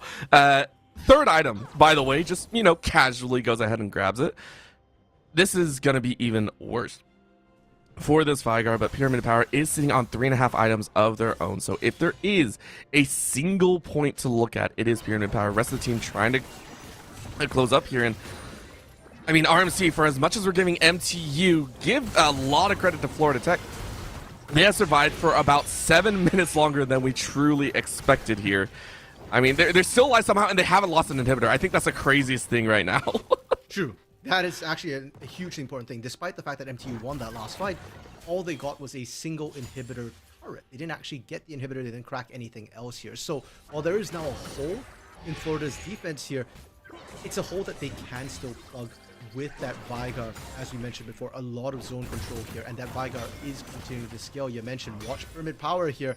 I'm watching him because he's also got his first Ornn Mythic upgrade coming through from Dipinator here. So if ever there was anybody to carry the game, it'd be him. If he can find a way onto Oscar Wilde, if he can pop that Sivir here, that will be massive towards Florida Tech trying to actually find a team fight. And I want to bring up for the side of MTU, we actually haven't seen them group for a little bit as well. They've just been kind of slowly pushing in all the lanes. And I got to ask, like, it feels like they could have ended a while ago if they just grouped up as 5. Is there really a reason that they're choosing not to do so? I think they're trying to play around the Pantheon a little bit. Oh, Oblivion Eyes gets obliterated. Obliterated? Is that a word himself? I'm so sad. The 25 stack Medjai's is gone, Orbital. You know what? You played with fire and you bit off a bit more than you could chew, but right now we're getting even more. What is this? We were wondering about MTU, and all of a sudden Florida Tech find a top and support kill, and are chasing for a little bit more. Remember, Pour on a Box is a little bit slow. That's going to be a chance, and you do have to flash away from the event horizon. So Florida Tech, they're still not out of it. They're saying, listen, if you are going to scrap with us, we're going to fight right back. Yeah, and they just bought themselves another minute and a half here, Orbital. They bought more stacking, not just for permit power, but for fire to try and buy more items as well. You had asked me, MTU, why aren't they grouping? I think part of the problem is that they are being baited a little bit by this Pantheon pickup. Pantheon with that ultimate here, really good at playing split map, but where is BDB going? To a very lonely Fire who says, hey, I still have a little bit of health, and it is going to be a 1-for-1 trade in time for Baron, which is up in 30 seconds. So you know what? As you said, BDB doesn't skill. Guess who does skill? It's Fire. You take out Fire before this Baron comes up. Hey, you'll take that 4v4. Yeah, but you just told them, play with Fire and you'll get burnt. Diving Fire under a turret in his own base with a Lulu support nearby, probably not the best idea here. Yes, he does outscale, but at the same time, I feel like BDB's threat and pressure is much more important when you're playing around that Baron. We were just talking about Pantheon's global. Now, I understand that, they wanted to try and play split lanes here, but now is when you really wanted to do that. I want to highlight, too, that happened to the 15 stack Magi's. If that was 25 stacks, HU might not have survived the follow-up that the team would have undoubtedly followed up with. Let this be a lesson to everyone. Ban Yuumi. No one wants to play against that champion. The only people that have fun are the Yuumi players. Let this be a lesson. Zero support items. Zero support items going into an even larger AP carry position with the Rabadons. This is insane. Baron is now down to about 6k health. Remember last time Reset was able to steal? Keep eyes on that steal. Is it going to go in? Oh, He do it again! Reset! Resets this game once again. And this angers the absolute god of 67. 67 is going to die, but sets up for the rest of the team. It is going to be a kill. Follow through with a barrel onto Pyramid Power, so that's going to be 2 kills. And once again, Florida Tech, they take the Baron, but look for just a little bit more. BDB, was looking, I think, for a very, very low HP HU, but it is going to be enough. You lose the Baron for the second time in a row. This time you get inhibitor, so you know what? You'll take what you can get and go ahead and work towards your hard-earned Elder Dragon. Yeah, I was going to say, it's not about the inhib right here. It's all about the Elder. And for MTU, it was kind of a win-win situation no matter what happens. Even if they lose Baron, if we can get the kills, great. But it is worrying now that Reset has stolen 2 Barons away here, and the Elder is secure because Reset is dead. Now 2.5 minutes here where MTU can impose their will on the map. Inhibitor turrets still standing on both side lanes here, and you are playing into a Baroned up team. So Florida just need to make sure they don't get engaged on. If they can just sit back, their Baron minions will push and defend the turrets for them. And I want to take it a step further, because now we have just a couple seconds to breathe. For Florida Tech, what would a perfect team fight look like if we were to engage in it? Because right now we're seeing Florida Tech, they are starting to get a few items, right? 3 to 3.5 items on some of the major carries. What are we looking at Florida Tech to take control and maybe do an incredible reverse sweep? Find a pick. Hermit Power and Reset have been great at finding sort of isolated picks, and the burst power that Viego and Vigar carry at 30 minutes into the game is nothing to scoff at here. Ideally, you find it onto Oscar Wilde or even Oblivion Eyes. We've seen how effective it is to remove that Yuumi. That Lost Chapter does so much work right now in these team fights. Well, there you go. Thoughts moving in as the teams draw closer to the battle lines. Keep eyes on what Pearl in a Box is. Pearl has been an absolute menace, 5-1-8. Right now, they are very focused on keeping these lanes pushed, focusing on the bot side, so top lane's going to push on its own here in about 30 seconds. So a 30-second window is going to be all so important. A little bit of a chunk. You can see this Dipinator taking a little bit low, and because of that, they do have to concede. So Florida Tech say, listen, we'll take our chances with the 3rd inhibitor or possibly a Nexus. Give ourselves a little bit more time to gain just another dagger or longsword. And who'd have thought, Orbital, that once MTU group up, they're pretty hard to handle here, especially with that Elder buff. Yeah, they're just going straight for Nexus right now. Yeah, that's crazy, actually. They gave a lot of space, and this is going to be Florida Tech. They have to make a move. In goes the explosive cast, but it's not going to land, and they do find it. Pyramid Power is dead, and they soaked up the ulti, but Oblivion Eyes has to get away. They go in once again. In goes the stun. They find it, but it doesn't matter because Oscar Wilde said game over, and MTU take the 2-0 sweep. Florida Tech might have won in the regular season, but MTU clutched it out when it mattered. You know, forget clutched it out overall. They dominated this series. They looked incredibly good while doing it here. And I'm just so happy when a team that likes to run non-meta picks gets to win like this. Granted, this second draft was incredibly meta, but it just goes back to what you're saying from the very beginning, Orbital. Ban Yumi. There's a reason why she's not allowed anywhere right now. As a mid laner myself, I hate when a Yumi can do more damage than me with a Q. That's not cool. That's not cool. It was ridiculous. And again, I do apologize because game number 1 would have set this up a little bit more. We saw MTU from the get-go feel a little bit stronger in those later on macro game plays. It just felt like they were a bit more coordinated. And I gotta ask you, RMC, is this a team that you just have to sit there and go, where did they come from? Like, I feel like we weren't expecting this level out of them coming into the playoffs. I mean, we're expecting them to be good, but they have leveled up at the right time, or they are peaking here in time for the grand finals against a team they've already beaten once before. Now, that's it. Florida did beat MTU last time, so just because they beat them in the regular season doesn't mean that MTU is a shoo-in as the grand champions. They will have to continue performing at this level, but tonight, at this time, in this series, Orbital, they look incredibly good across the board. And I gotta ask you, I think I know where it's gonna go. I think I know where it's gonna go, but I want to ask, was there a star player that stood out? Because we had so many amazing players on this lineup. We were talking about 67 in the top lane. We were talking about Poro in the jungle. We were talking about everyone, right? But is there a player that stood out in your mind across this game, and the one that we personally got to see? Wait, actually, you say you think I know who I'm gonna say. I don't hear who you got, Orbital. Who do you think I'm gonna give that to?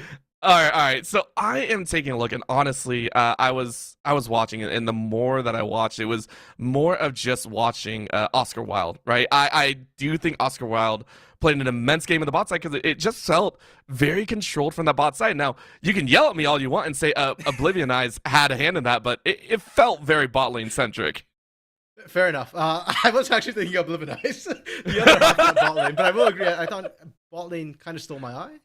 For the most part here. And I think, to be fair to MTU, it's a really hard call. I think everybody really, really stepped up this game. And I want to highlight Poro in the box as well a little bit, because I actually think Poro in the box is the biggest threat in that game too, towards the end there.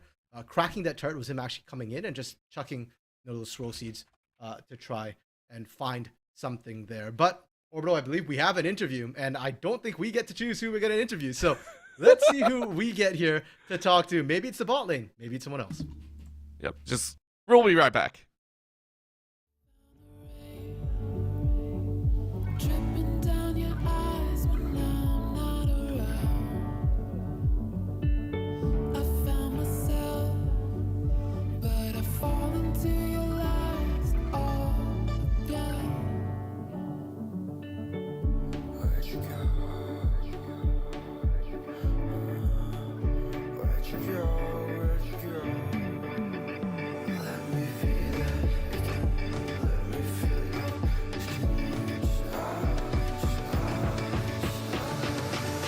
Fall into your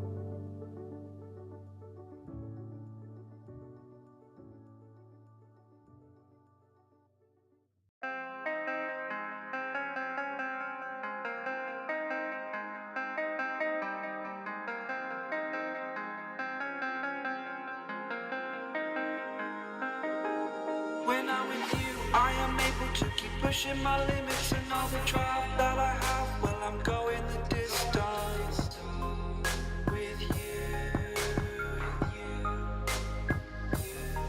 I didn't know what I had till I knew what was missing, and everything that I dread, well, I built a resistance with you. Catch me when I fall, and I'll keep you on the ground. You were gone, I wish you'd stay. I could look at you for days. Time was well spent, that's when I knew that I need to spend my life here with you.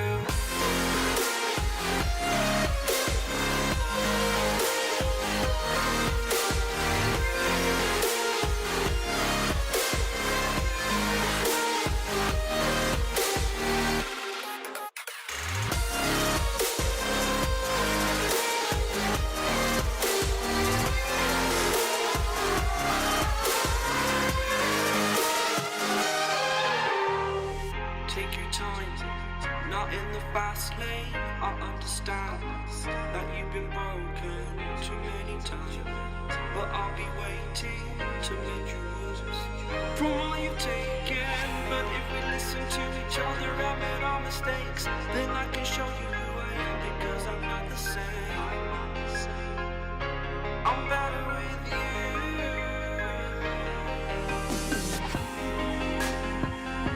I'm better with you.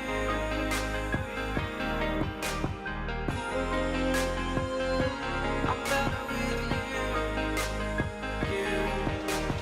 Catch me when I fall. You know who keep you off the ground. That's when I knew that I need to spend my life here with you.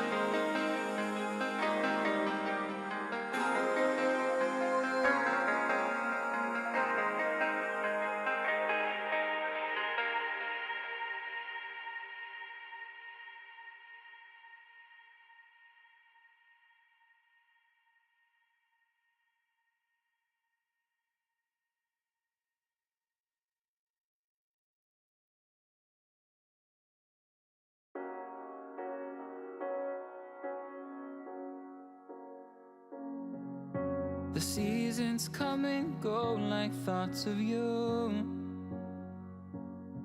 like a wave returns to the sea. Welcome back, everyone. We are here with a lovely interview with the jungler and captain of the MTU squad. It is Poro in a box. He was now out of the box, or still in a box, depending on how you see the camera. It is amazing to see you guys here, and I mean, I gotta ask, how are you guys feeling after a win that was a little bit unfortunate in the regular scene? You guys turned it around here. How you guys feeling over there? I mean, I saw someone poking in, saying it looked like they were pretty happy. That's our support. Yeah, we're feeling pretty good after the win, guys. It was a really fun couple set of games right there, and I mean, the games went to plan as we thought they were gonna go. We went into the game pretty prepared and feeling pretty happy with how it came out. Speaking of to plan there, bro, I mean, the last time you guys met up, week 3, Florida Tech beat you guys 2-1 in what looked like a rather close series. So what were the prep, the sort of mental coming into this series here, especially since it's playoffs as well, so loser just goes right home? I was gonna say the big difference is I think we finally figured out our identity for a team. We got much more comfortable with the team we want to run. With those games, we could have came out 2-0, but our first game we played against them, the first time we played Florida, we were playing a comp we weren't very comfortable with, and we weren't able to execute on it. And because of that, they ended up coming out on the whole series. But here we had a very good idea of what we wanted to play. We came in knowing what we were going to do. We planned it all out, and it just went pretty smoothly. Yeah, that feels like an understatement after that game 2 there. But speaking of comps, you guys are no stranger to non-meta bot lanes. The game 1, we didn't get to see on stream here. You guys pulled out a Xerath Lux bot lane, and your bot lane, I think they've played 5 times Scion Fiddlesticks. Now, that is certainly not something we normally see. So, Poro, I'd love for you to talk a little bit about your bot laners. Why do they keep doing these non-meta things, and how does Scion Fiddlesticks bot lane work? Does it work? So, honestly, I was going to say our ADC used to be our jungler at some point, but we ended up doing a very large amount of role swapping this season. And because of that, he likes his juggernauts. And so we brought up that him and our support loves theory crafting on everything. That's not even our only wild bot lane. We've done a Nevia Graves bot lane also as well, for example. Yeah. And but Scion Fiddle is definitely one of their favorites that they love to go to. And I've got no idea how it works. All I know is that I looked bot and it's working. So I just don't question it. Okay, so don't question it too much. It just happens. Got it. So literally, it's just like if it's working, it's working. If the ADC can't kill the Scion, I mean, it's got to work, right? Oh man, I'm gonna laugh if I see Silent Fiddlestick Bands coming in the grand finals here. But hey, potentially well deserved here. And comps aside, there was another big change between week 3 and this week here, and it was your top laner. Back in week 3, you guys had Vay Caution playing in that top side, and in around week 5, you guys brought back 67. So, if I might ask, what's happened in that top lane there? Why the sudden swap up? So with Vic Caution, he normally is our sub typically on our main roster, but for this league, we were playing 2 different leagues. We were doing this and NACE at the same time. This league we had Vay starting, but for the other league we had 67 starting. So as we were starting to get further in the NACE, it was getting a bit tight in some of those games on NACE. So I was wanting to get some more reps in for 60 to make sure we were comfortable as a team identity, because we function much differently with 60 top lane rather than Vacation. Especially with how big of a shot calling role that 60 will play every game, we completely function different. We function completely differently as a team. I like it. And making sure that you do kind of hone your blade at the end of it is very important. Now, I got to ask you, your blade looked a little bit rusty there in game number 2. We saw some steals go down that I think we need to address here, right? No. We're not. We're talking about the elephant in the room here. Let's have some fun with this. What happened in those? Come on, what were the comms like? What was going on? Bring it to us. I am going to fully blame my team on this. They're yelling at me. They're yelling at me, reset the Baron, reset the Baron. I'm yelling at them. They're in the pit. We can't reset it. And then next thing I know, I'm zoned up by Vagar Cage, and I'm not even in range of Smite, and I don't have Flash. It's like, well, I guess we lose Baron here, but then that didn't really matter because we were so far ahead anyways.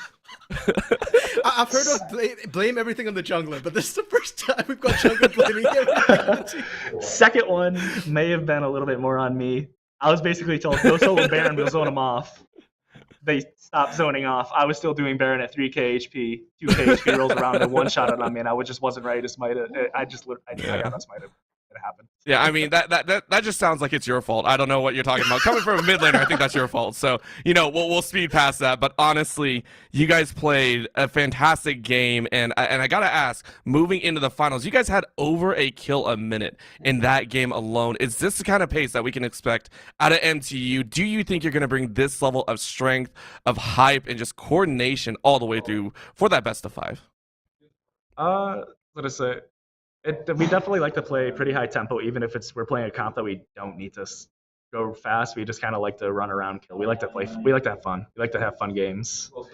Mm-hmm. But so going for this set, do we know who won the other set or no? Yes, it was an upset. It is NKU that you're going to be playing as a 2-0 Juniata Eagles. Oh wow, okay. I mean. We 2-0'd them last time, so I don't see why it'd be much different in a BO5, really. Okay. I like it. Great words to end on. Poro in a box, thank you so much for the interview. Congratulations on the 2-0, and hopefully we get to see you have some more fun in the finals. I look forward to talking to you guys after the finals. Oh, okay. All right, this is even getting better. So we'll go ahead and let you go celebrate. We are going to go ahead and have to quickly pop off here, as again, this is the end of our second series on the day here on the main stream, but we have another amazing series coming up here in the Emergence Gulf Atlantic Division. It is going to be Arkansas State University versus Eastern Kentucky University coming in their own semifinals matchup. It is going to be a brand new set of casters. It's going to be Fish and Soft Chance, so please do not go anywhere. The NECC will be right back. Blue. They change, but in a cycle that I can't lose. Each painful but delightful to live through. You came into my life just like another season.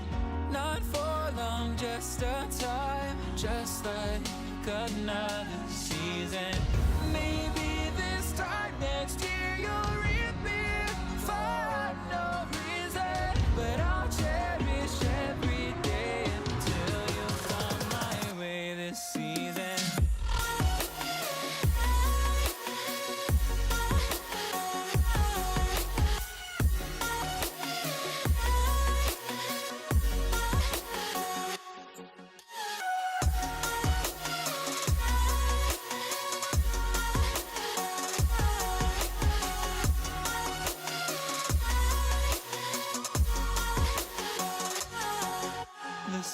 seasons turn and change just like your mind. Like the sun gives into the moon, into the night. Time continues marching, it slowly crawls. With each new one starting, I recall. You came into my life just like another season. Not for long, just a time, just like another season.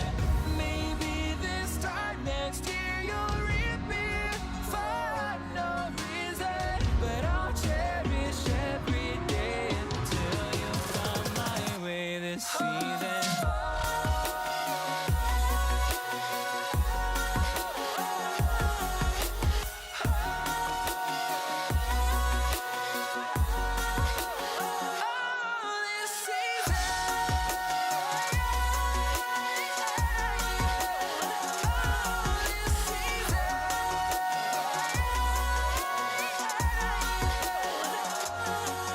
Each time of year carries memories, like a never fading whisper in the breeze. Oh, we will keep on changing all over again. Yeah, we will keep on changing, just like another season. Don't want another day without you by my side. Oh, this season.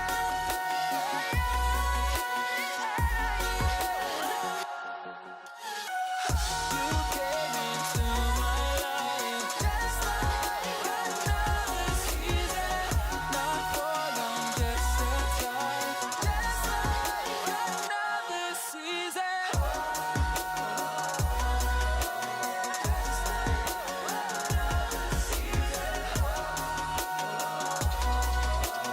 Just like another season.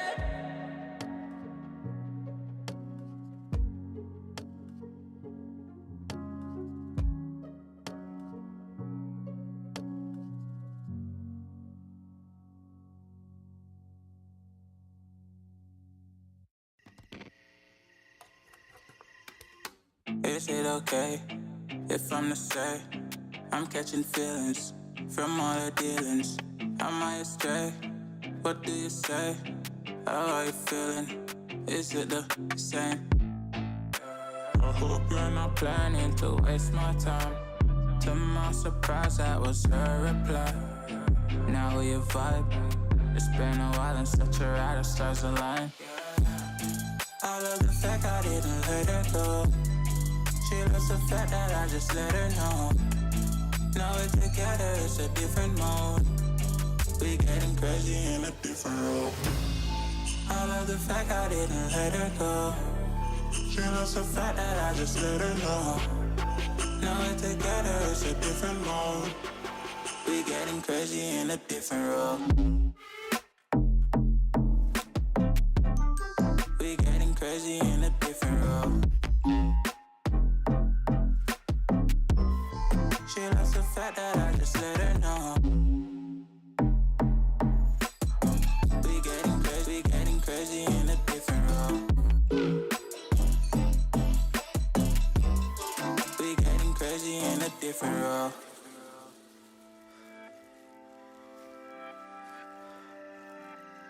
She my do or die, my bona fide. My up when I'm down, she's always beside me. She makes me feel alive, I won't deny. Her love for me is real and kinda suicide-y.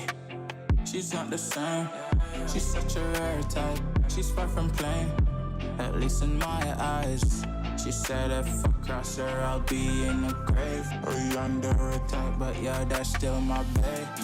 I love the fact I didn't let her go. She loves the fact that I just let her know.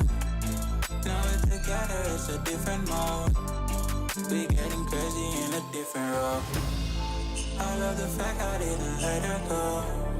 She loves the fact that I just let her know. Now we're together, it's a different mode. We getting crazy in a different role. We getting crazy in a different role. She loves the fact that I just let her know. We getting crazy in a different role. We getting crazy in a different role. Getting crazy in a different role. We getting crazy in a different role.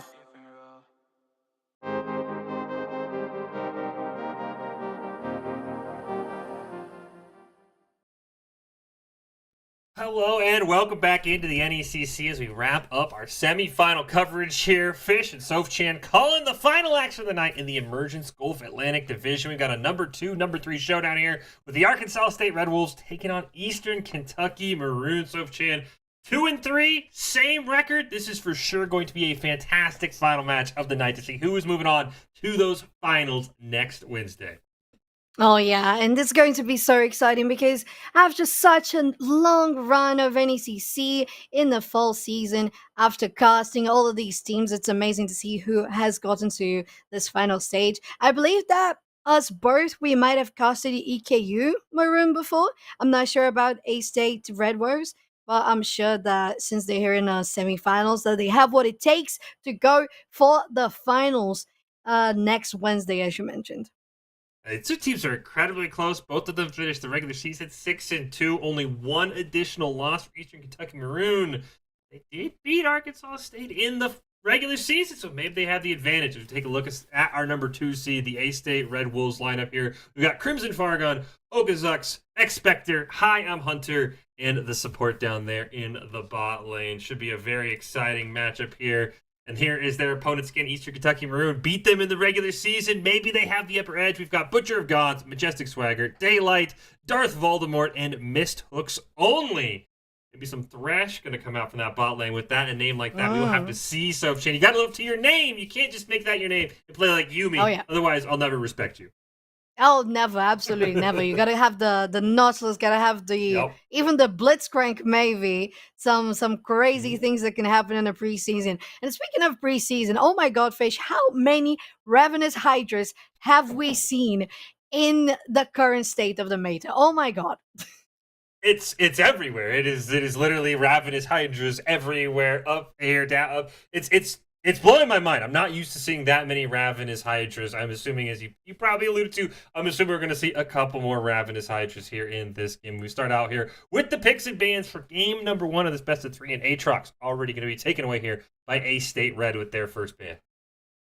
Yes, and that's such a good first ban. We have seen a lot of top laners coming around recently in this preseason, but also the junglers as well. So it makes sense to get the Hecarim onto the first round of bans. Oh, and mixed hooks only. That has to be the target for the Thresh. It's going to be denied for them. On the other side, EKU Maroon decided to go for the Lucian, the Seraphine, and the Udyr. Seraphine has been so great.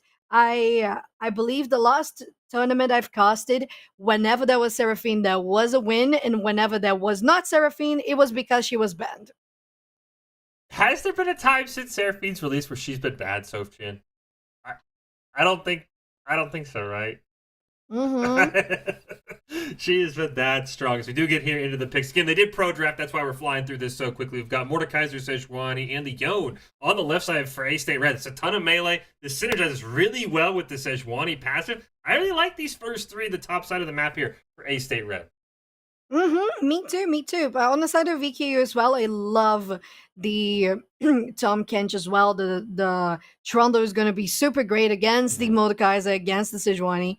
I think Lissandra has been more of a shadow pick. It hasn't been super highlighted in the meta recently, but she's always great. She's always solid. Oh, nice. Oh, it is confirmed. Jinx is going to be the first ADC to be confirmed in this matchup against a Twitch. It has to be a Lulu either or a Yumi, and there we have it. it's going to wrap up this bot lane with missed hooks only on the Blitzcrank, coming in clutch, giving all of those plays to us. You called it. You said it's either got to be Nautilus or Blitzcrank, and he pulls out the Blitzcrank. Let's see if he lives up to his name. I'm assuming his team, of course, hoping he does it. But no, I think this is a very, very powerful team from both these teams. I like the Lissandra pick. It kind of feels like a Yone counter pick. You can always Frozen Tomb yourself when the Yone goes in. Hopefully your teammate, maybe Majestic Tiger, is there to rotate up. I'll be honest, I know I spent this entire season bashing Yuumi, and I still stand by that. I think Twitch Yuumi would have been so much better in this situation. I think that bot lane is so strong. You come out invisible. It's absolutely wild. So I think the Lulu's a great pick. As you said, it had to be Lulu or Yuumi. But if Spectre's on that Yuumi, I would have said this is A-State Red all the way. Now, I'm a bit more torn on who I'm going to side with for game number 1. Yeah, me too. And I totally agree with that, Fish. I believe that with Hayam Hunter on the Twitch, Yuumi would have been perfect. She hasn't been banned. So it was almost necessary that they went for that support, but it's fine. They got the Lulu. It's the next best thing. But usually you go for the next best thing when you don't have the best thing. But anyways, it's probably just a case of the player being more comfortable in this champion. So since it's playoffs, they definitely have to be going for their comfort zones, not going to out of it, especially in the first game of a best of 3. Yeah, first game, as you said, playoffs, semifinals here in the Emergence Gulf Atlantic Division. We did just get word UNA Purple, who's the number 1 seed in this division, did take down their opponent, JWU Blue 2-0. So that will be maybe some extra eyes on this game for UNA Purple. They are the 1 seed, so I'm sure they're coming in very confident to next week's matchup, and they're going to find out who their opponent will be hopefully very shortly. Again, we got game 1 here kicking off. The A-State Red Wolves taking on Eastern Kentucky Maroon here, Emergent Gulf Atlantic. Both these teams, same record. I mean, I was looking at their schedules. There's like no difference between these teams, I think it's like 1 extra game that EKU Maroon lost, which is why they're the 3 seed. But I mean, these two are basically identical teams in terms of record. So I expect it to be an all bloodbath. And I really don't know how to lean this game 1 because these drafts were so strong. And I feel like it's just, it's gonna be like 1 or 2 plays that I can't foresee right now. It's gonna be exciting. Yeah, no, absolutely. It's always going to be exciting. It's NECC we're talking about, playoffs, semifinals. It's always going to be amazing. But I totally agree in regards to the comps. I think that both of them can be so strong at their own good states in the game, like their power spikes and all of that. But I think that maybe EKU has the upper hand in regards to at least peeling and trying to deny any engage, especially because of Lissandra, because of Trundle as well. You're going to deny the defense, just stealing the stats from your opponent. So maybe that's going to be something that's good for EKU. But at the same time, they also want to go for early game because they have the Blitzcrank, and you're going to try to get those hooks landing as soon as possible. So do you think this is going to be, as you said, just reliable on a couple of plays, but are there going to be early game plays or mid game plays? What do you think? I think the big one, as you pointed out, is missed hooks only. When you pick the Blitzcrank, you got to get ahead early. If you start falling behind, it doesn't matter if you're hitting the correct hook targets. Your team is losing on gold. They're not going to win fights. So I think, as you pointed out, it's got to be early plays from Eastern Kentucky. But I mean, don't forget, they also have Tom Kench for the peel. If Yone even gets to this Jinx, Tom Kench just swallows her up, spits her away. She gets a huge shield. Then you maybe have the Frozen Tomb. There is so much peel for this Jinx. I think that Yone may have to play the unconventional Yone gameplay and go front to back as opposed to just, I'm going to find the Jinx, I'm going to eliminate the AD carry. There's just so much peel for Eastern Kentucky. Every single player can peel for that Jinx, and that's going to make a Yone's life absolute miserable when he's trying to dive an AD carry. Yeah, that's so true. We might even see A-State going for split pushes a couple of times because they have the Aatrox. They have they have an Aatrox? No, did they ban an Aatrox? They banned the Mordekaiser. There we go. Yeah. A little confusing there on my part. But anyways, Yone can also be good on those split pushes if necessary. And as you said, if you just cannot find anything on the Jinx, she's too protected.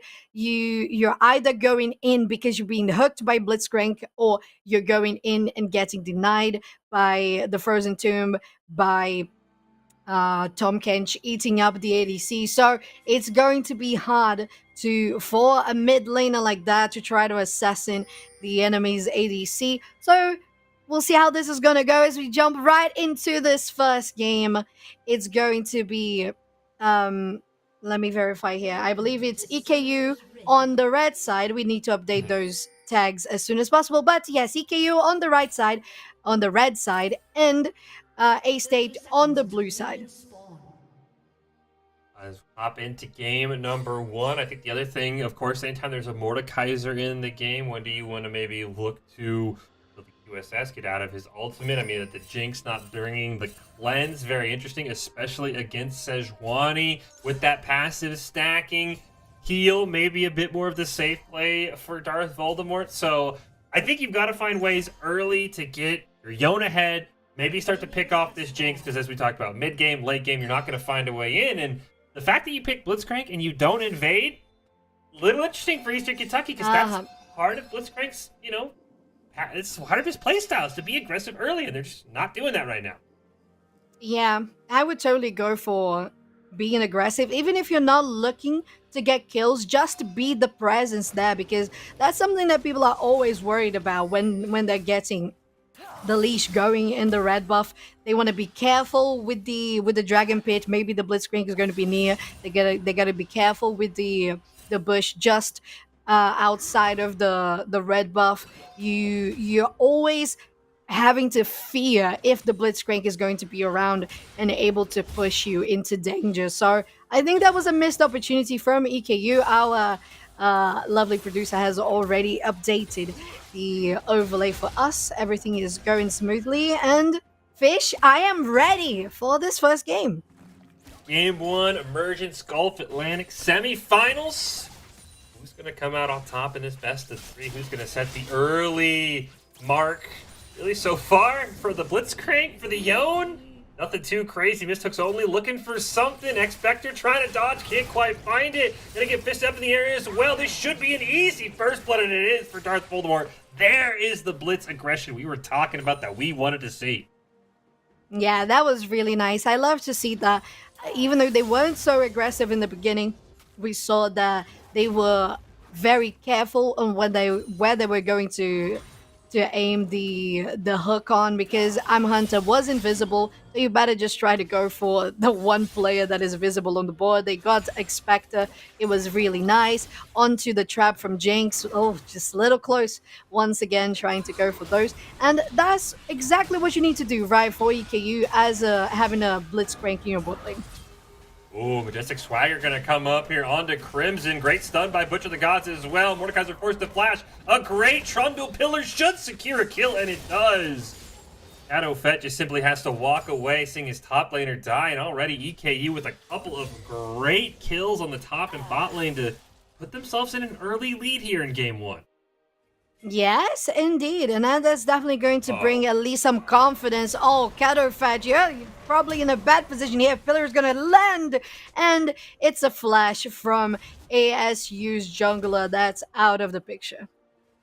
So we talked about, we wanted to see the aggression. Had no idea to Kato Fett. He was sitting on a ward. Easy flash force there. Onto that Sejuani. Going to make it even harder to try and get in range for a gank now until she has that Glacial Prison online. And I can't complain about this Eastern Kentucky start. They did everything they wanted. I'm sure Missed Hooks can maybe look for another one. But as I say that, Kato Fett going to go down bot lane, try and jump right on top of Darth Voldemort. Going to hit by the Power Fist, knock up in the air. Just simply cannot get in range. And so they'll get a little bit of chip damage. Not much more onto the EKU bot lane. Yeah, I'm just happy for EKU there that they were able to escape it. Okay, Miss Hooks, looking for all the openings, all the regions to get those hooks in. But I enjoyed that, even though on one side of the map we had EKU doing the aggression on that part, ASU was also trying to get that going in the bottom lane. They're gonna try once again. Majestic Swagger going for the top lane onto Crimson Fraggin. Boy, can he find a great pillar once again. Another fantastic stun from Butcher of Gods. There's the pillar. There's no flash, and that is a dead Mordekaiser once again. Even had the ward and nothing he could do. I will say, big shout out Butcher the Gods. That is the second time in a row he's gotten the stun on the Q, and that secured the kill for his team.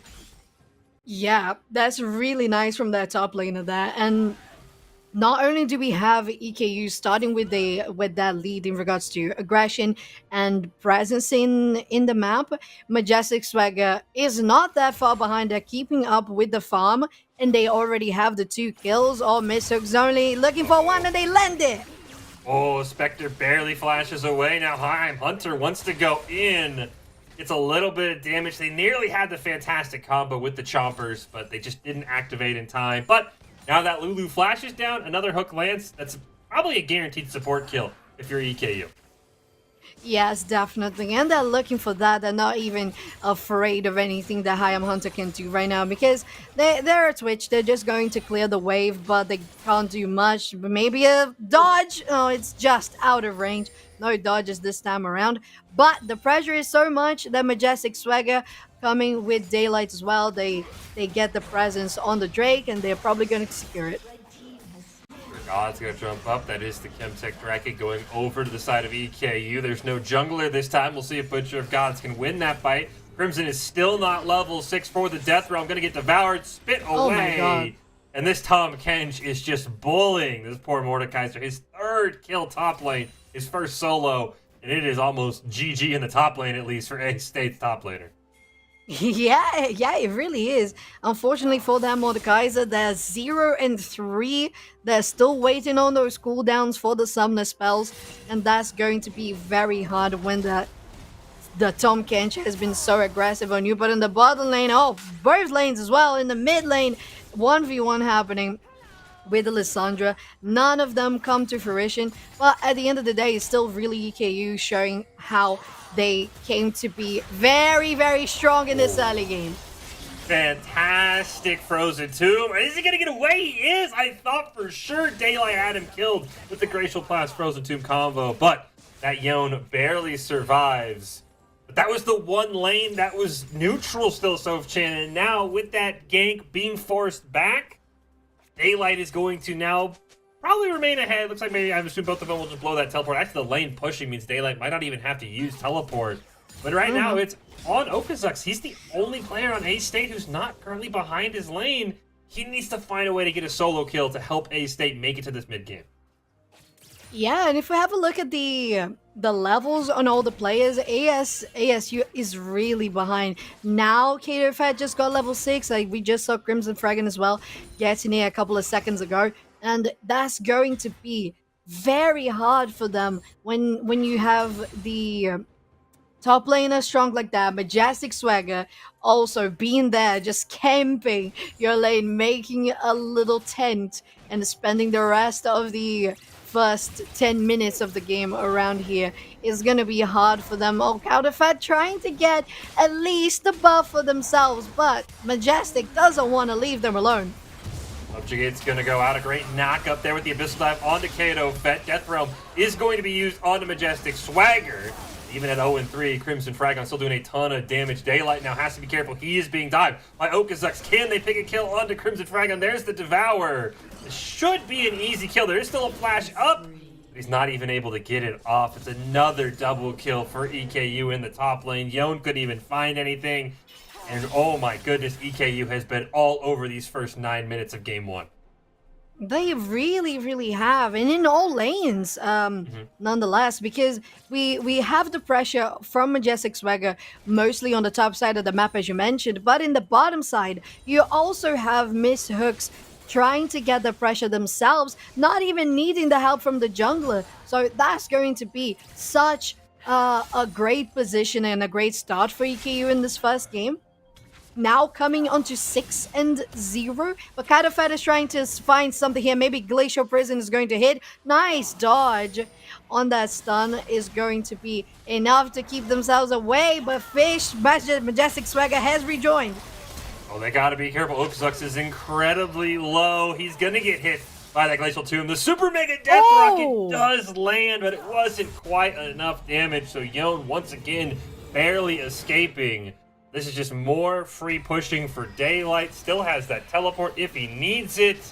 And EKU has now built a 3.5k gold lead in the first 10 minutes. They got both objectives as well. You saw the Rift Herald by Majestic Swagger. I mean, This needs to be in a game where A-State needs to be planning already to go about 40 minutes. They need to slow this game down. They need to just give up objectives because right now they are not in a position to fight anywhere across the map. They really are not, but unfortunately, if we have a look as well at the CS on the top lane, the Tom Kench is so far ahead, almost double the farm on, and Crimson Fragrance sitting on only 40 at this point, very behind the curve, very much behind the curve. Just trying to stack on some HP because unfortunately they can't go for damage right now, not with Majestic Swagger going for ganks at every corner. And not only them, now it's going to be missed hooks as well. Cadofed might be the one chosen, and the hook lands. Our fist lands as well. Here comes Daylight, and there is nothing that Takado Fett could do there. A free kill, and this is the power of the Blitzcrank. We saw the name. We knew it was going to be Thresh, Blitzcrank, or Nautilus. I didn't expect the Blitzcrank, but once the Thresh got banned, he said, look, I'll pick Blitzcrank, and you guys are going to regret it. Second Dragon spawns. This is just guaranteed to be EKUs. I don't think there's anything you do. Look at the gold. This Tom Kench is nearly 2,000 gold up on this poor Mordecai. So I just feel bad for Crimson Fragon at this point. Yeah, it feels really bad. But I think something that we also know is that in a best of 3 scenario, sometimes when you have a rough start like this, you just gotta breathe. Even if you don't have the conditions to try to outscale, to try to just slow it down, as you said, Fish, you still have at least one other game that can be enough to try to bring things around. So you can always keep yourself in a good mental state, because it's not yet the end. It's not single elimination. You're fine. So there's still much League of Legends to be played. Only 12 minutes on the clock. There's still platings on the map. And even though there's still platings on the map, it's already the 3rd Drake that's going to spawn. Yeah, a big shout out to Majestic Swagger. He has realized, look, my team's ahead. I can push these dragons. It is somehow, once again, so shit. It doesn't matter what it's. They added another dragon, and we still got a Cloud Soul for us casting once again. We are somehow holding like 60% Cloud Souls in the NECC together. The teams must hate us. Meanwhile, speaking of being hated, Crimson Fragon has not had a good time. The Rift Herald is dropped. Majestic Swagger not really able to do anything. The pillar does go down. Can't quite trap Kato Fett, however. Are we looking for a dive? Great pull in. X-Spectre is here as well. They get a great CC on to Butcher the Gods. He's just too tanky, and they just simply walk away from that dive. Oh, so we're like a Death Rocket. Oh! Just missed Kato Fett. He barely dodged. It's a great rocket. Down in bot lane for Dart. Huge aim there. And once again, EKU wins that trade. Huge aim. Oh, but I'm Hunter doesn't even have to aim on that one. It's just a point click on the auto attacks. It's going to be enough to take the wave down. And Okazax is maybe going for a kill on Majestic Swagger. It's going to be a massive bounty if that does happen, and it does. 450 gold for ASU's mid laner. That's what they needed. They needed that Yone to get ahead. I don't know if it's enough. The gold lead is still 4,000 despite that bounty. The perfect game ended. No shot for EKU to really kind of stop at home in game 1. 15 seconds left on plates. Not that many taken for the early game dominance. That does kind of shock me. It's only 3 top lane and 1 in the mid that were taken. So despite 7-1, they only really got 4 plates on A-State. And that's a lot of gold I feel like they left on the table so far.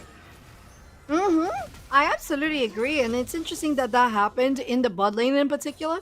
But I think it was just the power of I'm Hunter to be able to clear and push the wave to try to control it that might have helped. But I have to say something. You mentioned our curse with the Cloud Souls. I casted, I kid you not, 3 games in a row with Chemtech Souls. Can you believe that? I want to see the Chemtech Soul. I've been rooting for the Chemtech Soul. You haven't seen them? No, I still somehow see. That was actually the first Chemtech Dragon I've seen casting a game since they added it back. It's Cloud Dragons. It's always Cloud Dragon. I think you missed a week in the NEC South shit, and I still had 3 Cloud Dragons somehow. I don't know. It's me. I'm cursed. It's not you. It's just me apparently. Speaking of curse, I think Crimson Fragon must have. He has also been cursed. As they're going to jump on Okazux in the mid lane. He is simply dead. The real question is who gets the kill? Oh no! Wait.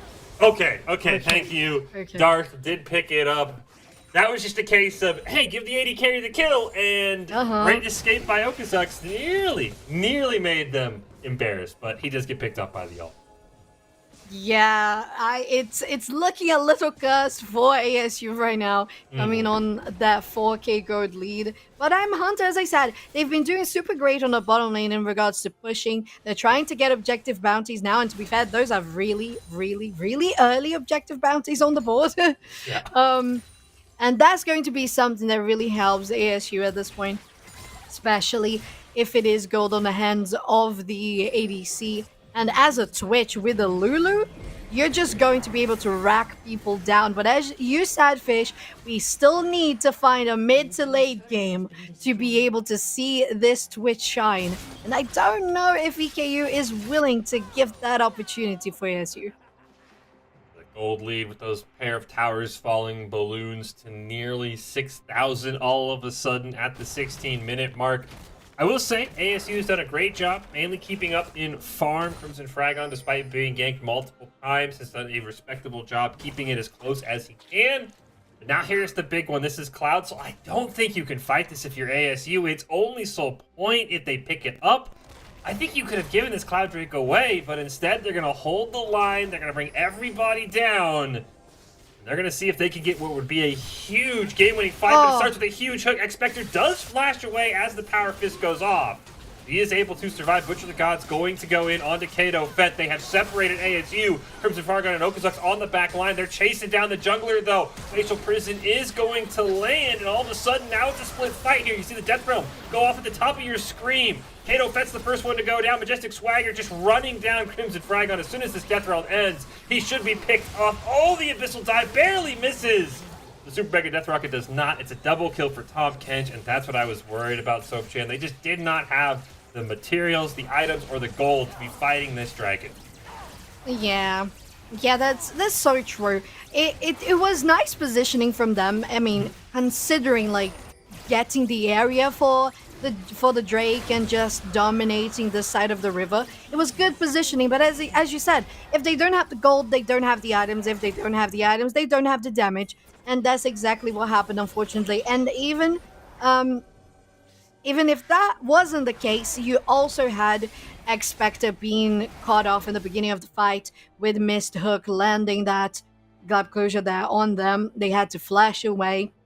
And to be fair, I think that was a blind hook because I didn't see any vision in that specific area. That would have been Fog of War. So Mist Hook's really shining on this Blitzcrank here, showing that they, in fact, are not missing that many hooks.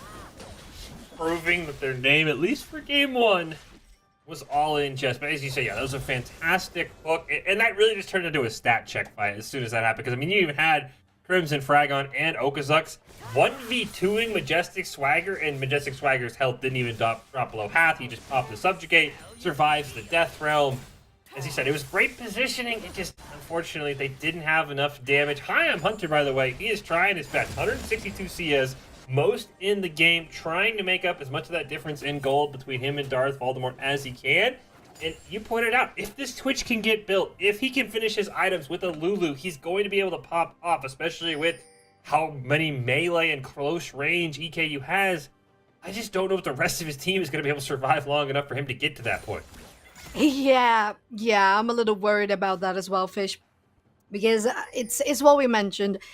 The Twitch has the potential to pop off at some point. But that really relies on them having enough time in Summoner's Rift in this first game to be able to do so. And EKU is being very aggressive on what they're doing on the engages. You have the vision as well, for example. They're rotating here on the top side of the map. We have the Baron spawning in 20. I don't think they would do a Baron. They would go for a fight, but I just think they're going for the vision and domination of that side of the jungle. So that ASU has to be a little more restricted. They can't go much further. And that way EKU can keep track of where they are and go for those aggressive plays again. You have daylight on the bottom of the map. There are a couple of pings going out. It looks like maybe EKU wants to start this Baron, and actually they are going to pick it up. Would you look at them? They did spot out Majestic Swagger on the ward, though, Soapchan, so this may be a chance here for ASU to come back. Teleport from Daylight is going to make this a full 5v5. The question is, can ASU get in range in time? They disengage. The hook's going to miss. Glacial Prison does land onto miss hooks only. Into the back line goes Daylight, taking a ton of damage and is not able to stay alive. So the rest of the team for EKU is here. They're going to burn down Crimson Frag on Butcher. The God's going to try and jump onto the back line of Hi, I'm Hunter. This took only there as well. Wild Growth going to go off, as X-Spectre will sacrifice their life for the support. It started out great, but it ends up being a 4-for-1 in favor of EKU. Yeah, and once again it was, oh, would you look at that, Butcher of Gods going in, trying to get damage onto the ADC. I'm Hunter trying to follow, try to run away from that one. But here in the Dragon Pit, Majestic Swagger and Darth Voldemort alone are probably going to take this one, and it's going to be a 21-minute Baron for EKU in this first game of semifinals here on NECC League of Legends. And Fish, I don't know what they can do with those KDAs on the board. I mean, the strategy is clearly there, right? It's try and peel for Hi, I'm Hunter, try and let him be the pop-off. He just simply doesn't have the items. The other thing, with that 21-minute Baron, the spawn times are so fast. Daylight now even has the Baron buff. He respawned in time, so it's a 5 Baron strong team. Wow. They're going to get a probably 22.5-minute soul here. I don't know if ASU can contest. That's the one nice thing, I guess, for it being a Cloud Soul, is it's not a soul that you feel the need to fight over. But you said, yeah, you look at the KDs for EKU, you just look at the raw gold they have.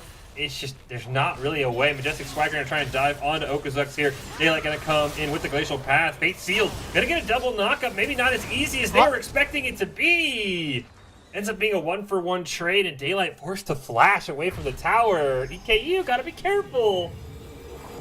Yeah, they really do, Fish. Would you look at that? If it wasn't for that flash, I think Daylight was very convinced that they could do good Darth Voldemort, getting a nice flash, healing away as well, but the damage from the poison is sticking. Is not going to be enough quite yet. Keto Fat is going to be taken down by the Super Mega Death Rocket, taking damage from the tower as well.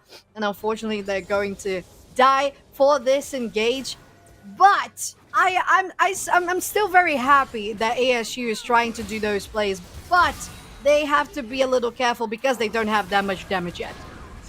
I Am Hunter has quite a bit of damage. He did pop the spray and pray, so he does have to be careful. They're going to jump right on the Crimson Frag on Okazux, back into the fight as well. Mistook's only going to jump onto that Twitch. The Wild Growth does go out. The Blast going over the wall. The Devour with the White Shield barely holding. Huge shutdown for Okazux. Can they finish off Crimson Frag on?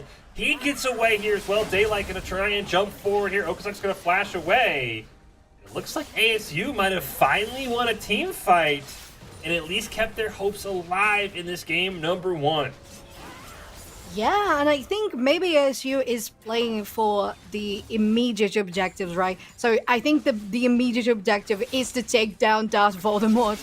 They are on 5-0 and 4, 500 gold bounty. Oh, miss hooks is going to miss this hook, unfortunately. Going on Daylight. Oh, they have to pop Zonias.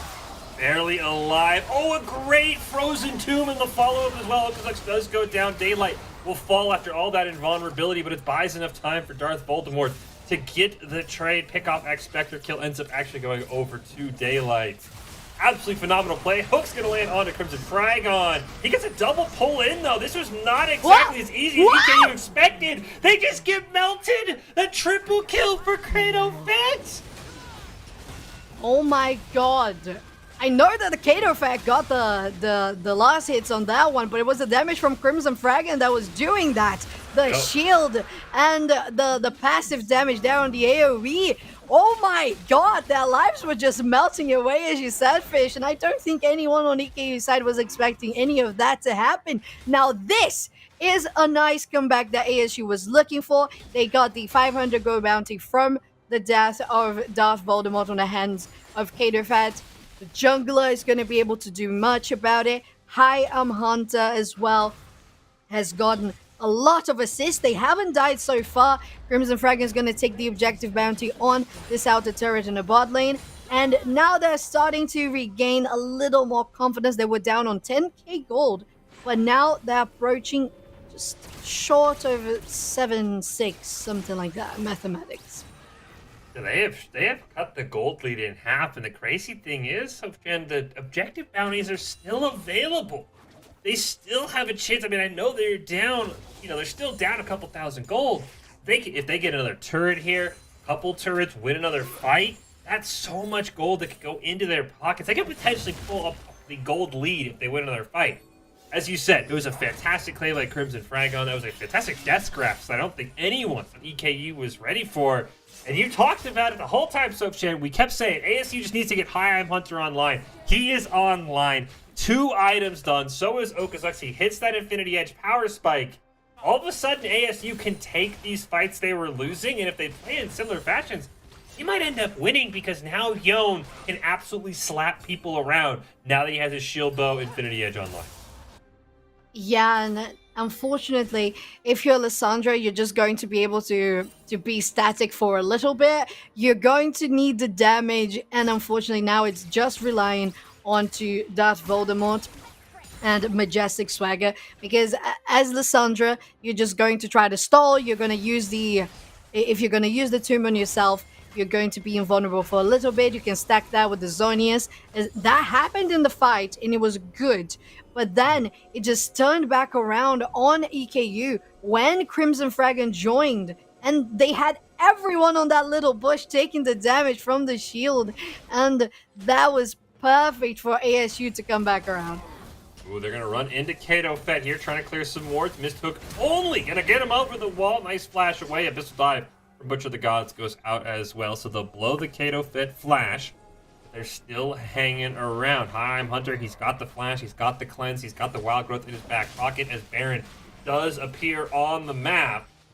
I think now we're going to play a little bit of a game of chicken, probably trying to find missed hooks only to land a hook. But right now, things are a little bit more tense than they were about 5 minutes ago for both these teams, don't you? Oh, yes, and I'm looking at this Yone here. They're looking for daylight. The health bars are dropping, but nice route onto the Yone is going to prevent any more following there. But they still have to reset. They still have to go to base. They have to be still. So, Fish, there's still follow-up that can be done from the mid laner of EKU. As you said, the Baron is on the board, but ASU is just looking for the juicy objective bounty here in the mid lane. I can't believe objective bounty still online despite all of the wins ASU has had. 18-8. This is game 1 here. Emergent Gothic Atlantic Semifinals. ASU the 2 seed, EKU the 3 seed. Somebody's trying to pick up a game 1 win. It has been back and forth. Here on the desk, and again, I think we're waiting for this Baron. I think it's really going to start on whether or not Missed Hooks only lands a hook. If he finds it, especially onto someone like Okazux, onto someone like Expector, I think that is how EKU wins these fights. But if he grips in Kato Fett or grips in Crimson Fragon, I think ASU might be able to find a way in this fight. It's very hard for this Blitzcrank to make sure he grips the right target. Yeah, because the wrong targets are very big, aren't they? The hitboxes on the Sejuani, on the Mordekaiser are going to be very big, and they're going for miss hooks only already. They might get a hook back, but it's still that Sejuani that you're hooking. Look how much damage she's tanking, but they might have enough. Oh, the dash away. They do lose the wild growth, though. It will come back. I mean, you could see how fast that cooldown is resetting right now. It's probably going to be up in about 60 seconds or so. But that is the time for EKU. They can go in. Hunter now has no defense. And this looks like it's just going to be a free Baron from the side of EKU. There is no contesting going on. Yeah, and I think they also have enough time to rotate for the Drake, spawning in 5 seconds now. And since this is a serve point for EKU, they really have to go for it. At the same time, ASU has to as well, because they need to try to prevent that from happening. ASU was there first. They're going to be able to pick up the River Scuttle. They're going to be able to get a ward down, but that permanent vision will last for the next 60 seconds in that river. They're going to start up the Dragon. Daylight is going to be late moving into the fight, and that's a chance for ASU. Kato Peck can jump on the backline. Crimson Dragon going to jump right on top of Butcher of the Gods. You see Daylight there trying to jump on high. Hunter forced to pop the Zanyas. Kato Peck running away, bit off a bit more than he can chew. He's the first one that goes down.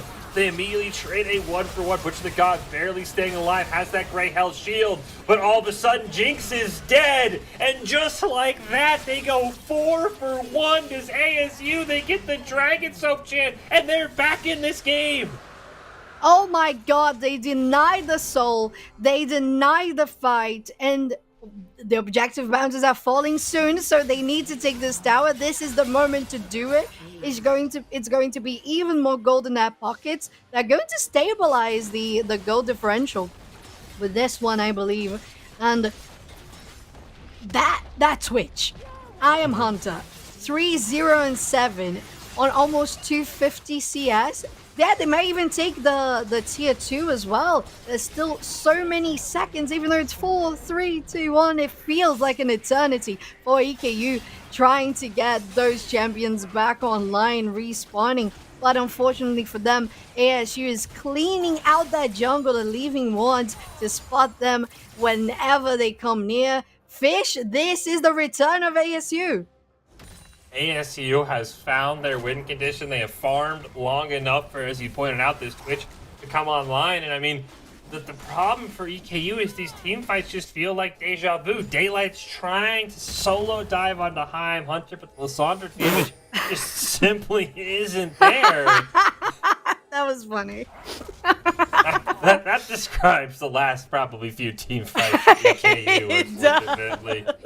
And EKU just doesn't have any backline damage. They need to stop going after this Twitch. They need to just let Darth Voldemort pick off the front line, because Daylight's just dying, and all of a sudden it's a 4v5 and you don't have your mid laner, and that's going to be a big problem as this game goes on and on. It really will, and well, I do enjoy the push. It's going to be easy to take down that tower. Lysandra can defend the mid lane, but at the same time, one thing that I have to point out about the last fight, it just felt like blowing yourself onto a flash onto a wall, you know, because I saw Darth Voldemort being so close, like even melee close to a couple of the players on the side of ASU. Oh, Butcher of Gods. Oh, they're gonna be stunned, denied from getting away. A nice kill onto them is going to guarantee this outer turret is taken down. But Fish, what really upset me, unfortunately, in regards to EKU on the last fight, was that they were not feeling for Darth Voldemort. You have to do it. You can't just go in yourself. This Took's only went in himself, and he's going to pay for it. He goes down. Daylight going to try and escape. He will do just that. Meanwhile, Darth Voldemort and Majestic Swagger kind of looking for a backdoor play here. Going to force two members to try and reset. Daylight doing a great job stopping the backs. Teleport is going to be channeled by Crimson Fragon, but all of a sudden EKU has realized we're going to turn this into a base race. Mordekaiser recalling. The Yone has made it back as well. But it looks like all they wanted was the mid inhibitor, and now EKU will fall off. A great little play there to kind of stabilize this game as it was getting away from them. And they force everybody back. They keep their own inhibitors alive. That's a great job by Darth Voldemort and Majestic Swagger. Yes, I really enjoyed that because, as I said, unfortunately, the last fight wasn't the best. So if you can make up by sieging, that's definitely going to be good, especially if you're taking down an inhibitor. The super minions are going to be much welcome on your side of the map, especially when they arrive on the opposite side. And that pressure is going to be nice for EKU to at least get ASU away from that jungle, get those clears, the sweepers, and all of that down, so they have the jungle more for themselves than a dangerous area in their very own side of the map. Dragon, once again, would look like a free Cloud Soul 10 minutes ago for EKU. Now could potentially be Cloud Soul point for ASU. Again, this is the part where ASU maybe hates us a little bit, because if there's a Dragon you want to be farming when you're down this whole game, stacking 4 Cloud Souls, unless you have a Hecarim on your team, isn't really that exciting or game-breaking. So, you know, not the best Dragon to be farming, but still, this just points to how close this game has gotten. The gold lead, less than 1,000 all of a sudden, Sopchan. And again, They need to not dive onto Heim. Hunter, you said it. They gotta protect Darth Voldemort. Try and just let Misthooks only grab somebody, get a pick from there. But if Daylight or Butcher of the Gods is diving in, I think ASU is just gonna win another team fight in a row. I have to say, Fish, I don't know what happened. I blinked, and all of a sudden that gotta keep your eyes on those things. All of a sudden it's almost 40 minutes. Like, when did this happen? I have no idea. Like I said, I think I'm still stuck on EKU being on 7-0 and getting 3 Drakes, and us expecting to see a Soul so close. But now it's going to be interesting attempt there on stealing from Darth Voldemort. But it was just to spot them away as they were on the other side of the map. It's turned into so point for both teams, Fish. I would have never thought that words would have ever been uttered, Sofchin. And now all of a sudden, EKU's kind of in this weird spot. They were trying to set a pick for Baron. ASU just simply walked past them, so now you've got EKU coming from the opposite side of the map, looking to try and counter ASU. This is really weird for both teams. Butcher of the Gods can jump onto Kato Fett and will dash in there. Again, keep your eyes on that Twitch. Right now in invisibility, he's looking for that spray and pray. They're going to jump onto Kato Fett. Great abyssal dive by Butcher of the Gods, but he's not quite able to get onto that Twitch. Okazuk's going to go in with that Fate Sealed, immediately get frozen tuned and get burned down. That's what they needed to do. Heim Hunter just trying to get away. Abyssal dive once again. This Twitch just simply trying to kite. A great Death Grasp here by Crimson Fragon. He's going to get the Wild Growth as well. This is still a fight as long as Twitch is alive. This Mordekaiser barely staying alive. But now Darth Voldemort gets the kill. Heim Hunter going to jump in, but I think he is just simply outmatched and outgunned. And finally, EKU is able to secure a team fight win. And this should hopefully be game for them, especially with those super minions in the mid that they were able to get about 3 minutes ago. And I am very pleased to see that they might have listened to the tiny bird in their heads called the Fish and Soshan, saying, just protect your Jinx, protect the Jinx. Don't go too far in. They have the TP on the super minion. That's going to be great to guarantee the takedown of this first Nexus turret. They have to be a little careful because the rest of the champions, as Pony or Kizux, is there, and this mid laner can do much if they're allowed to, but it's looking like all the damage from Darth Voldemort is going to land. Sieging is done, and the first game of the best of 3 of this. Oh my god, god. Jesus! You cannot just deny me calling a match like that. How dare? Okay? They almost made you a giant liar, so shit. It was that close. I was like, okay, we've got this in the bag, game's over, and then no, okay. Wow, that was absolutely. This is what playoffs are for. That game was so back and forth. I think most people had written off ASU. They deserve all the praise in the world for the comeback, but it just falls short. As you said, they finally listened to the casters, protected that Jinx, but usually after game 1, I feel like I have a good idea how the series is going to go.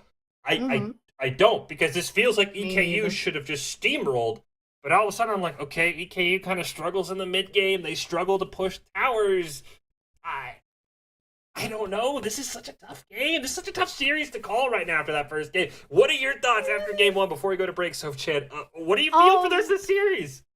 I mean, oh my god, as I said, I was stuck. For whatever reason, I was stuck in like 10 minutes of the game, 7 kills for EKU, and they were just steamrolling. And then all of a sudden it was 40 minutes. Like, usually when we're talking about, okay, this is going to be a quick game, you don't think it's going to be a 40-minute game, because that's what it felt in the beginning. And then all of a sudden it was 40 minutes. But basically, I think that what is going to determine things for EKU, whether it's going to be a game 3 or a sweep, is that they continue the level of organization and coordination they had in the end of this match, because as you mentioned, in the middle there were a little gaps here and there on the positioning, especially on the positioning. I don't even think it was decisions in macro scale. I think it was more on the positioning on fights. When they sorted that out, it just worked. And fortunately for ASU, whenever there was a mistake, they did manage to capitalize on it. So for for EKU, maintain what you just did in the last bit of that fight. If you still have a Jinx or a hyper carry like that, maintain the protection that you have on them. Be sure that they're going to do the damage for your team. And on the side of ASU, okay, you know that you can come back around. How do you prevent that from being a comeback around and instead you guys making the advantage for yourselves in the first game, in the first bit of the game? We'll take a quick break. When we come back, we will find out, can EKU seal off the series, move on to the grand finals next week against UNA Purple? Or does A-State have a Game 3, a huge comeback up their sleeve? We'll take a quick break here on the NECC. Be back for Game 2 of the Emergent Gulf Atlantic Semifinals right after this.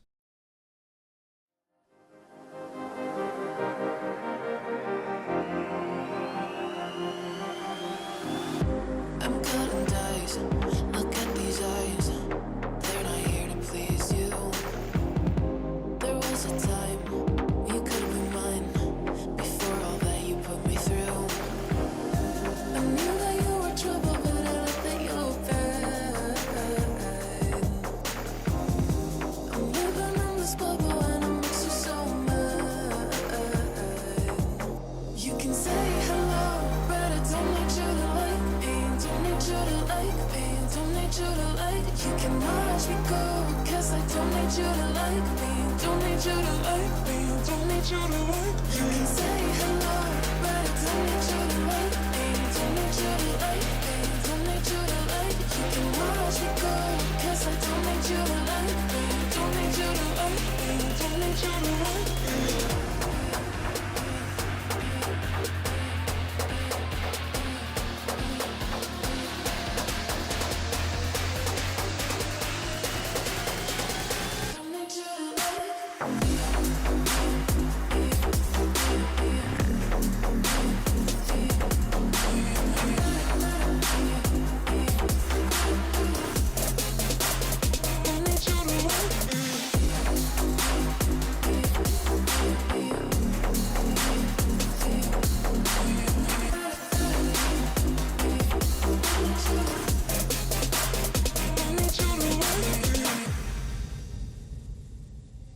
You can say hello, but I don't need you to like me. Don't need you to like me. Don't need you to like. You can watch me go, 'cause I don't need you to like me. Don't need you to like me. Don't need you to like. You can say hello, but I don't need you to like me. Don't need you to like me. Don't need you to like. You can watch me go, 'cause I don't need you to like me. Don't need you to like me. Don't need you to like me.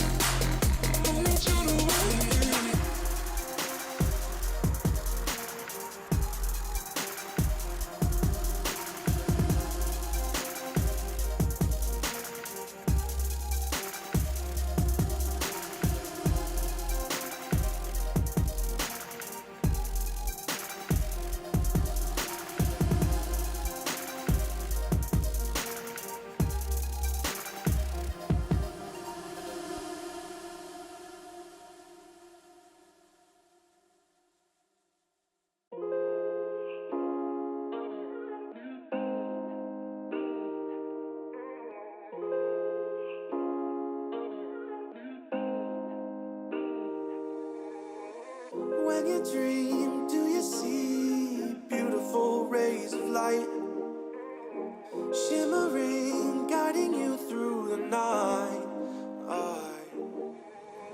I know it feels like the night's getting longer and light is harder to find. I promise I'll always be there. I'll remind you when you close your eyes. If they send for me tomorrow, even if I leave right now, you're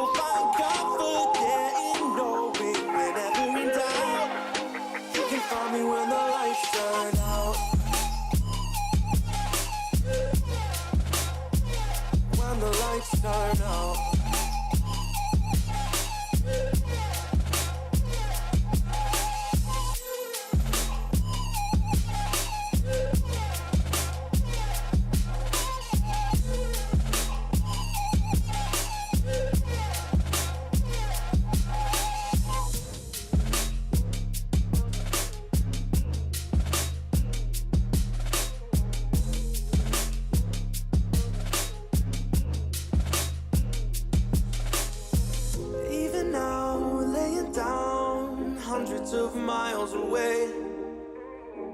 I can see you and me like it was yesterday. I know it's not the same, but I'm still behind you every step of the way. Look in yourself and I'll be there, I can guide you. All the love is the same. If they send for me tomorrow, even if I leave right now, you'll find comfort there in knowing whenever in doubt, you can find me when the lights turn out. When the lights turn out, you can find me when the lights turn out. When the lights turn out, you can find me when the lights turn out. Welcome back into the NECC semifinals. It has been an absolutely fantastic day, and we're looking to punch one more ticket here on the stream to the grand finals next week. It's the emergent Gulf Coast Fish and Sofchan calling all the action. Eastern Kentucky Maroon surviving for a Game 1 win. Arkansas State, the Red Wolves, gave them everything they could handle. They battled back from a 10K goal deficit to nearly steal that game away, Sofchan. So I have no idea what to expect in game number 2 as we hop into the draft. I think the Twitch is going to be the biggest thing I have my eyes out on for, because Hi, I'm Hunter nearly put on the best 80 carry display I've seen on stream. Just fell short, but if he gets Twitch again, watch out. Yeah, I absolutely agree. Well, EKU Maroon is going to choose to go for a Twitch ban. So far, just Illusion. Nothing on the realms of ADCs. Aside from that, we have the Seraphine again. I believe A-State Red went for the same bans. Yeah, the same 3 bans.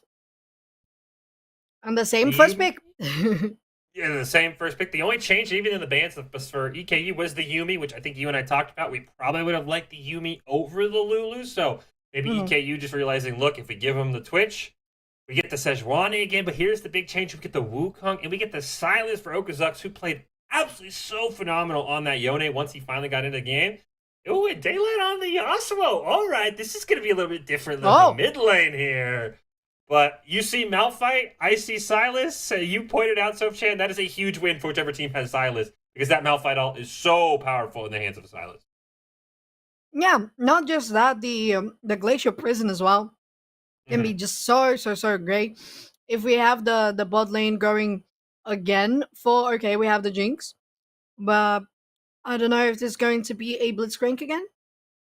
Either way, it's a load of ulti, as you said, that is going to be amazing for his Lux there. I really enjoy the Silas combo with Wukong, with the Mordekaiser and the rest of the team that picked the same thing. Instead, even better for Silas is going to be Renata Glass. If they can steal that hostage takeover, oh my god. Yeah, no, I was like, I'm sitting there like Blitzcrank, you know, if you give an AoE silence to Silas, it's not the greatest, but yeah, as you said, the Renata Glass, if he gets the hostile takeover, I mean, really, the problem Brokazux is, what ult do you pick? Is it the Malphite ult? Is it the Glacial Prison? Is it maybe even the Super Mega Death Rocket for a pick? Is it the hostile takeover? There's so many options. I think it's really going to be almost like he has just a burden of, okay, what do I pick? What am I going to go for? That's going to be the hard part. Yeah, like us trying to choose a flavor of pizza on a Friday night. Oh my god, so many options. I want pepperoni and margarita and the meats and oh my god. Life is so hard for our poor Silas. I will say though, anytime you see a Malphite and a Yasuo, I think that's where my eyes are always going to go. Can they land that combo to immediately set up the Yasuo ult? They have that pretty much guaranteed knockup. So, I mean, this is going to be a real tough one. I will say the one thing I don't like about that Malphite is I think Butcher of God played the Tom Kent so well. He absolutely dominated that Mordekaiser early. I'm a little curious to see if this Malphite's able to have as much success Because if Malphite isn't able to get a great start, that Mordekaiser maybe comes back. Because again, he was like 0-6 at one point and came up and almost won the game for him. I don't really know if I like trading out the Tom Kench just to be able to help your Yasuo land a knockup.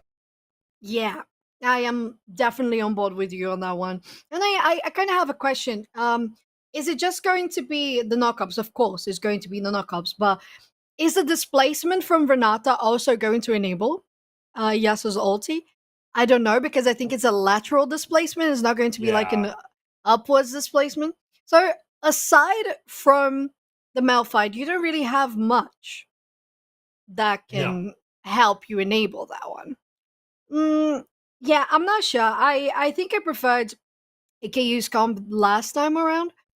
Um, we'll see how this is gonna go. Maybe they're going to go for a different playstyle entirely. That's also possible, because last time they had the Blitzcrank, and even though they didn't go for engages for invades in the first minute, they were still very oppressive in the lane phase. So maybe they're going to go for something different now, especially as you mentioned with the Malphite in the top lane. They don't want to get Mordekaiser super fed. They don't want to get that player ahead. So it might be a little more of a careful, more patient game coming from EKU. And if it is the case, what do you think that ASU would have to do to get themselves ahead? I think the biggest thing ASU needs to do is just make sure they provide help up on that top lane. I mean, that's where, I think what half those early game kills came from. It was they ganked that Mordekaiser on repeat, started out 0-4 before plates had even fallen. So if that Wukong now can hang up around that top side of the map, predicted the Majestic Swagger is going to kind of be up there. That would be the one thing that I'm expecting them to do. They say, look, we're going to make sure we're always top lane. And I think the other thing is getting rid of the Blitzcrank is going to also just simply slow this game down. There was a couple of early kills. The first blood was secured by the Blitzcrank, hitting level 2 before Lulu did. That's just simply not going to happen with Renata Glass. The handshake is not nearly as oppressive as the rocket grab into the power fist. So I think ASU, as long as they just basically assume it's a top gank all the time, they should be able to maybe go into this mid game at like 4-3, 5-3 in the worst case, as opposed to, I want to say like 8-1 is what we hit 10 minutes at last time. That would be the one thing. Yeah. Talking to knockup, so I feel like the comp in game 1 just was better, right? You had the Blitzcrank that has a knockup. Tom Kench has a knockup. It feels like I wouldn't have gotten away from those if you wanted to play the Yasuo. Yeah, very interesting that they decided to change that around. But it might have been because they wanted to deny the Sejuani from the enemy team. So maybe, I don't know. I agree with you. I felt like it was a better comp, and not only a better comp in itself from the last game, but as you said, it just worked better even with the Yasuo this time around. Well, for the sake of A-State Red Wolves, we sure would hope that this time is going to be a win for them, so they can get themselves into a reverse sweep potential to a game 3 scenario. As we jump into this one, Summoner's Rift, nobody's looking for early skirmishes, just standing around. They don't have a Blitzcrank now, do they? Do not have a Blitzcrank. They do have the charge for Sejuani. Will land a knockup, though, speaking of knockup. So there is that hope for maybe Daylight to proc off of that. But it is game 2. It is match point for EKU, trying to move on to next week's grand finals in the Emergent Gulf Atlantic. Beat A-State for the second time this season. The first time these teams met the regular season, it was a 2-0 for EKU. So, maybe it wasn't that big of an upset in game number 1, but EKU definitely had to work for it. As you pointed out, no Blitzcrank means we'll have a much slower, a much controlled game 2 start. Really don't expect to see anything too crazy happen for the first 4 or 5 minutes outside maybe Majestic Swagger trying to once again yank Crimson Fragon into the ground and just put that Mordekaiser behind. Yeah, and to be fair, for ASU to have a more slower paced game is something that they want. They have the Twitch that was working so well once they got online in the last match. So if that happens once again, there is time for Hayam Hunter to scale up. You have Wukong that's going to be doing the pressure in the jungle more in the early game, so they can try to deny Sejuani a little more this time around. and maybe enable the Mordekaiser in the top lane, as you mentioned. It's going to be great for ASU to be able to have this more of a calm scenario here in the bot lane where the rest of the map is on fire. And I do think the lack of the Blitzcrank is going to help out High Hunter, because remember, that bot lane was pretty much behind from level 1 after getting first blooded, but now Expector and High Hunter, they're actually the aggressors. They're going to hit level 2 first. And that lack of a Blitzcrank means that this Twitch, who nearly carried his team back in game number 1, is going to be a lot more free to just farm up, be able to push a lot of pressure onto Darth Voldemort. That could be maybe the biggest thing. It was really just the fact that High Hunter is going to have a lead. I mean, look at it. I know it's early, but it's already 12-3 in terms of minion waves, and now Darth Voldemort's going to farm under the tower? Ooh, that's not good. That definitely isn't. And I think you can predict as well, if this sort of pressure maintains itself in the bottom lane, Hunter can get so many platings, which was something that really didn't happen last time. I think you counted a total of 4 platings across the map that were taken down. And they were taken down by EKU, mostly in the top lane with the Herald. So, well, Majestic Swagger looking for that positioning on Mordekaiser, kind of effect as well, cleaning the wave here. But of course, Darth Voldemort is just below the tower. They're not going to go for anything, just getting the pressure and vision around. But mid lane, though, those two can fight for days. Yeah, Okazux and Daylight probably going to be a little bit more combatant with each other than they were with the Lysandre there. And this time, unfortunately, Butcher Gods does push the lane in just a little bit too much. Majestic Swagger not able to help out, will make his presence known. Here comes the duel of Silas Yasuo in the mid lane, as you said, though, Soapchan. They can battle it out for quite a long time. Death Grasp able to land, Darkness Rise does proc, but immediately Butcher the Gods able to get away. But you see Mana Bar already at about a quarter. Definitely going to be a little bit more hard for him to keep up that sustained poke. And that's where he's going to need Majestic Swagger to continue to come in to help him out. We'll see if Cadofad is actually going to reset on this one. Yeah, they've gotten the Scuttle Crab, so it's safe to do that. They're probably going to come back once again after clearing this top side. They're going to rotate for the bottom. The 20 seconds on the clock for the first Drake. Unfortunately for the both of us, it's not Cloud. So it's not denying the possibility of a Cloud Soul again. You can only hope that the next dragon we see is the Cloud, to deny a Cloud Soul for this second game in this series. As you said, it is an Ocean Dragon spawning, and unlike last game, neither team able to really push any sort of an early advantage, so there's no way for either of them to hop onto this dragon. Daylight and Okazux just battling back and forth once they hit level 6. Going to get very explosive in that mid lane. You see Kato Fett just roaming over as well.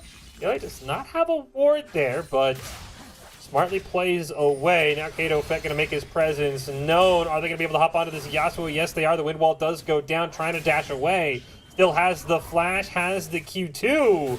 Dashing through the minions, maybe looking for a kill onto Okazux, but it bites off way more than he can chew, and it's first blood over to Kato Fett in the mid lane. Yeah, should have just retreated on that one. Daylight was in a good position to get away in the top lane, though. Butcher of Gods gets the ultimate. Crimson Dragon gets the ultimate on Butcher of Gods, and bot lane up, trying to reverse the situation and have Darth Voldemort on top.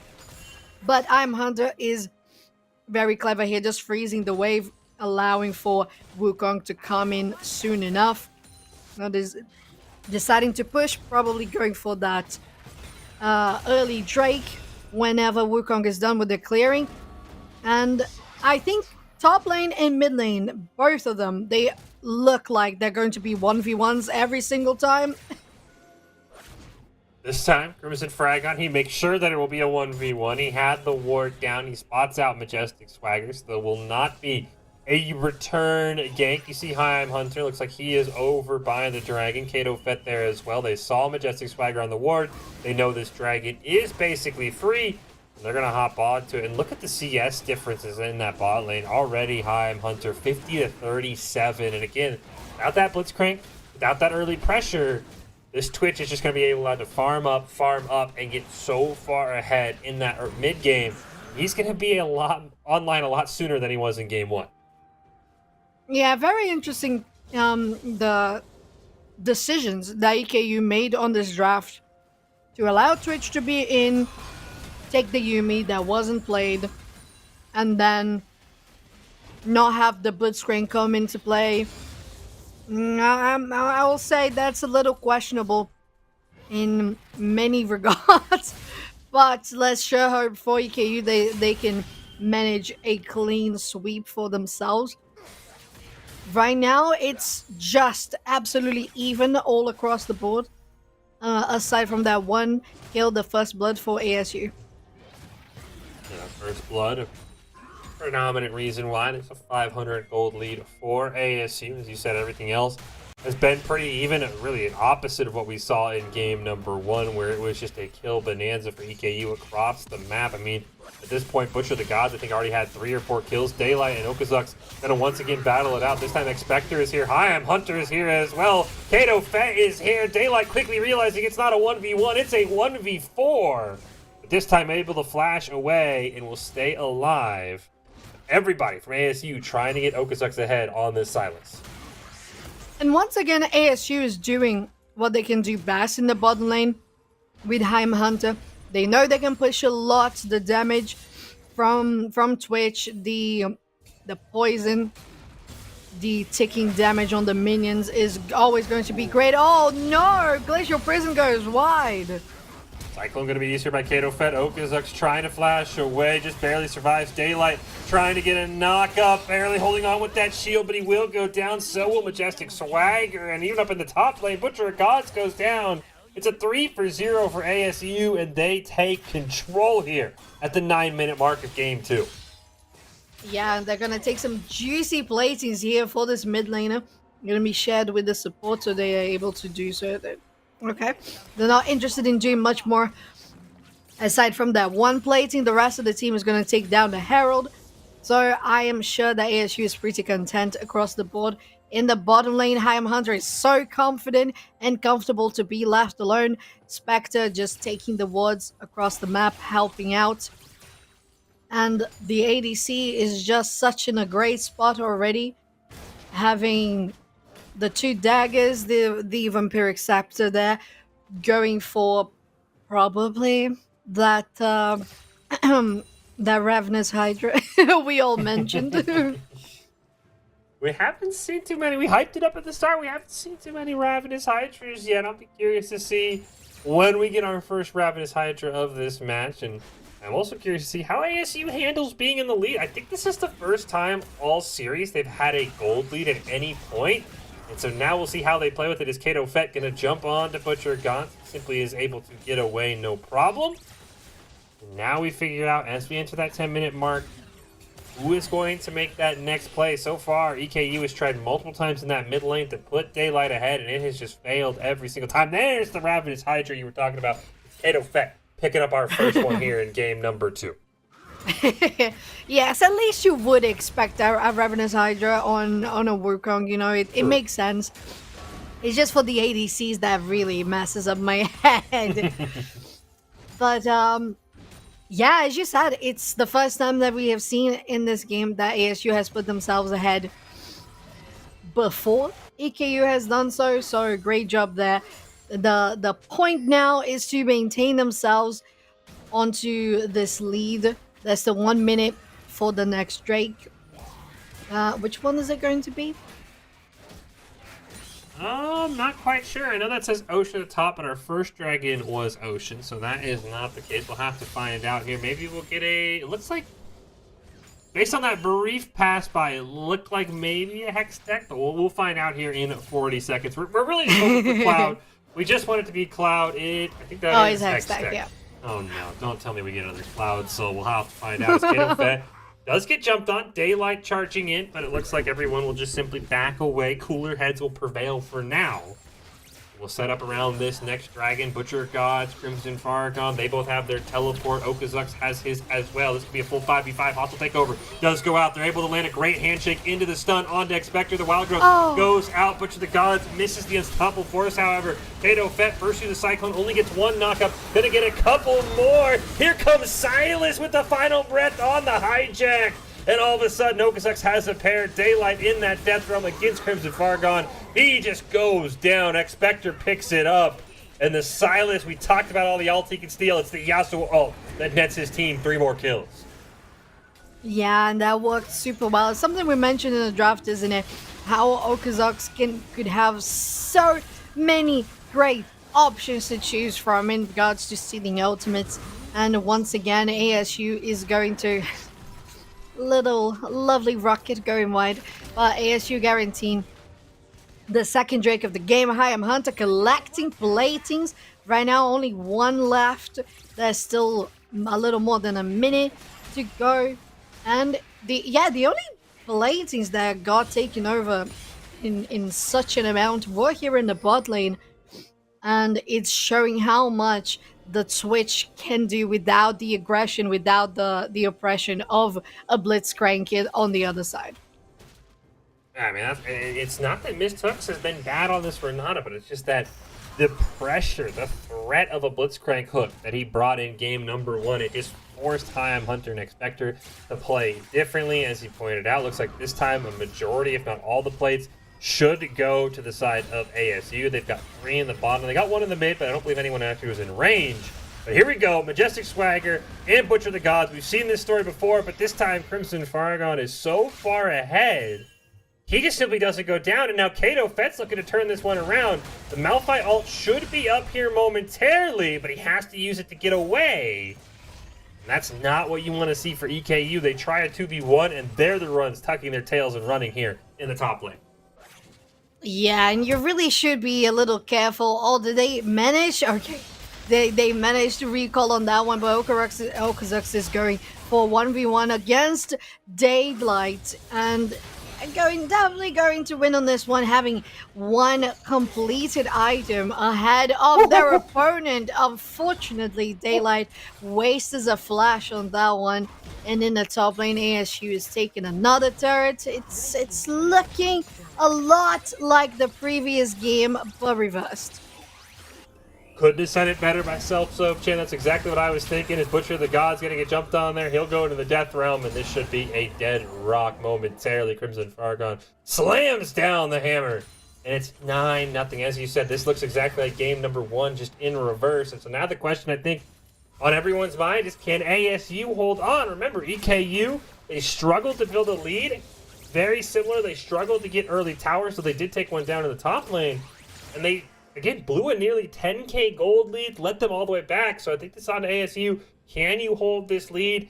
And you just look at the KDs in those first 3, Mordekaiser, Wukong, and Silas, and you got to be feeling pretty confident if you're an ASU fan right now that we might be heading to a game 3.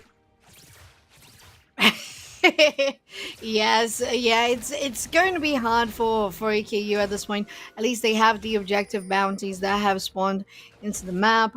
It's going to be a lovely help for them. I don't know. Yeah, they're looking to once again lose another objective here on the Herald. They can't really contest it. So just cleaning out the jungle for Majestic Swagger this time around. Again, because of the choice of champion, they can't be as aggressive as they were in the previous game. Same thing with Mr. Hook only. And that's going to change the way the team is going to play. And I don't know if it's working that well so far.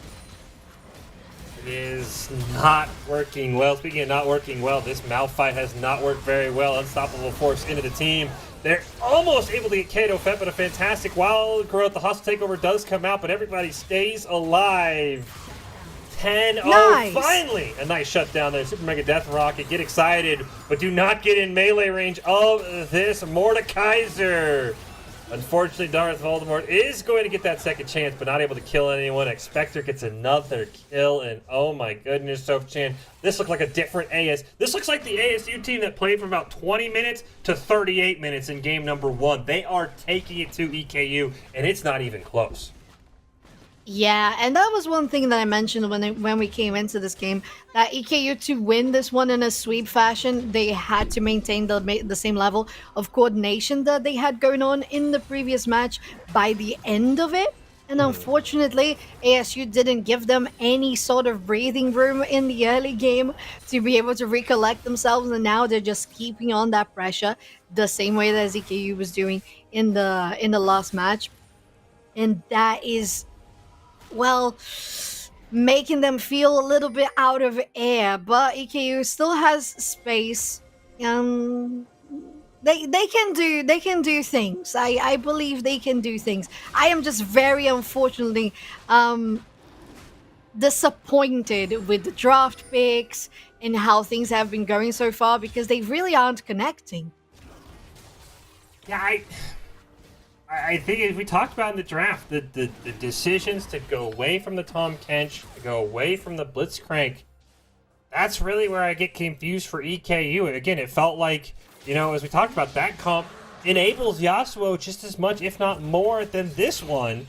And so you have to wonder, maybe they thought the Blitzcrank wasn't going to work 2 times in a row, but this time Majestic Swagger come up here with Butcher of the Gods. Okazux is just, look at the sustain, look at the life. He has the unstoppable force. What? Oh no, meanwhile mid lane, Kato Fett gonna get the Wild Growth, gonna pop the Cyclone. Hi, Hunter gonna get 1.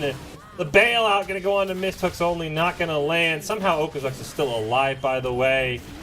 Oh no, this is not a good game. Daylight, at least he's able to get the kill. I thought was not gonna be able to find the shutdown.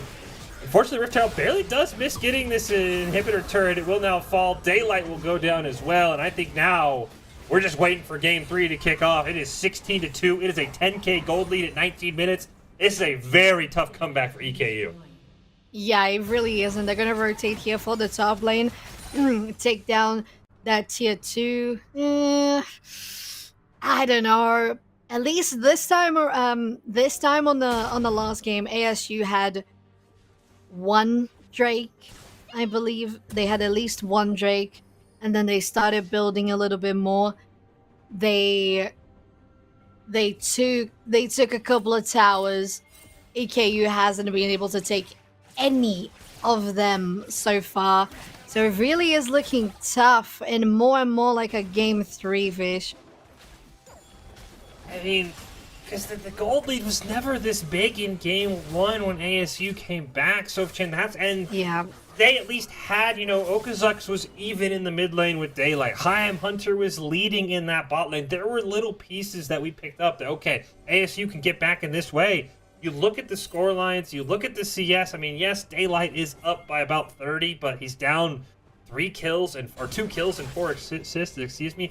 I just don't see those little breadcrumbs that EKU has for hope. As Mystic only going to try and land the handshake. He is simply going to handshake with the gray screen. The bailout's not going to matter. He will fall down. Here's the combo, though. This is what they needed. Unstoppable Force into last breath. And just look at the health bars. They're still alive. They didn't even come close to killing anyone. Chaim Hunter makes it out with ease thanks to a great Wild Growth.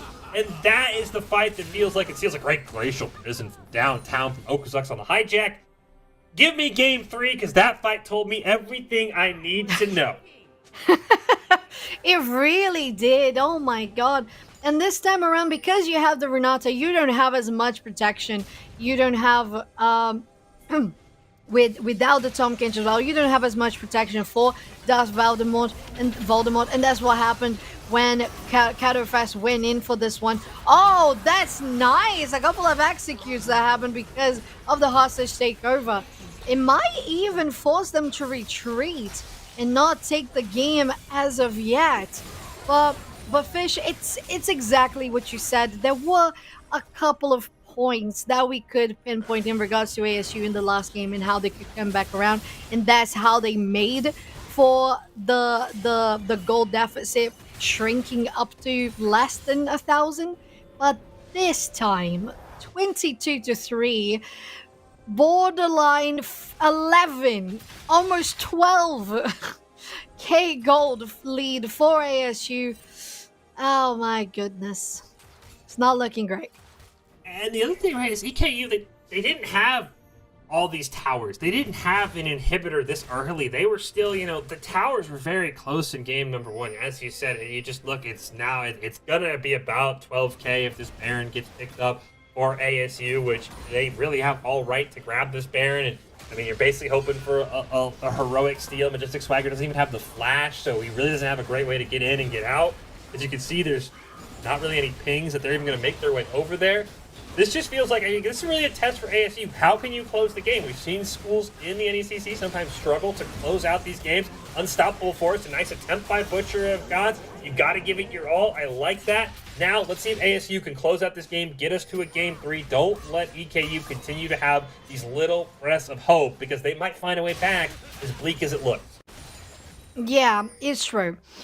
But, well, for ASU, just hoping that they finish this off soon enough. And even for EKU, I hope that they do finish this off quick enough, because the sooner you're out of a game that's being stomped like this, the better you're going to feel, the fresher you're going to be able to feel on coming back for a game 3. And they're going to need it if it's going for a game 3. At this point, I don't see any possibility for EKU of coming back. It's going to be an infernal soul above all for ASU, and that's just how they're going to finish off the game. This is one of those where I like to issue the challenge to the school. So if Elder Dragon spawns, ASU should be forced to forfeit, right? You have a 13K gold lead, you have soul. Let's see you finish this game. Let's get us to a game 3. Again, sometimes teams struggle. So like I said, I'll issue that challenge. If Elder Dragon spawns, we've got a problem on our hands, SoapChan. But I think this is where ASU, the number 2 team in this emerging Gulf Atlantic division, is just going to run it down, be able to pick up this final Nexus turret and the Nexus, get us to a game 3. But right now, kind of all over the place. Kind of all over the place. One thing that you said that is so true is how these teams sometimes can have a hard time finishing off the matches. And that is exactly what is happening. They left the poor Crimson Fragon on the Mordekaiser alone, trying to deal damage to this inhibitor. And I don't think it's in the books that Mordekaiser are split pushes. I don't think that's the case. No, definitely not. That's where's the Twitch? Where was Heim Hunter to shoot it down? Again, you've got such a massive gold lead. I mean, you look at the items, there's only one player on EKU, and that is Darth Voldemort, who has a second item finished in their inventory. Meanwhile, ASU's working on third items for the most part across the team. Probably able to finish some of those here soon with that Baron gold, but there's no pressure. There's no drive to finish this game. They're just willing to choke the life out of EKU. Maybe playing some mental mind games with game number 3, but I mean, there's no reason that this Baron buff, I think, is just simply going to fade without them getting any objective. Ugh. You hate to see a Baron buff being wasted, especially when you have a Twitch. Literally, though. Okay, so ADCs can do damage to towers. We can all agree to that. Yeah. And right, pretty simple. And then you have an ADC that goes invisible when you have an inhibitor open, and you don't go for it. It pains me.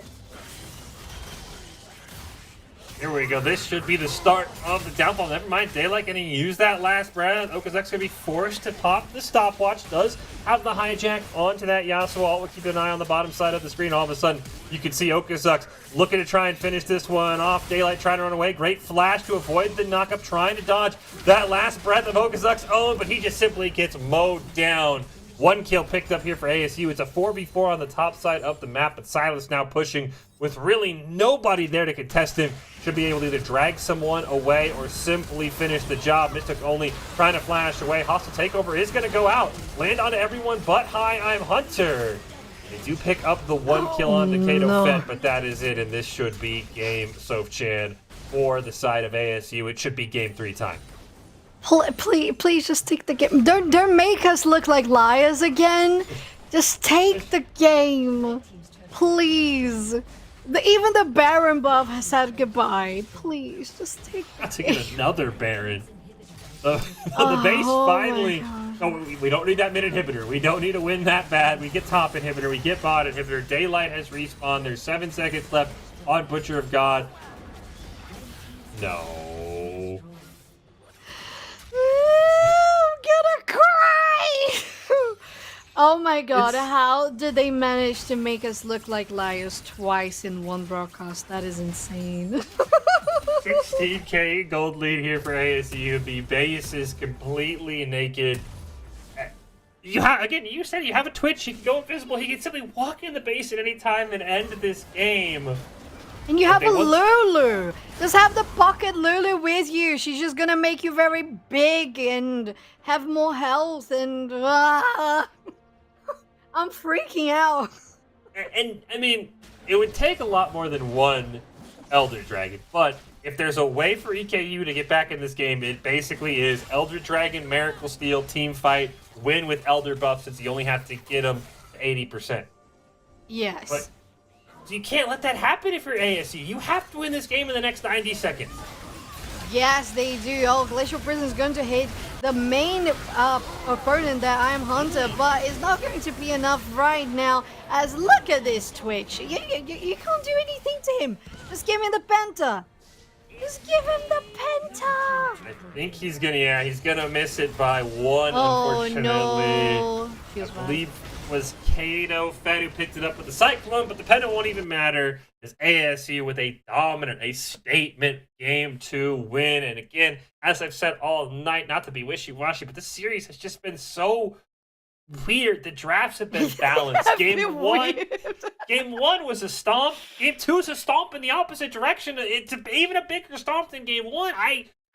This feels like ASU series all of a sudden. I mean, 31-4. I think really though, Soph-Chan, the draft is what EKU needs to fix. If they bring back that Tom Kench, they bring back that Blitzcrank, this scoreline is never this atrocious. I think that simple fix is more than enough for this to make Game 3 a competitive series. But what do you think after what we just saw in that Game 2 as we see the stats that just, again, show how dominant that was for ASU in a victory?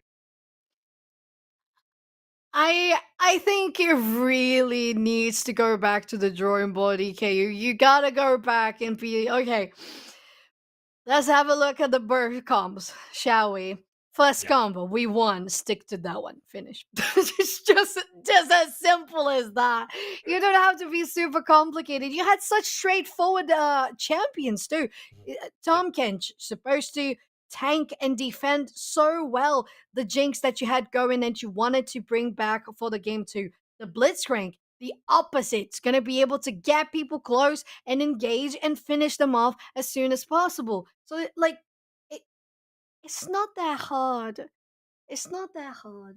Get the winning comp and just bring it back. Bring the aggressiveness that it worked, how you guys were playing as a whole. Because I said that something might change when I saw that draft, that lineup for EKU, and it did change.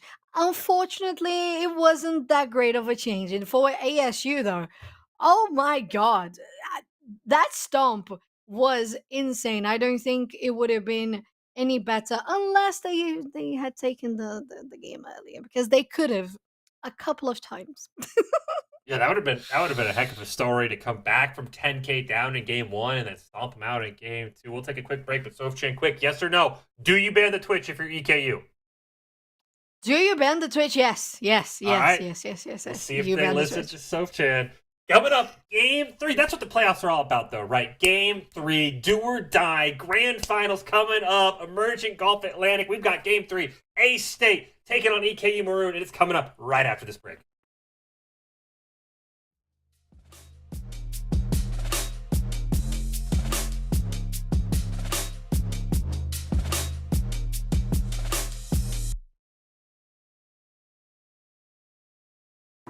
I need a second to take a breath, to keep me guessing with what you said. You're in my head. We're under pressure, we're sinking deep like stormy weather. Can't seem to breathe. when you're with me. If you're gonna break me, I know I won't stay. I don't wanna wait here, you push me away. If you're gonna choose, you don't know what to do. I don't wanna lose you, but don't wanna lose me too.